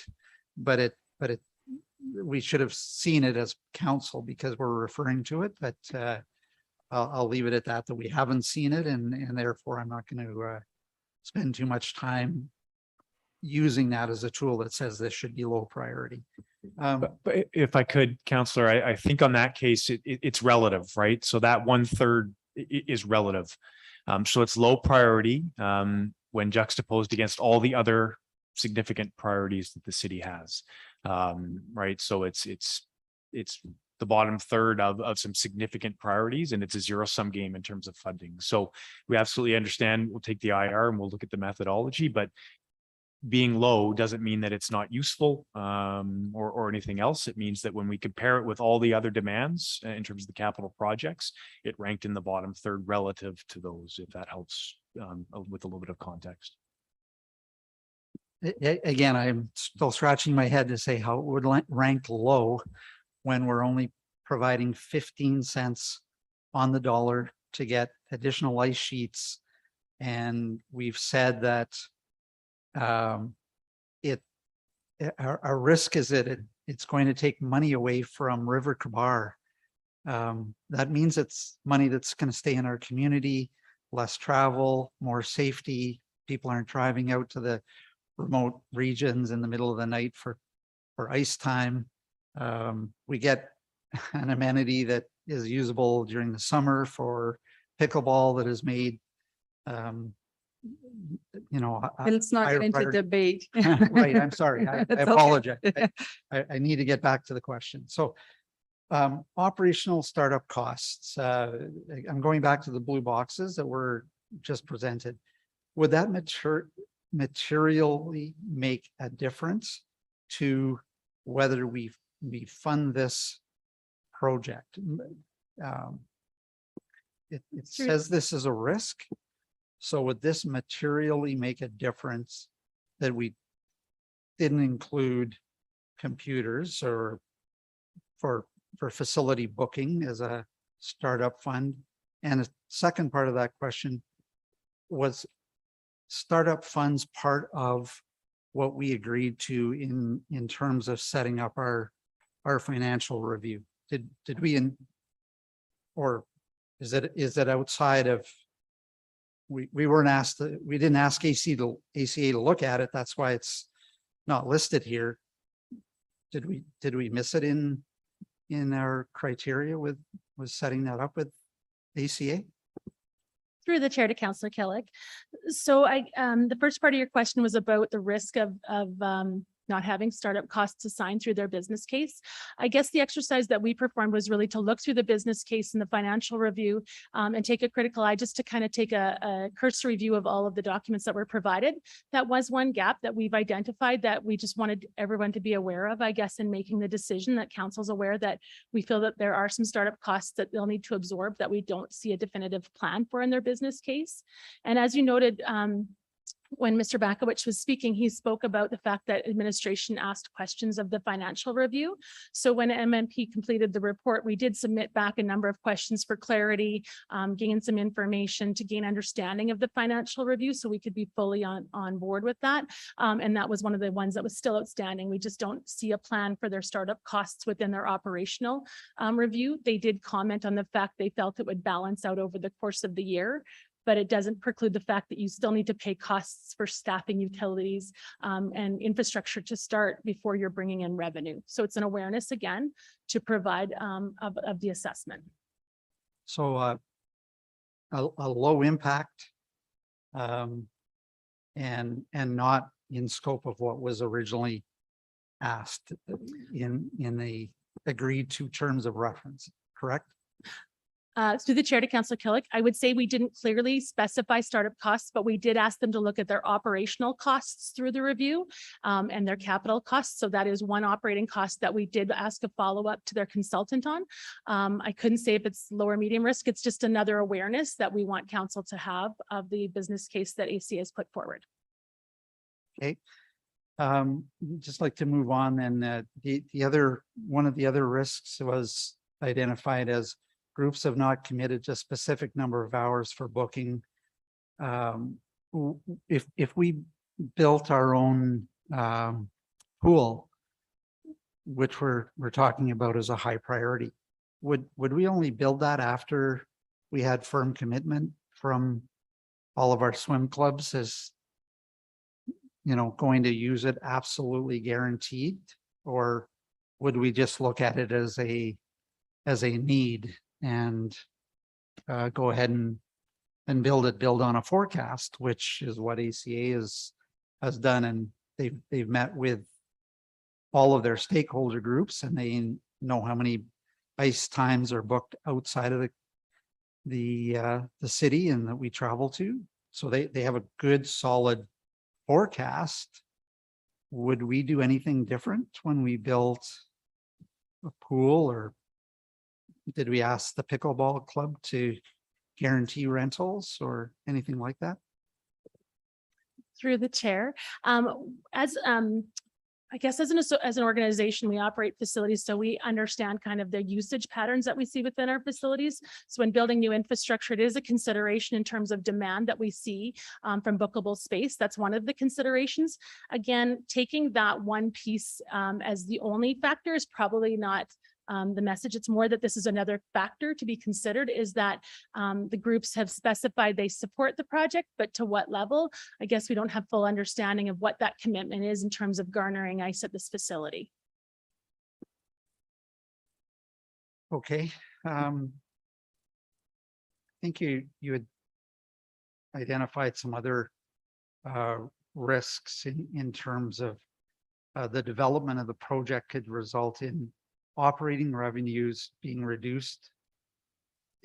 Is that a concern of ours? Like, how would that even factor in there? That, you know, again, if we're going to build a pool, then people don't go to Edmonton and use the YMCA. Do we worry about, you know, lost revenue to the YMCA?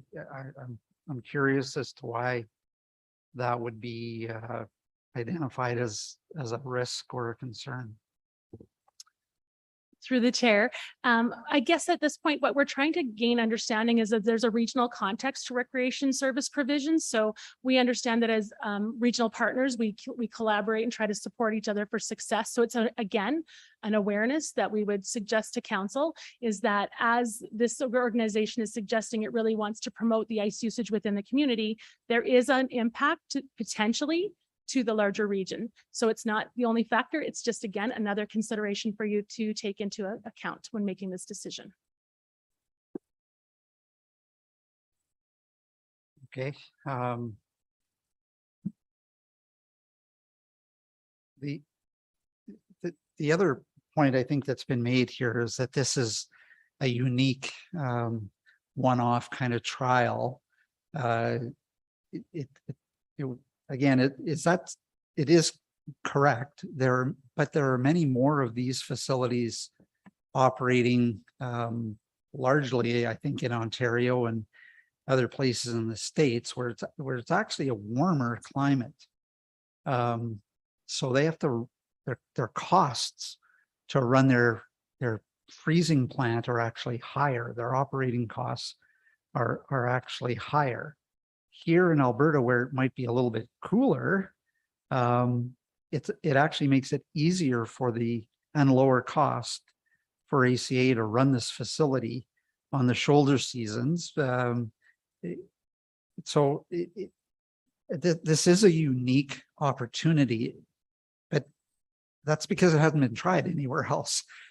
Is that a negative? Or wouldn't we take that as a positive and say, good for them, we're going to try something new? Yeah, through the chair, Councillor. Yes, it is a positive, and that we've got some folks who are very innovative and trying to work a different solution. But we don't have a proven concept or operating model, the experience in the city or even in the northern climate. So while it might be true that it costs less to freeze ice, it's also true that nobody wants to skate outside at -50. So there's multiple considerations given the climate that may or may not have an impact. We don't know because we don't have the comparables. And if I can just add to that, one of the factors we've heard from our organizations when, as Councillor Hughes alluded to, when we were looking at the project in La Rose, was that the sport partners kind of suggested that that would be a factor in consideration, is the external weather factors and how are we going to mitigate that. So that is a consideration we also heard through this project in the public engagement, is that weather and elements were definitely a factor in usage as well. Okay. I don't want to take all the time for questions if other members, I don't see anybody pushing their buttons, but so again, it comes back to this other risk that was noted in terms of neutral being ACA hadn't filed their development plan or permits. But I think we heard earlier from Mr. Bakowicz that said, if you went and provided or filed for your permits and you didn't have funding, that would be the kind of the cart before the horse. Why would they even, they're not capable or able to draw plans and invest in architects and engineering reports, et cetera, without firm commitment of funding.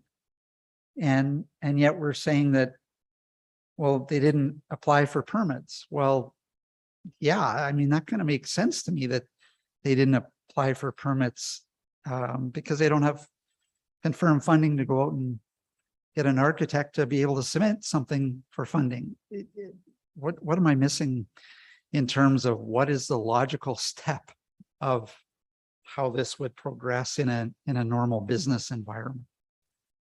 Through the chair, Councillor, thanks. I think I will defer to the expert answers. So we've got planning on route, and I'd ask them to talk through the permitting process, and then finance can weigh in about how we normally would disperse grants related to the maturity of the planning and execution components.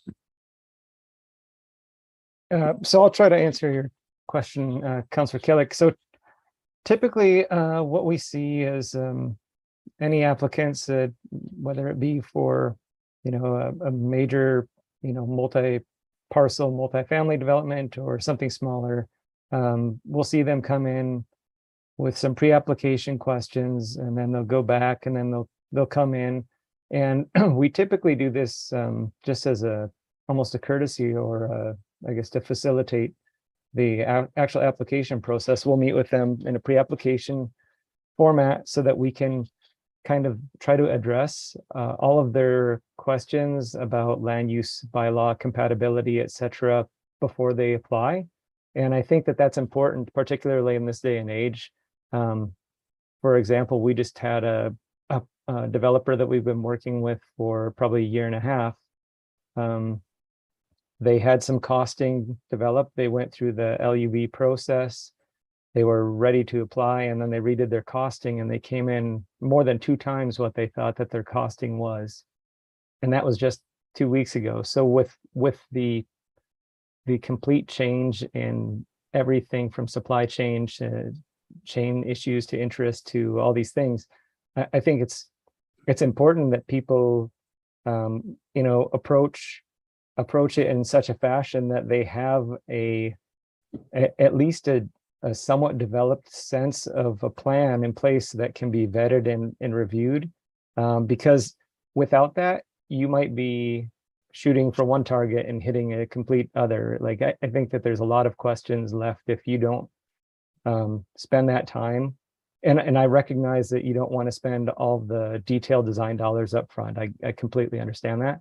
But I think that there's somewhere in between where we recommend that most people go, where they really do come in with a fully established plan with setbacks, with heights, with access, all completely spelled out, just to make sure that there won't be any surprises at a late stage and cause further problems.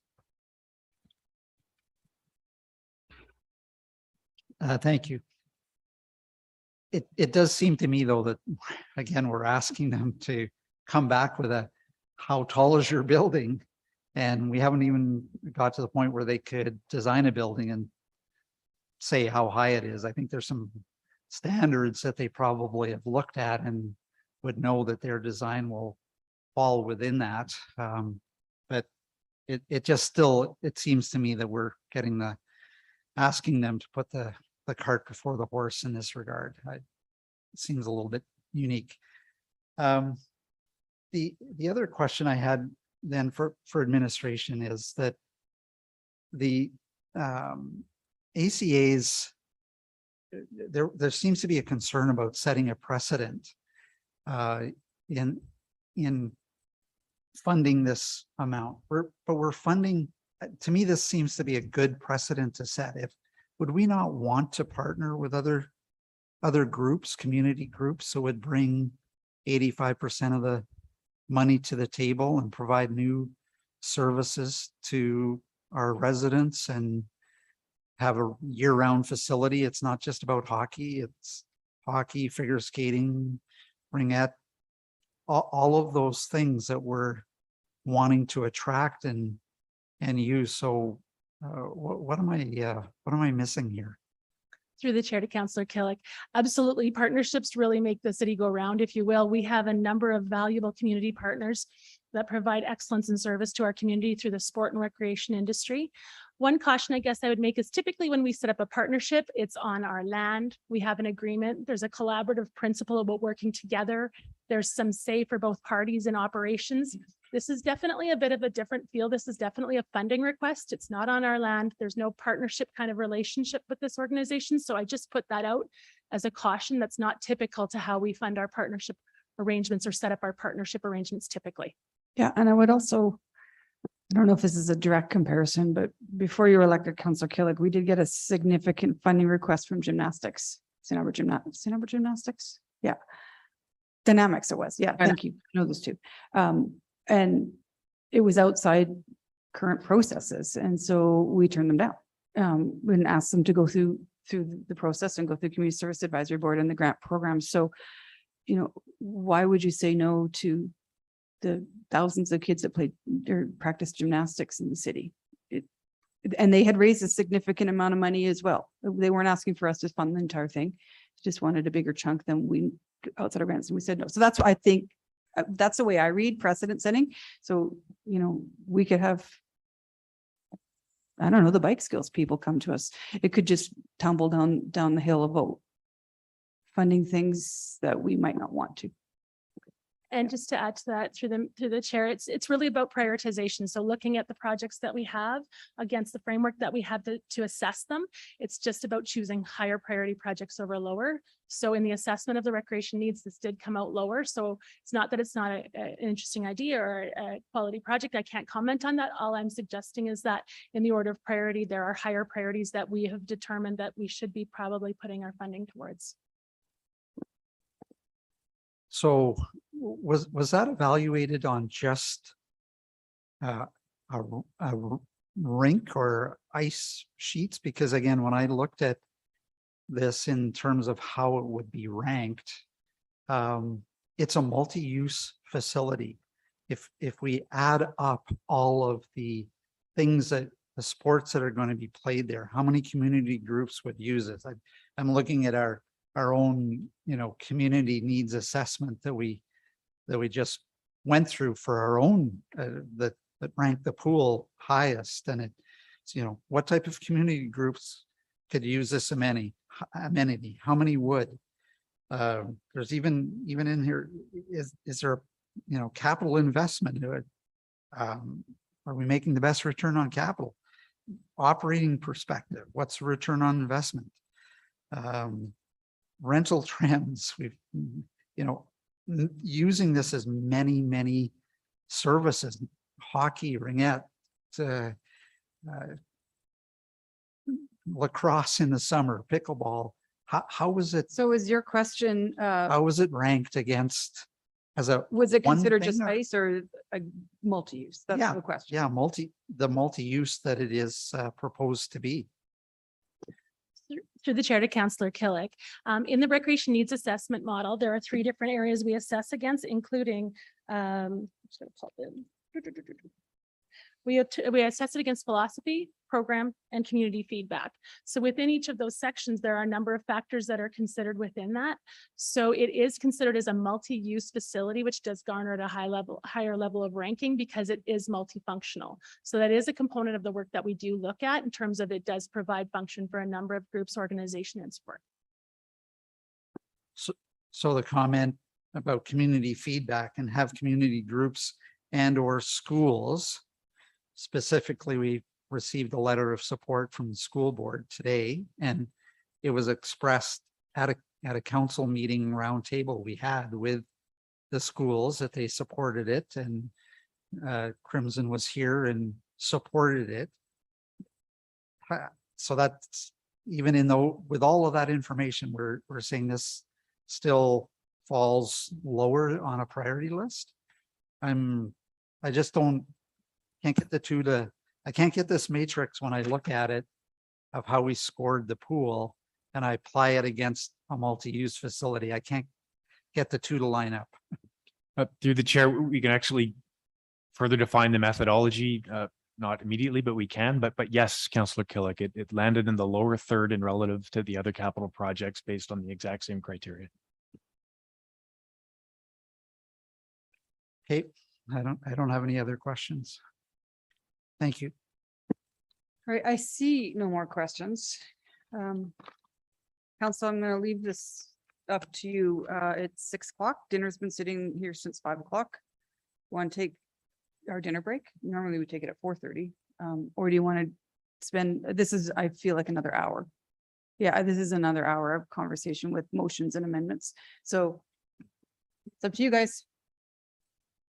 Wes says eat. Shelley? Okay. Are you guys good? Sorry, guys, for this. Yeah.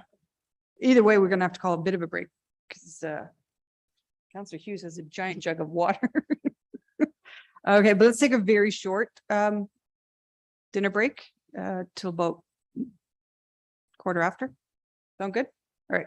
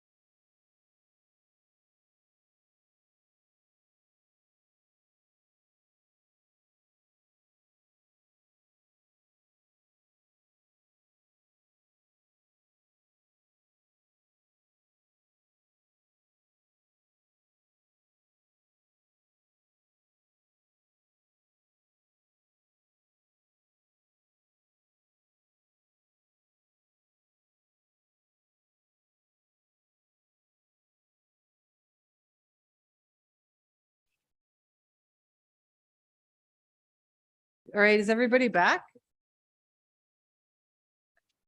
See ACA's here. I see all council. Anyone from admin we're missing? Because we're a minute early, but let's do this. Okay.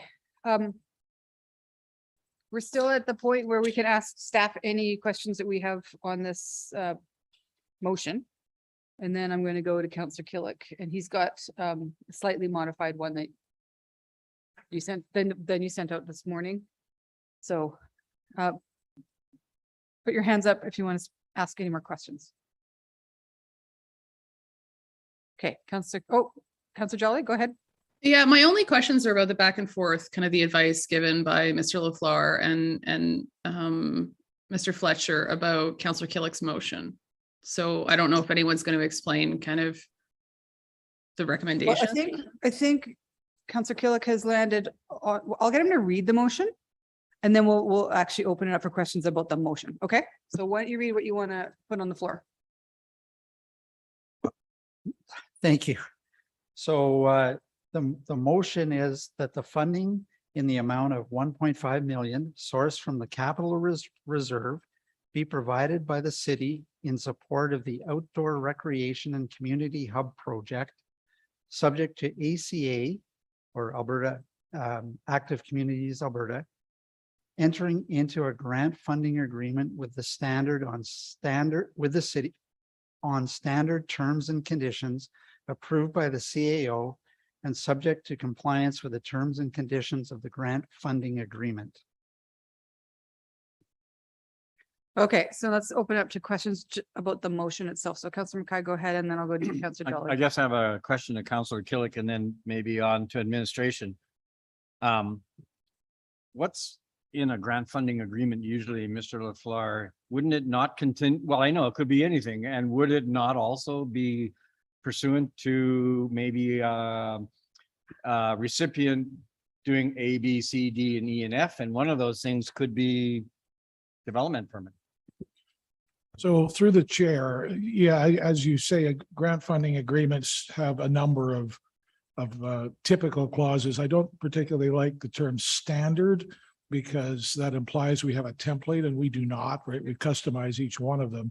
But that said, there are a number of what I would call typical clauses, and those include provisions for auditing, provisions for in the case of a capital grant like this one would be, for disbursement over time as the construction progresses, kind of a progress payment way of dispersing. That's very typical.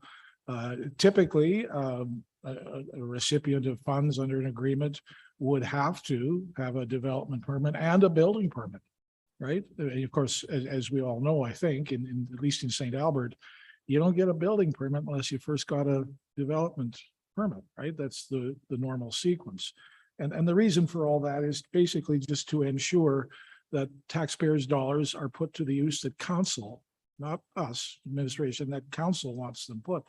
So we build these things into our grant funding agreements just as a measure of due diligence to be sure that the money goes where council wants it to go and is dispersed in a measured fashion, as we kind of monitor the progress of the project. So that all of those things are typically in a grant funding agreement. And yeah, I can go into more detail if you want, but that's kind of that's kind of what I was saying. I guess the next one is to maybe finance in relation to the actual funds from a capital reserve. Based on what Mr. LaFleur said about disbursement, construction takes place in late 2023, 2024. How does that money carry over? Is it just committed out of that and it just sits there? And then from a disbursement perspective, I mean, is like dispersed based on milestones in relation to the project or on timelines?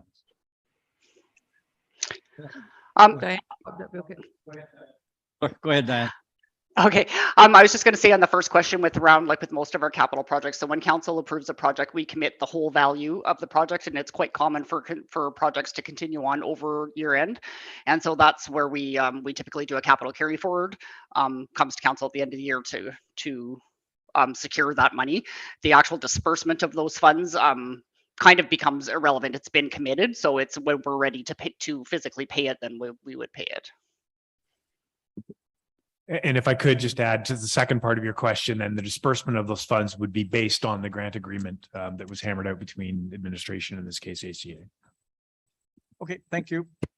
So before I go to you, Councillor Jolly, if we don't have a standard terms and conditions, should we change the motion to actually reflect what you're trying to achieve? Like what conditions are you, like the development permit and building permit, is that what you're trying to do? I wanted to include some wording that said that we would have a typical agreement in place. I don't want to get too specific. I don't know what those things typically would be. I would leave that up to the CAO, and just as Mr. LaFleur has said, he's listed off a number of items that would typically be covered in there. And as long as you're comfortable with the wording as it is, then we're good. Okay. You're good? So I'm sorry, I didn't hear what you said. Well, you said the words standard terms and conditions had you concerned. Maybe it's right. I would be happy if that were changed to typical. Okay. Is that okay? That Typical. gives us, All right. you know, Yeah. ability to. Yeah. That's I'm not sure I understand the difference between the two, but typical Standard would work implies- for me. Standard implies you have a fixed template, which we don't. Okay. Typical just means that, you know, by common usage and history, we typically have these kinds of provisions. So Fair enough. Okay. it helps. Typical is Get the it right. word. Okay, Councillor Jolly. Thank you. So just as a follow-up to those questions, so Mr. LaFleur, in your recommended motion, you specifically said that the development permit listed as being a precondition for the money going to ACA. Are you saying that that will still happen even though it's not explicitly listed in the motion? Short answer through the chair is yes. Okay. And I can explain why if you'd like, but yes, that's something that is very typical. Okay. And I would see. I no think all we need is the confidence that Yeah. that would be there. Okay. Yeah, on the point of the development permit and, you know, not wanting to go to the expense of doing what's needed to get it. I understood what Mr. Backward said, and I fully understand that. But really, when you look at this, what's happening is that council's going to pass a motion approving the money. I mean, that should be worth a lot of credit to someone who needs it to, you know, to get started on the architecture and the design. And as I say, they're going to need a building permit anyway before they get money. And you know, the way to a building permit runs through a development permit. So I don't see it being an issue. I really don't. Councillor Kai, you got a follow-up? Go ahead. Yeah, just based on the kind of the conversation, the extensive conversation held by Councillor Killick. So in relation to the 1.5, the 1.5 would then, based on right now in your motion, Councillor Killick, would be just for capital. That any subsequent discussion or negotiation with the city would be outside of this 1.5. So it's not like we are going to say, as part of the 1.5 commitment, you are going to give City of Edmonton programming a cut rate. And I've just pulled that out of my hat. So don't worry, Matt. I just pulled that out of my hat there. So, but I'm just one, but you're just, this motion refers to just capital construction. Correct. Okay. I just want to make sure that was clear.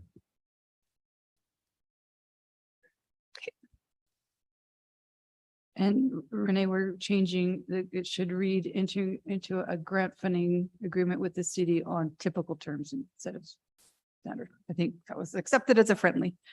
Okay. Okay, I'm going to accept that motion. I see no more hands up to ask questions or amend, so I'm going to go to you for opening arguments. Thank you. This is my view is that this is a great opportunity to try something new in the city. It has a huge support from a long, dedicated team of volunteers that have put huge amount of hours into this project. It's gone through many iterations, twists and turns, and been scaled down. They've taken the advice from administration to try and find private land, which they've done. They've partnershiped with a school that represents nearly 2,500 students. They've gone out and met every one of our original requirements for funding, community engagement, financial assessment. They've even gone a step further in taking a bunch of questions back and paying out of their own pocket to answer those questions, so which were over and above the original set of questions that were posed during the financial analysis. So we're working with a team that has been at this a long time. They've answered our questions through multiple iterations of this project, and we're finally getting it to a place where I think it can be a reality for our community. Saying yes to ACA is really saying yes to our provincial government partners that have provided $3.5 million. Saying yes to the school board that we've partnered with on many other activities. Saying yes to the 2,500 students. We're saying yes to the private business partners that ACA has also got funding from $150,000 from co-op. Saying yes to the many residents that are going to use this facility for multiple sports. And we're, in fact, I think saying yes to our own strategic plan, where we had comments in about lowering capital costs and finding ways to eliminate operating costs. Those are in our current strategic plan. So this is a great opportunity to do something new, something different. And I hope that my council colleagues will see that this is also a good return on investment. It's 15 cents on the dollar. If any other group was to come with us or to us and say we've raised 85% of the money, I'd be very willing to listen to them, whether it was for gymnastics or pickleball courts or mountain bike track or anything. If we could get a multi-use facility that meets the needs of our residents and only have to put up 15 cents on the dollar, I think that would be a good strategic investment for council. So hope everyone shares a similar position. All right, Councillor Romansky. Through the mayor, first of all, I will echo Councillor Killick's comments, and what excites me about this proposition is it's progressive. It's an alternative service delivery method. Operating costs not falling back on the city, free land, free funding, free operating costs. The amount that we're contributing and the amount that we're getting on return, again, I'll echo Councillor Killick's, is extreme. And you don't come across situations like this often. We were the first in the city on electric buses. We were the first in the city on trying a number of different things. If we can be the first on this and this becomes successful, it could bring future facilities to the city at 15 cents a dollar. So I just think it's exciting. I've heard of a facility like this in Quebec that's doing very, very well. I also know that a private company will operate fiscally responsible because they're used to that choice. That's the only choice they have. So again, I just think this is great. I'm excited about it. And I think we need to prove how innovative and progressive St. Albert can be with trying something new. Thank you, Councillor Romansky. Councillor Broadhead.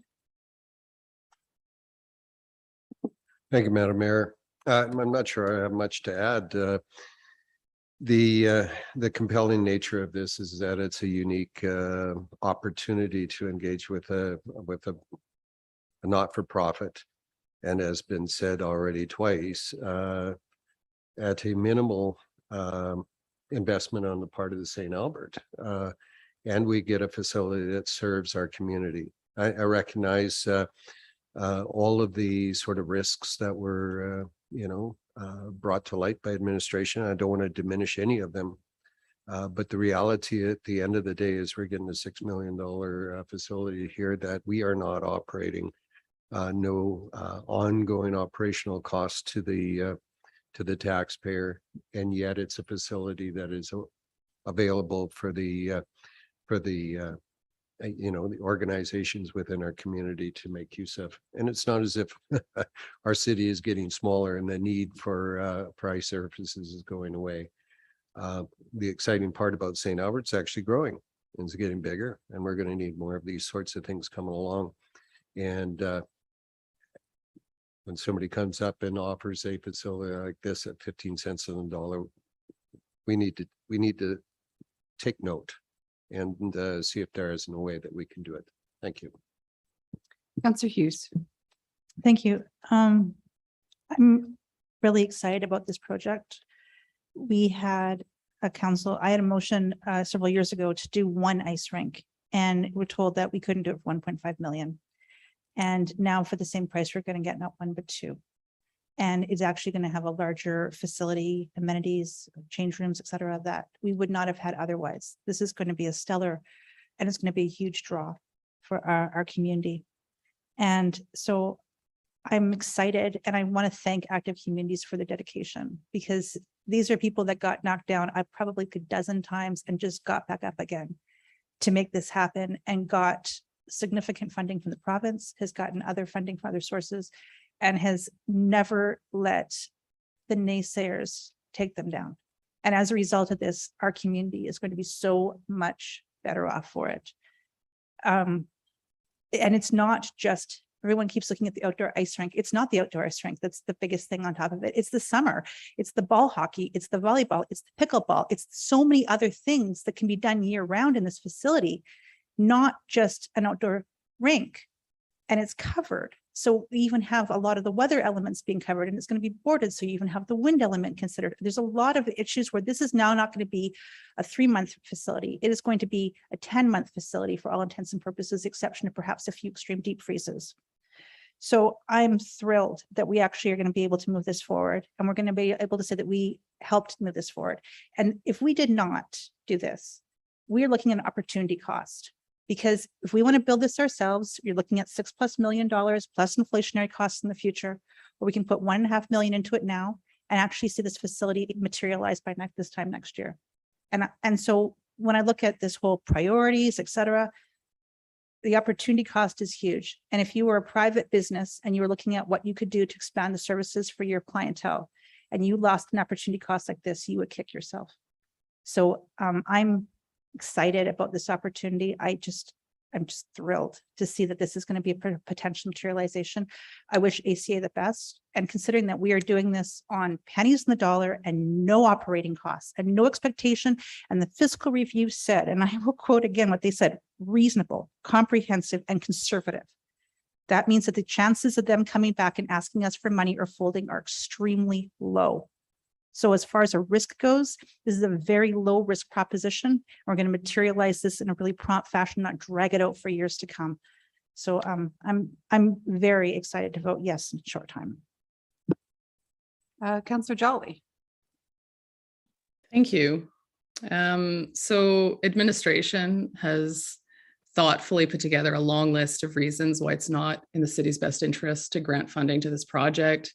You know, our recent recreation assessment doesn't support municipal investment. The location's already full of public community amenities. That was actually echoed by the youth committee when ACA presented. They thought it was absolutely absurd that you would put a facility in that location. It's not supported by our capital investment prioritization strategy. The business case fails to address the high costs of operating, especially at the start, this kind of facility. And we don't actually know what's being proposed because discussions haven't occurred yet with our planning group, despite repeated requests for those discussions. And really to suggest that administration's analysis is anything short of exceptionally professional is incorrect, to say the least. But ultimately, what was not addressed in administration's report is that the over 8% tax increase that we're contemplating tomorrow afternoon and our commitment to ensure we're limiting the burden on our most vulnerable residents over the next 2 years of tax pressures is taken into consideration. You know, how can we ask our seniors, our single parents, and all residents struggling with inflation and other financial pressures to accept the equivalent of an additional 1.2% tax increase so that we can support a project that doesn't fit with our needs or priorities? I can't justify telling a senior on a fixed income that we need to spend $1.5 million on a project that's not even recommended by our staff. So, you know, that's why I can't support this donation. I would love to see this project at the community amenities site. I think that would absolutely fit with our needs and our strategies. But as it sits, this does not. That's all I have. Thank you. Thank you. Councillor Mackay. Yeah, thank you.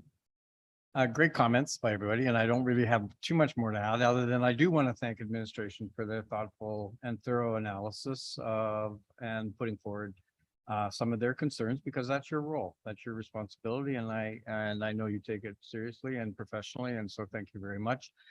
I also take comments that were just presented by Councillor Jolly. They were certainly big concerns, but it's also something that as we go into these budget times, we're going to be faced with how do we do things differently? And I see this as being a prime example of how we can deliver services differently. And so that's why I support this, even though I was kind of stuck on the other kind of version where it was up to 1.5 and it could consider services in kind, although measuring that and quantifying that is also a challenge. So I respect that. And but I'm also looking forward to this being that new opportunity that has already been described for us to look at how do we deliver services differently. And if this gives us that opportunity, then it's worth the risk. So I'll support it. All right, before I let you close, I'm going to weigh in too. Councillor Killick, my comments are similar to Councillor Jolly's, but there's also some things I believe that are supportive of ACA, so it's kind of a mixed bag. So why I can't support this at this time, that kind of is the thing. So I think everybody said it's a great opportunity, and I wholeheartedly agree with that.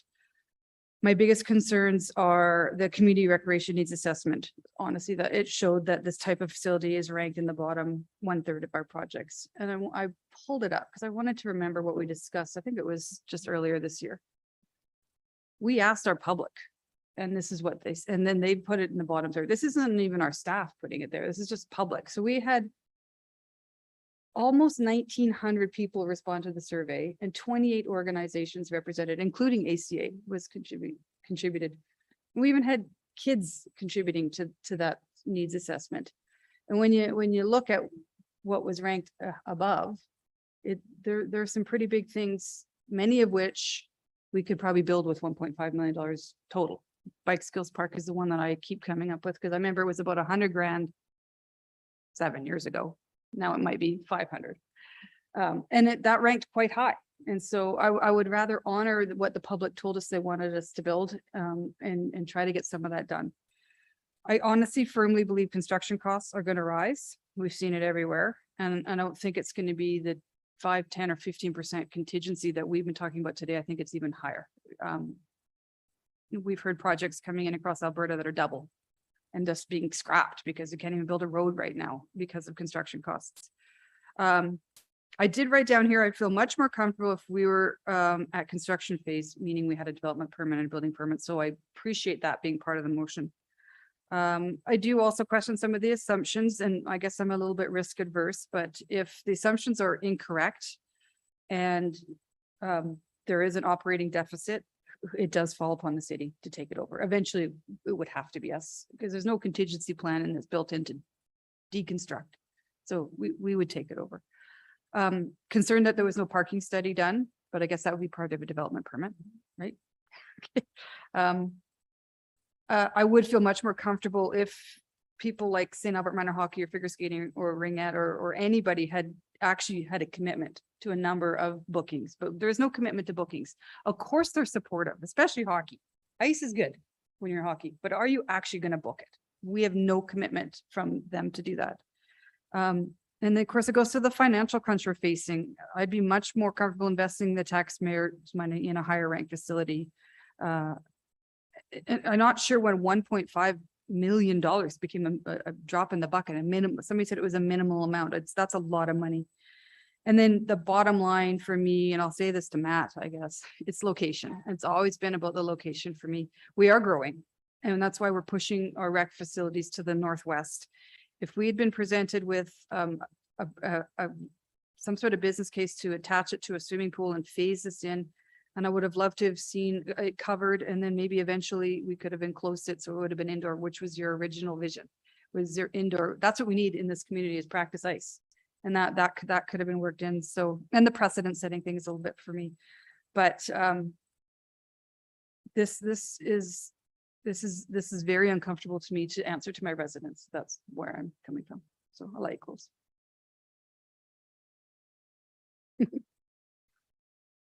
So just comments to close. I think they're all our residents. Appreciate Mayor saying that they're your residents, but they're all of our residents on council. And I truly believe that through real strong partnership with ACA and all of their subsequent partnerships and private funding that they've raised, this is a good service to deliver for our residents. And I hope council supports it going forward. And that's all right. All to close. Yeah, all for the vote. Yeah.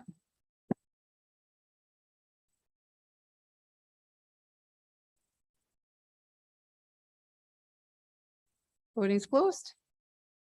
And that motion passes with Mayor Herron and Councillor Jolly opposed. So we don't need to do the second, nothing. Do we need to receive the report as information? That was part of it. Okay. Okay. All right, guys. Detailed design and DPs next, and we'll see you there. 9 point, well, wait. The 9.4 was on consent, which was just the Q2 report. I'm not going to read it out. 10.1 was on consent, which was a first reading of Joel Park Land Use Bylaw Amendment, which is going from public service to park. That Mayor Herron, did you want to bring 9.1 back from the table? I will eventually, yeah. So that public hearing is set for September 19th. Let's go to 10.2, which is repeal the standing committee bylaws. So is there a presentation on this, Mr. LaFleur? No, there's no presentation beyond the administrative report, which I hope is clear. So. Okay. Councillor Broadhead, you gonna make the motion? And then, sorry, before you, yeah, go ahead and read your motion. And is your motion separate? Or Mr. LaFleur, is Councillor Hughes' motion about committee of the whole a separate motion? Yes, the motions, the recommended motions in the report all have to do with the actual bylaws being repealed. Right. And other consequential amendments. What Councillor Hughes is proposing to do with her intended motion is to actually change the go forward council calendar to add a couple of committee of the whole meetings. That would be a separate motion after the recommended motions 1 through 4 are dealt with. Okay, all right, so go ahead, Councillor Broadhead. Thank you, Madam Mayor. That bylaw 27/2022 being a bylaw to repeal the standing committee bylaws 39/2019 and 40/2019, and to amend the procedure bylaw 3/2018 and various council committee bylaws be read a first time. All right. I'll accept that. Go ahead. Do you have anything to comment? Madam Mayor, this is just an outworking of a discussion that council had before our break. and in line with the decisions that were made that day. And this is a formality of actually making the change. All right. All right, anyone else? Councilor Hughes, comments on this? No, I was gonna do a question about the other thing, but it's all good. We'll just go, we're good. Okay. All right, and seeing no more comments, I'll call for the vote.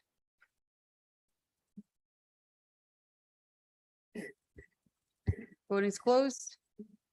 Passes unanimously. You want to do second reading? That bylaw 27/2022 be read a second time. Awesome. Call for the vote.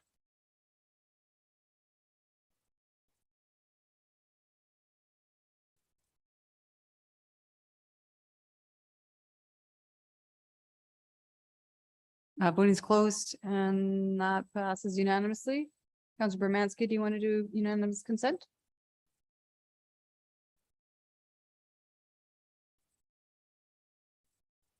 It's on page 133 of our report.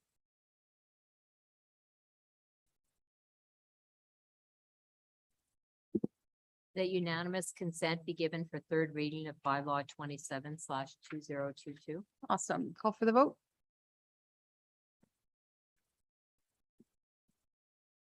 Voting's closed. It's unanimous. So Councillor Broadhead, if you're so inclined, we have permission to go to third reading. Thank you very much, Madam Mayor. That bylaw 27/2022 be read a third time. Awesome. Anything further? You're good? All right. Call for the vote. Voting's closed and that is unanimous. Councillor Hughes, why don't you read your motion in? So I had a quick question just before I read it for, Sure. So Mr. Lafleur, thank you for, back and forth today about discussing it. The concern I have is if we do this, we're not going to have a bylaw as relates to the terms of reference and the intentions of it and who's chairing it, et cetera. So I was looking at adding to the end of it that I understand that for these two, I mean, we could just have the mayor chair it. And I don't care if the mayor chairs it going forward either. I don't have an opinion about, you're doing fine, you know. But that we need to have a bylaw brought forward because we repealed the bylaws that come forward for the standing committees and the split. And we need to have one brought forward. So we all know what we're going to be doing proceeding forward, at least from October going forward. So I was looking at adding that a bylaw is established, a bylaw that establishes or a bylaw and terms of reference for standing committees brought forward for council's review and approval by the organizational meeting. I just wanted to get your feedback on that.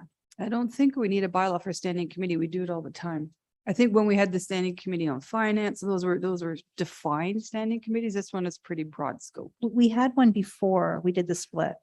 Yeah, it was the So standing committee. My answer is that I think you're both sort of correct. Okay. We don't really need a bylaw insofar as the procedure bylaw already provides for committee of the whole meetings, even goes so far as to say that the mayor chairs them. However, if it's council's intention to have regular committee of the whole meetings for a particular purpose, it's probably not a bad idea to have a specific bylaw and call it, you know, the standing committee of the whole bylaw, something like that.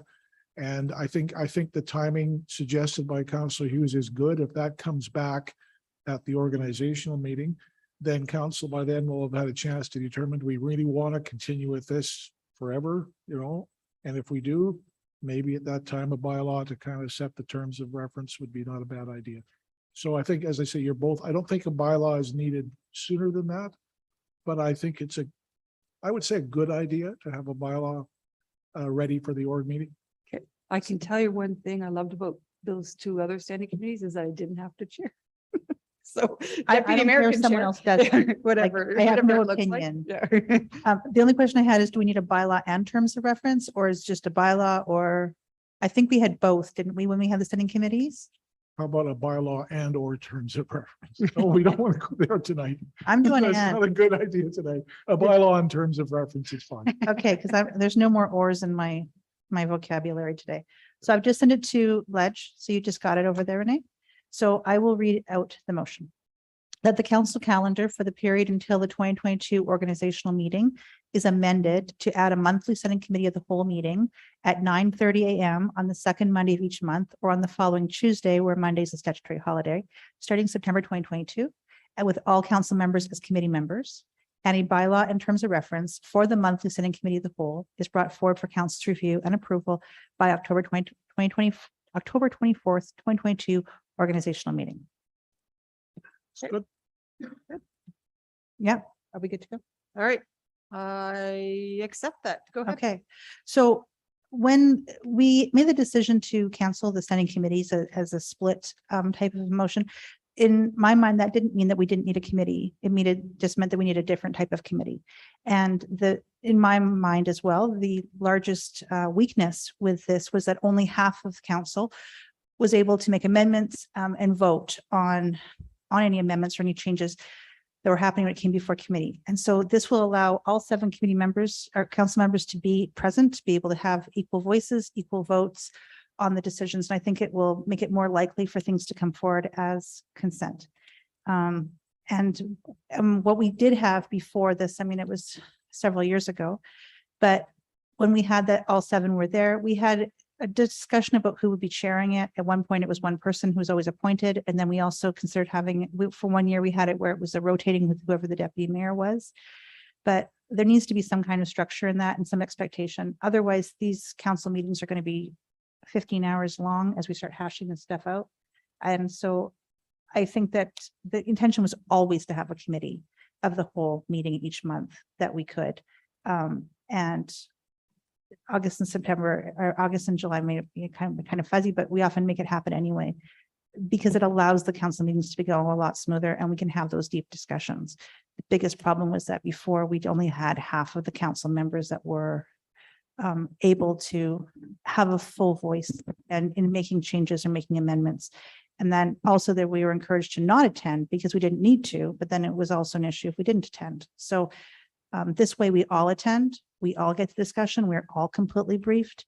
And it was the same time as what would happen prior to. I'm suggesting 9:30. I'm just thinking right now, Councillor Broadhead, if the 9:30 is an issue, I'm open to hearing your feedback. You're good with it? Okay. Because I know that might have been an issue. He's for always you. been pushing for early. And the reason why I'm suggesting 9:30 was just because the majority of the stuff is policy driven, where we do require a lot of staff. And so if we start early in the day, then we can get it through and get it done during that work day, as opposed to going later into the evening and then wearing ourselves out. So that's just why I suggested that. We can see how we like the 9:30 if we want to change it. October is just a couple months away. That's it. All right, anyone on debate? Seeing none, call for the vote.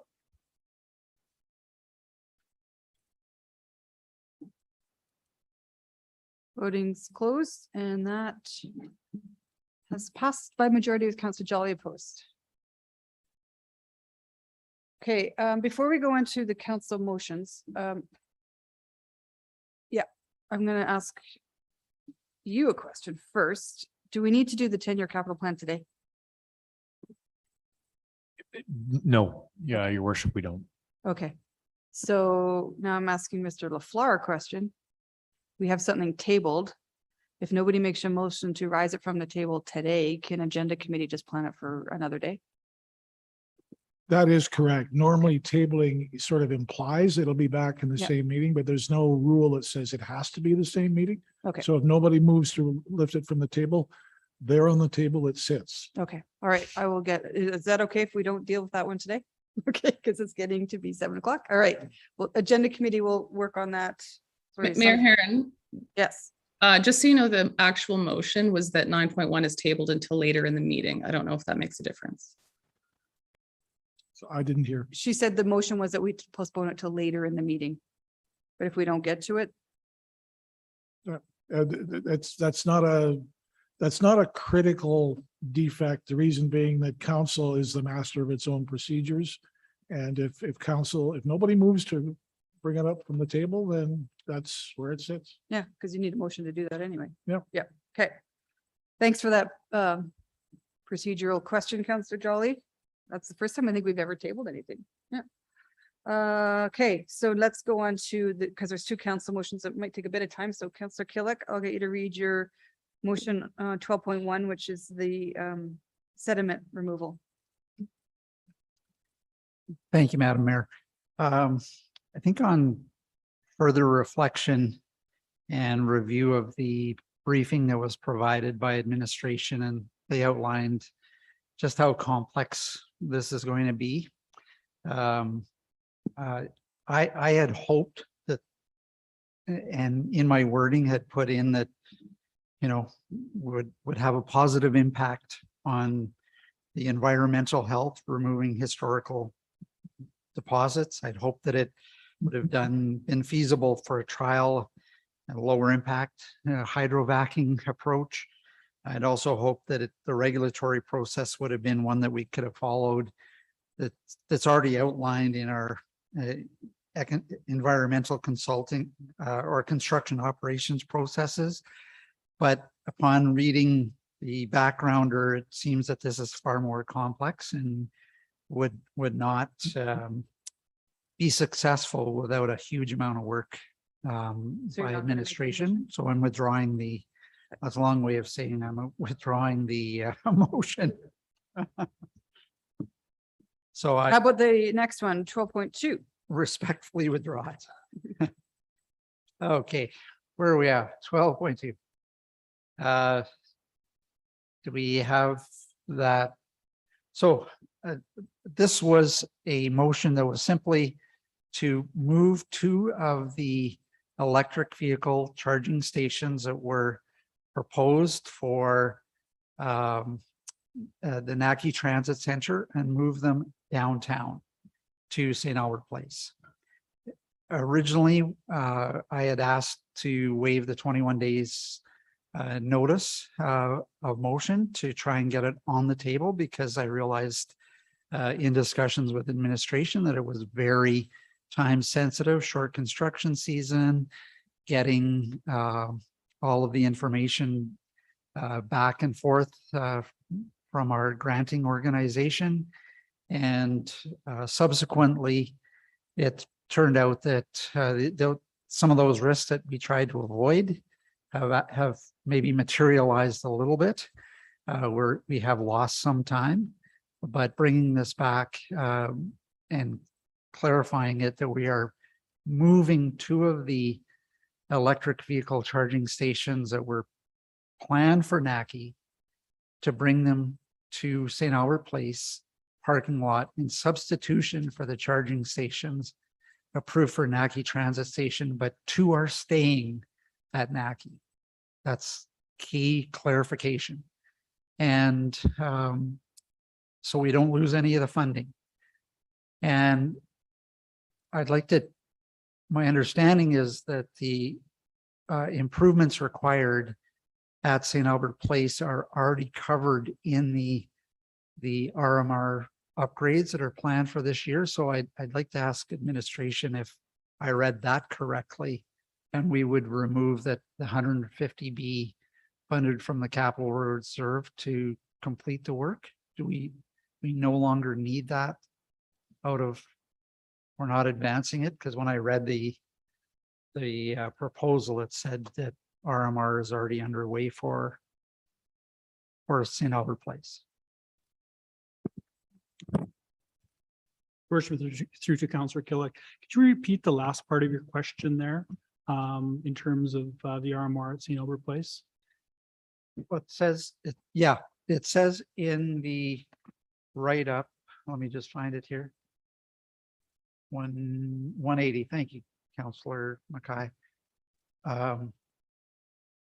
Administration where am I reading it here? Since a proposed council motion was presented, SAP RMR project budget reallocation and updated timelines will allow for the completion of the electrical upgrades this fall. So that says to me that they're already going to undertake that without additional 150,000.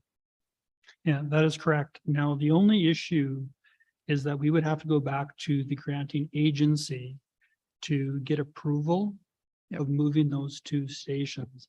And that becomes a timing issue. So that could be the one area where this is held up, where I think administration is saying you could lose the funding, because we're on a timeline on that grant funding opportunity. So by asking them, they have to actually react very quickly, and we don't know if they will or they won't. And then that would have to be the action moving forward. So I hope we can make the decision this evening, and that means as quickly as possible to give guidance to administration. I hope that, you know, there would have been some legwork to purchase the units, but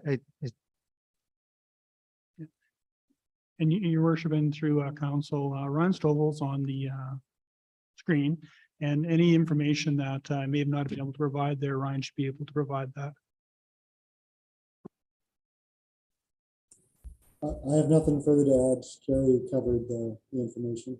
Oh, hold on, Ryan. We can't quite hear you. I don't know if your mic is muffled. Yeah, I was just saying I have nothing further to add from Carrie's addition. He nailed the answer there. Okay, nothing further. Okay. I'm not quite sure I heard that He said nothing to add. nothing to add other than the urgency of the timing. Okay, great. Thanks. Sorry, Ryan. So that's it. I think the key point is we wanted to move them downtown where they could better serve St. Albert Place, Farmers Market, our businesses downtown, having Children's Festival, all of the activities that we have downtown. This is a great opportunity to move 2 of those charging stations to a different area and to spread them out away from the transit center. Can I just give you 2 secs? When I do council motions, generally I get you to read it and we open it up for questions. Okay. And then I'll accept your motion and then we go into debate because I have a feeling Councillor Hughes has a question. Okay, is that okay? Then we'll come back. Yep. Here. Okay. Yep. So that council directs administration to install 2 electric vehicle charging stations at St. Albert Place parking lot in substitution for the charging stations approved for Naki Transit Center as part of the Municipal Climate Action Center electric vehicle charging program. Okay. Councillor Hughes. Okay, so you mentioned about the timeline for the delay. So my question is like, we're gonna make a decision in the next 5 minutes. That's gonna be the goal here. So assuming let's just say it passes, just for argument's sake. I know we're running tight. Can you still do it? Or do you think it's like, I don't know. We can do it if we can get a response back from the grantor. Okay. From the what, sir? From the granting agency. They would have to respond very quickly. Like they've made their decision on the 10 locations or the 10 stations at the 3 locations. So the question would be if they can get back to us fairly quickly, like we're talking in probably the week or 2, then we'd be able to probably make the timelines. But if they take like some of these grants can take months to make a decision, then we would not be able to make the timeline. So I'm trying to think of how to make this so that it can work. Like if we need to add to the motion, like move it, if we can do it within the grant timelines or some kind of other wordage there so that we don't lose it I don't want to lose the granting if we're going to do this. At the same time, I can see the value of putting 2 over there. So I guess I'm looking to anyone in the front here on how we could word this so that it's like, if we can make this happen, then we will, as opposed to, and then giving us an update about what actually happened. So can I have to ask a question to Ryan? Like Ryan, if we had a response back from the granting agency within 2 or 3 weeks from now, would that meet the timeline? Would that meet our construction timelines? Like we put a date of September 7th or whatever it is. We can provide an update to council. Our issue will be their response timeline. Like they're not bound to respond to us because we've sent them an email or inquired. So some of this is out of our control. That's what I'm trying to say. So I don't know if we need to have it in the motion or if it can just be implied that even if this were to pass, that in the event that we are going to lose the granting within the next 2 weeks or 3 weeks, so we would just notify council that we may need to rescind the motion. Would that be fair? Yes. Okay. And I got some weight to throw around with MCCAC. Right. Yeah. You can go use whatever gavel you need to. I mean, the intention of this grant is to get charging stations in Alberta that are used, right? Yeah. So and more places is better. Yeah, than I fewer. I see the MCCA people once a week. Okay. Yeah. Okay, so what, guys, there's an assumption here that if it's something goes sideways, that you'll let us know. Okay, that's it. Councilor Bermansky, you're up next with a question. Thank you to the mayor, to administration. I just had one question. If the granting does not line up and they're still working on the electrical at St. Albert Place, for example, can those stations be easily moved, say, a few months down the road or whatever? I'll defer. I'm not sure through the chair if they can be moved. I'll see if there's an answer online, but we already had a plan to install electric vehicle or charging stations at St. Albert Place in the out year. So if they can't be moved, we could look at options in terms of time But that for would that construction. cost. Yeah, That will cost, but it is part of our out I year. just didn't think that they were that difficult to move, so that's why I asked the question. Ryan? I'll just add that the costs that we've looked at account for the. Ryan, can I maybe get you to unplug because you're muffled. I don't know if it would be better without the mic. Yeah. Thanks. Can you guys hear me now? It's a little better. Yeah. Thanks. Let me just crank this up. All right, so we did our review based on the design and installation plus the cost of the charging station. So the maximum value under this program is we can get grant funding for the installation, the wiring, the setup, and the charging station. So what's happening here by moving it to St. Albert Place is now the grant is only for the charger, not the installation or the electrical, because that's in the RMR. So that's a separate piece. So the efficiency of this grant is lesser through this motion.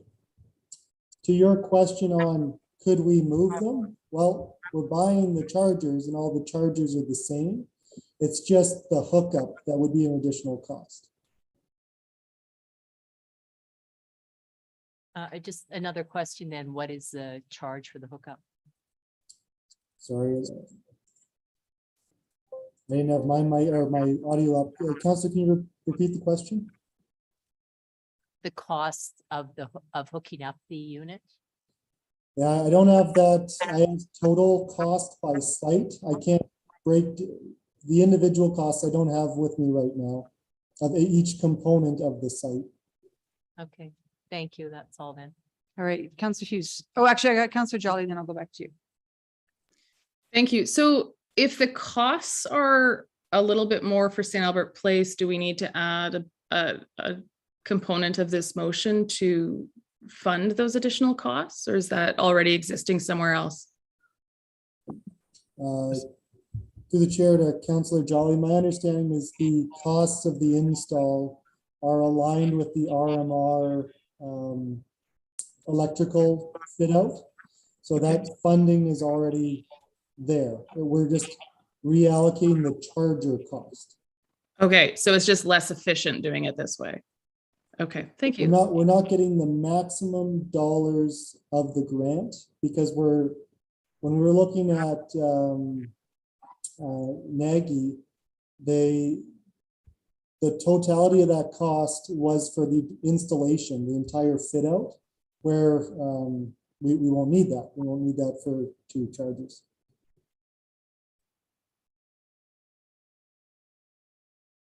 Councilor Hughes, you're up next. Thanks. I just had one more question. And why wasn't this brought forward as a project charter at any point or just an approval in advance? Because we've had all these discussions because it really was a bit of a surprise when we found out. Even when we have things that are partially funded from grants, we typically have a council approval of the other funds. So why was this not brought forward for council approval? To apply for anytime? the grant, you mean?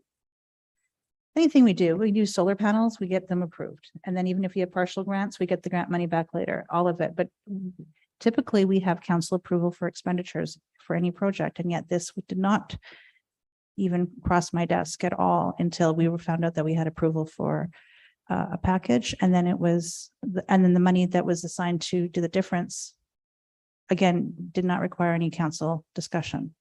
So what was the thought process behind that?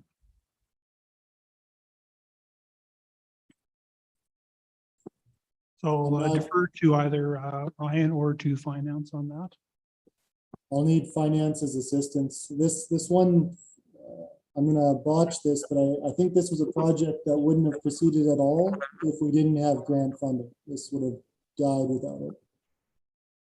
Through the chair, this is something I'll look into, whether it was a grant received. I believe that what happened was that a grant received, but you're right, Councillor Jolly. Usually if we even get a grant received and then we're going to do the work, it will still have to, it's through council policy would go through to get approved.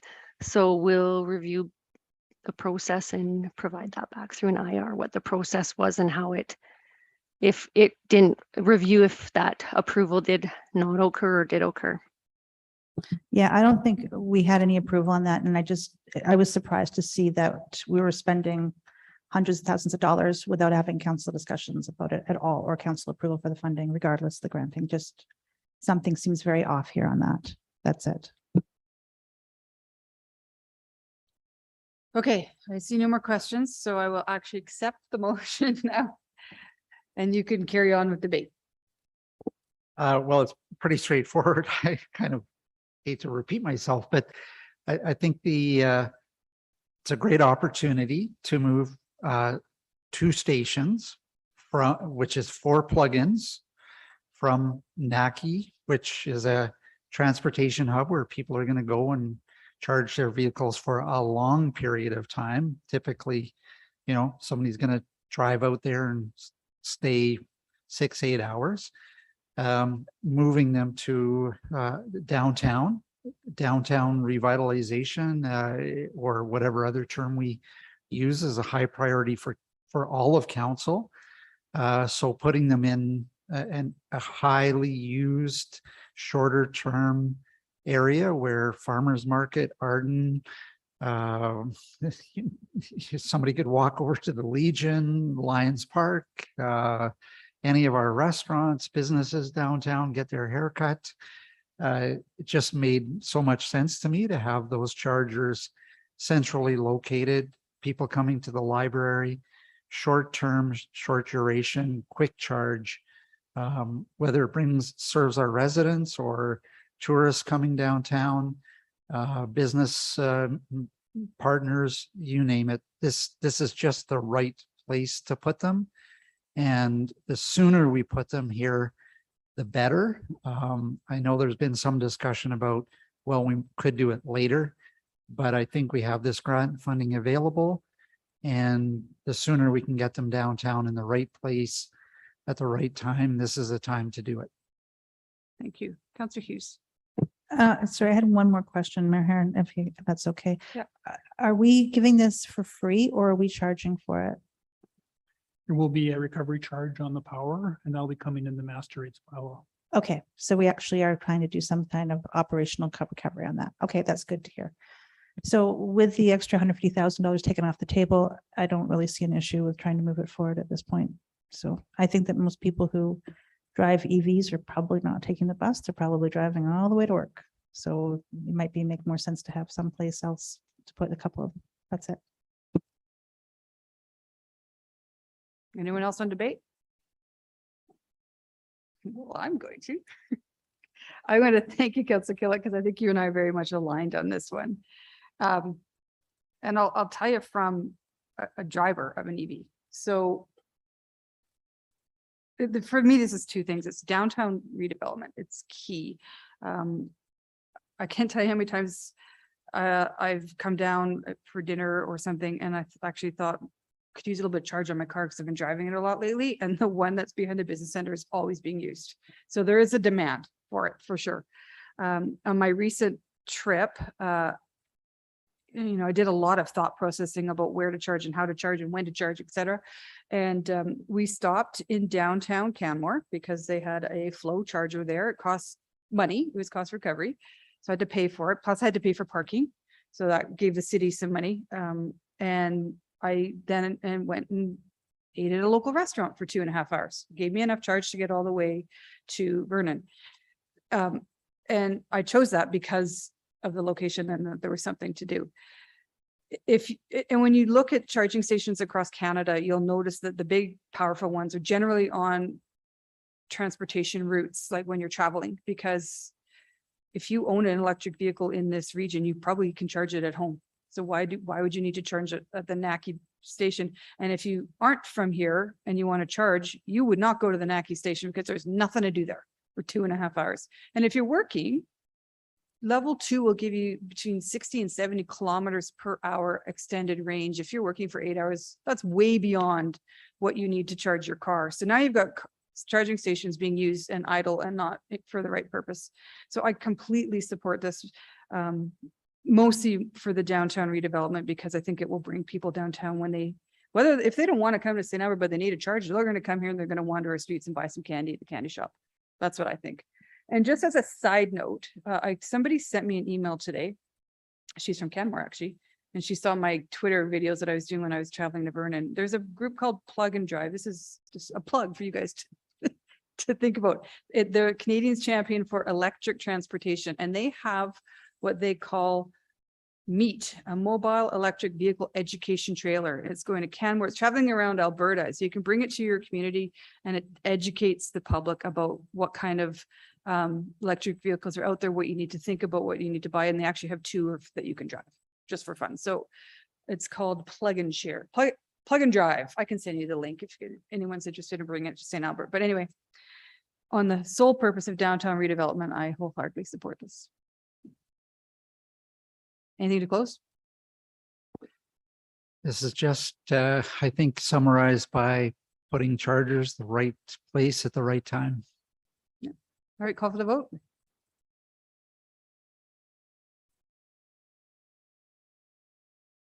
Voting's closed. It passes unanimously. And honestly, Mr. Fletcher, if you want me to send an email over to MCCAC or even to the CEO of our municipalities, say we're looking for a quick answer, I can do that. Okay. All right, we do have, I know for sure, some IRs and notices of motions because I've got them all here. So the one I still have in my inbox is from you, Councillor Bermansky, which is a notice of motions. I'll go to you first.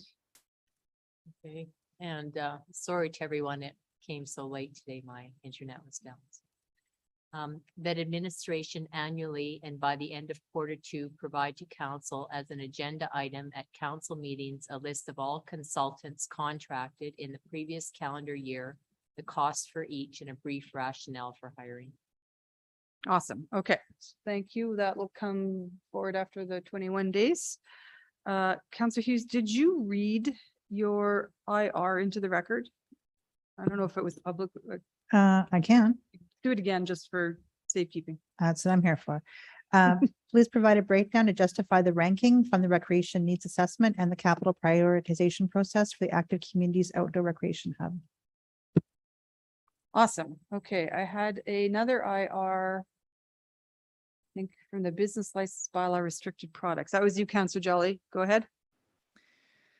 Regarding the removal of the AGLC policy requiring that cannabis retailers cover windows in clause 14.12 of our business license bylaw, saying that no person shall display a restricted product at a place of business such that the restricted product is visible from outside the place of business. Have St. Albert businesses experienced any of the robberies cited by AGLC? Is the reason for this change? Would businesses or the chamber like our bylaw change to increase safety or reduce opportunities for crime? And if businesses in nearby communities no longer have this requirement, do we have an opinion about whether we risk attracting the crimes that will be less convenient in cities without the restriction? All right. Okay, Ledge, have I missed any IRs or notices of motion? Look at that. Cheryl would be very impressed with me right now. Okay, then of course, Councillor Killick, love the fact that you emailed your questions ahead. So have a look at them, see if there's anything you want to actually ask tonight, or if you want to wait, it's up to you. Because you had quite a long list. I think the biggest one is the weed because of resident. Yeah, I've got another one today about that. Yeah. The weeds along St. Albert Trail, north and south of Sterling on the sound barrier side of the wall. There's a perception that the city is not keeping that up properly. Mowing the grass, keeping and pulling the weeds. And I've seen numerous complaints. So question is this actually a responsibility of the city, or is it still under the responsibility of the sound barrier wall contractor? And when will that turn over from being completed by the contractor, warranty period, or whatever it is, to St. Albert Public Works Control, so that we can clearly communicate to residents why that chunk of land looks so, I was going to say a bad word there, but so ugly. Beauty is in the eye of the beholder. Well, I'm not sure 4-foot thistles are qualified. They might be a national flower in Ireland, but I don't think they work in Scotland, I St. think. Okay, so do we have, are you answering this one? I am not, your worship. I was just going to introduce staff online. I think we've got Donnie. Got Donnie there, yeah, okay. Hi, Donnie. Hi, through the chair to Councillor Killick. The question to your first one between Heber and Sterling, that was the first phase that we did as part of the barrier wall construction. That one is due for its final acceptance in sometime in fall 2022, usually is 2 years after construction. So the contractor is responsible for clearing the weeds and keeping it clean. The second phase, which is from Sterling North to Sturgeon Road, that's part of the phase 2 construction of the barrier wall. That started in 2020, and it's also 2 years warranty. So that's not coming up for final acceptance until 2023. So between the two, both of them through the warranty period, it's the responsibility of the contractor to keep it upkeep of the area. And then last week, I think they went recently to clean all the weeds. We do have some deficiency that we are still dealing with. On the first phase, we have some dead shrubs that we want them to replace. So hopefully by fall 2022, we are expecting all deficiencies to be completed. Then the city's public works can take over the grass cutting and weed clearance after that. The second one, subcontractor are working to eliminate weeds by application of herbicide over the maintenance schedule. So that is still not due until 2023, next summer. Okay, so that's very helpful information, and I hope we can share that with residents, because it seems to come up on a weekly basis, or by a couple of times a week almost. I'll just skip over some of the other ones, they can wait, but the big one is the status on our major construction projects. I appreciate that we were sent an email with some of the information there on the status, which was all really good news, things being anticipated for full construction. The one question I do have is around something that was new, and that was the traffic circle on Villeneuve / Denison / Jensen, and the mention of a bypass, I think they called it, or what did they call it there? Anyway, building something new to because it looks like we had communicated that traffic circle was going to be finished and ready for the start of the school year. I think we'd communicated that to some residents as late as last 2 weeks ago, and now it seems to be pushed back a couple of months. And now we're contemplating changing that to temporary access from Villeneuve to Jensen Gate. Could we explain where we are with that project? Through the chair to Councillor Killick, I have Dean and Tim both online, but the quick answer is yes, that was what was communicated, to open for public, but with the shared construction going on at the same time. That is still the end. That's why we are exploring a couple of options here to create a temporary access, because in the past 2 weeks, 2 additional events have occurred on site that would force us to think in this different direction. So we still don't have answers fully on possibility of it or not, but Dean would have more additional information on it. Go ahead, Dean. Is it impacting the church access there. That's a pretty, that area is pretty busy. And I've seen tons of traffic there during church, and are we still able to keep that open in this scenario? You, Councillor Killick, yes, access is off of Jensen Gate. So coming from the north to the church site, the Villeneuve Road access, which is just east of the Denison and Jensen Gate intersection, is closed, and Villeneuve is torn up right now. So there is no access available off of Villeneuve Road, but the access is open and connected off Jensen Gate. Okay, thank you for that. And we're still targeting now, it looks like October for that traffic circle to be completed. Yes, thank you, Councillor Killick. And just for clarity too, I think there may have been a miscommunication, because with that August date, what the intent was, it was to have it, the construction wasn't anticipated to be fully completed, but the objective was to have the intersection operational and functional for safe passage by August 29th. And as Donnie had identified there, we faced a little bit of delay here, that now we're looking at alternatives, because we understand the traffic impact and disruption, and we want to provide connectivity and access as best possible. So we're investigating opportunities to do so. But in saying that, we don't anticipate that the intersection itself will be functional. By construction, when we say construction completion October, that's like anticipated landscaping and full project. So we don't anticipate that necessarily the closure may be required for that duration, but it'll be kind of subject as we advance. Okay, thank you. I don't think any residents would worry about a few shrubs or landscaping being completed. They want to know when they can drive on it and have access. So those were the two pressing ones. I did have a bunch that they can wait. Trees and tell us. By the way, I just want to point out that the construction projects that we also got the memo, there was a 2 full-page spread in the Gazette. So we are using the Gazette for other things besides. Well, that was perfect. Yeah. Yeah. Yeah. So you want to just hold on to those other ones? Yeah, they can wait till the next meeting, dude. Yeah, cognizant of everybody's time here. Counts in the end, it's actually not that bad, but Councillor Hughes, you have a.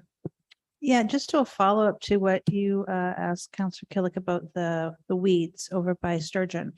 If it's the developer's responsibility, how come he's not doing it? Like, why are we not pressing him to do it? Because it's quite clear they're not mowing, like, unless you're blind, you can see it. So why are we not saying do it? Why are we saying it's okay, we'll take it over next year? Or are we saying something, and why are they not following up on it? Through the chair to Councillor Hughes. Yes, we are following up. We can only coerce them to follow the contract, but it's up to them when they can come and arrange the activity, again, considering all the traffic, high traffic zone and considerations there. We do have the language in the contract that specifies at what depth and height they should come and clear it up, but they do have subcontractor issues that I heard that happen through this contract that they're dealing with right now. So Tim is online. I don't know if you have more insight to that, Tim. Do we have the, sorry, do we have the capacity to do it ourselves and build them? We do, however, there is concern that if we do it and then try to recoup the cost, that may be difficult. The landscaping in the contract is a line item in itself, and it is a low price line item, and that really removes a lot of the, so you say, motivation for them to come and do it. We are talking about improving our language in our contracts for, punitive penalty type of damages, but it has to be in line with the actual damages that we would incur as part of their inaction. But yeah, there was some other issues with the subcontractors of the general contractor that we are working through. They have been responsive here recently. I think they've made some strides, but it's something we will stay on top of. Because I mean, we have phase 1 now, but we have phase 2 and 3 that we're also going to have this lag factor that we should be expecting unless something changes, I guess. So we're following up to try to prevent this from reoccurring next year. Absolutely. Okay, thanks. Awesome. Okay, Councillor McKay. Yeah, I'll be really quick, and you don't have to give me back the answer tonight unless you have it. It's just that I was going by the temporary disc golf 2 days ago, and it seems to be quite popular and quite busy, and it just spurred some interest in wondering when the permanent site will be available. So I can say Rec and Parks is still busy working with the stakeholders with the design, but it's still on schedule to complete this construction season. So it'll be operational for next year. It's not 24, it's not 12 months, disc golf. Okay. You don't have to like in real golf, you have to have colored balls, but you know. Yeah, never mind. All right. I had one, and maybe count. It's about clover. Speaking of weeds. It's about clover, and it doesn't have to be answered today, but I posted on Facebook what the city of Selkirk is doing in Manitoba. Low maintenance, less water required, clover on major boulevards. And Councillor Jolly reminded me of an IR she had put forward a while ago, and they said there was going to be some work on this. And so she was looking for an update on that trial. I'm sort of answering your question for you, Councillor Jolly, but I think it's an opportunity that I want to just know that we're pursuing, and maybe it's something. I don't need this to be an IR right now, but if you want me to ask it again at the next council meeting when we have Public Works available, I can do that unless you have a quick answer. Yeah, if it's a quick answer, we'll have Public Works online to answer it. If not, we can also discuss it at agenda review and put it on a future council meeting as well. Like a whole agenda topic on clover? Could be. Okay. It could be a good debate. Clover. Yeah, it might be. Yeah. They had a lot of support on Facebook. I was surprised at how many people responded. They loved it. Okay. No more hands up. I think I've covered everything, and you guys are good over on this side. You're very quiet over here. Yeah, we are. Yeah. Madam Mayor, it's just been brought to my attention by our ever vigilant ledge staff that when Councillor Killick read in his motion with regard to the electric vehicle charging stations, for some reason, the last part was not read in, to wit, and that $150,000 be funded from the capital reserve to complete this work. I think there was discussion about it, but I don't think it was actually read. When I look at the motion that we actually voted on, that was on our screens on Granicus, it said I've been the advised 150. is that it wasn't verbally read in for some reason. So if everyone assumed that was there, if you could just do a quick canvas, we don't need to do anything more other than say, yes, everyone voted as though it was read in, and then we're fine. You're good? I thought that I thought you removed the 150,000. That's what we're agreeing to, right? Yeah. Is that you took the 150 grand out? Okay, No, so it says that the 150,000 be funded from the capital reserve to complete the work because it's part of what was in the RMR project. But I think that the 150,000 when it was originally intended was above and beyond. And now that it's going to be subsumed in the RMR, that 150,000 is no longer necessary out of the capital reserve. So we didn't need the 150,000. We didn't need the 150. That's why I left it off. Okay, so that was intentionally left Yes. off the motion. Okay, and so what was that's on the okay. screen was slightly different. So the understanding, and I'm going to make sure 100% that the 150 is not part of the motion. So Councillor Romansky, is that what you understand? Wes? Ken? Natalie? Okay, there you go. Good. We got Thank you. unanimous Sorry to trouble you. agreement. Thank you for bringing that forward. Okay, now I need a motion to go on camera. Councillor Broadhead, thanks. That City Council moving camera to have a confidential dialogue with the Chief Administrative Officer pursuant to Section 24(1)(a) of the Freedom of Information Privacy Act. Okay, call for the vote. Voting is closed. That's unanimous. All right, make me the host.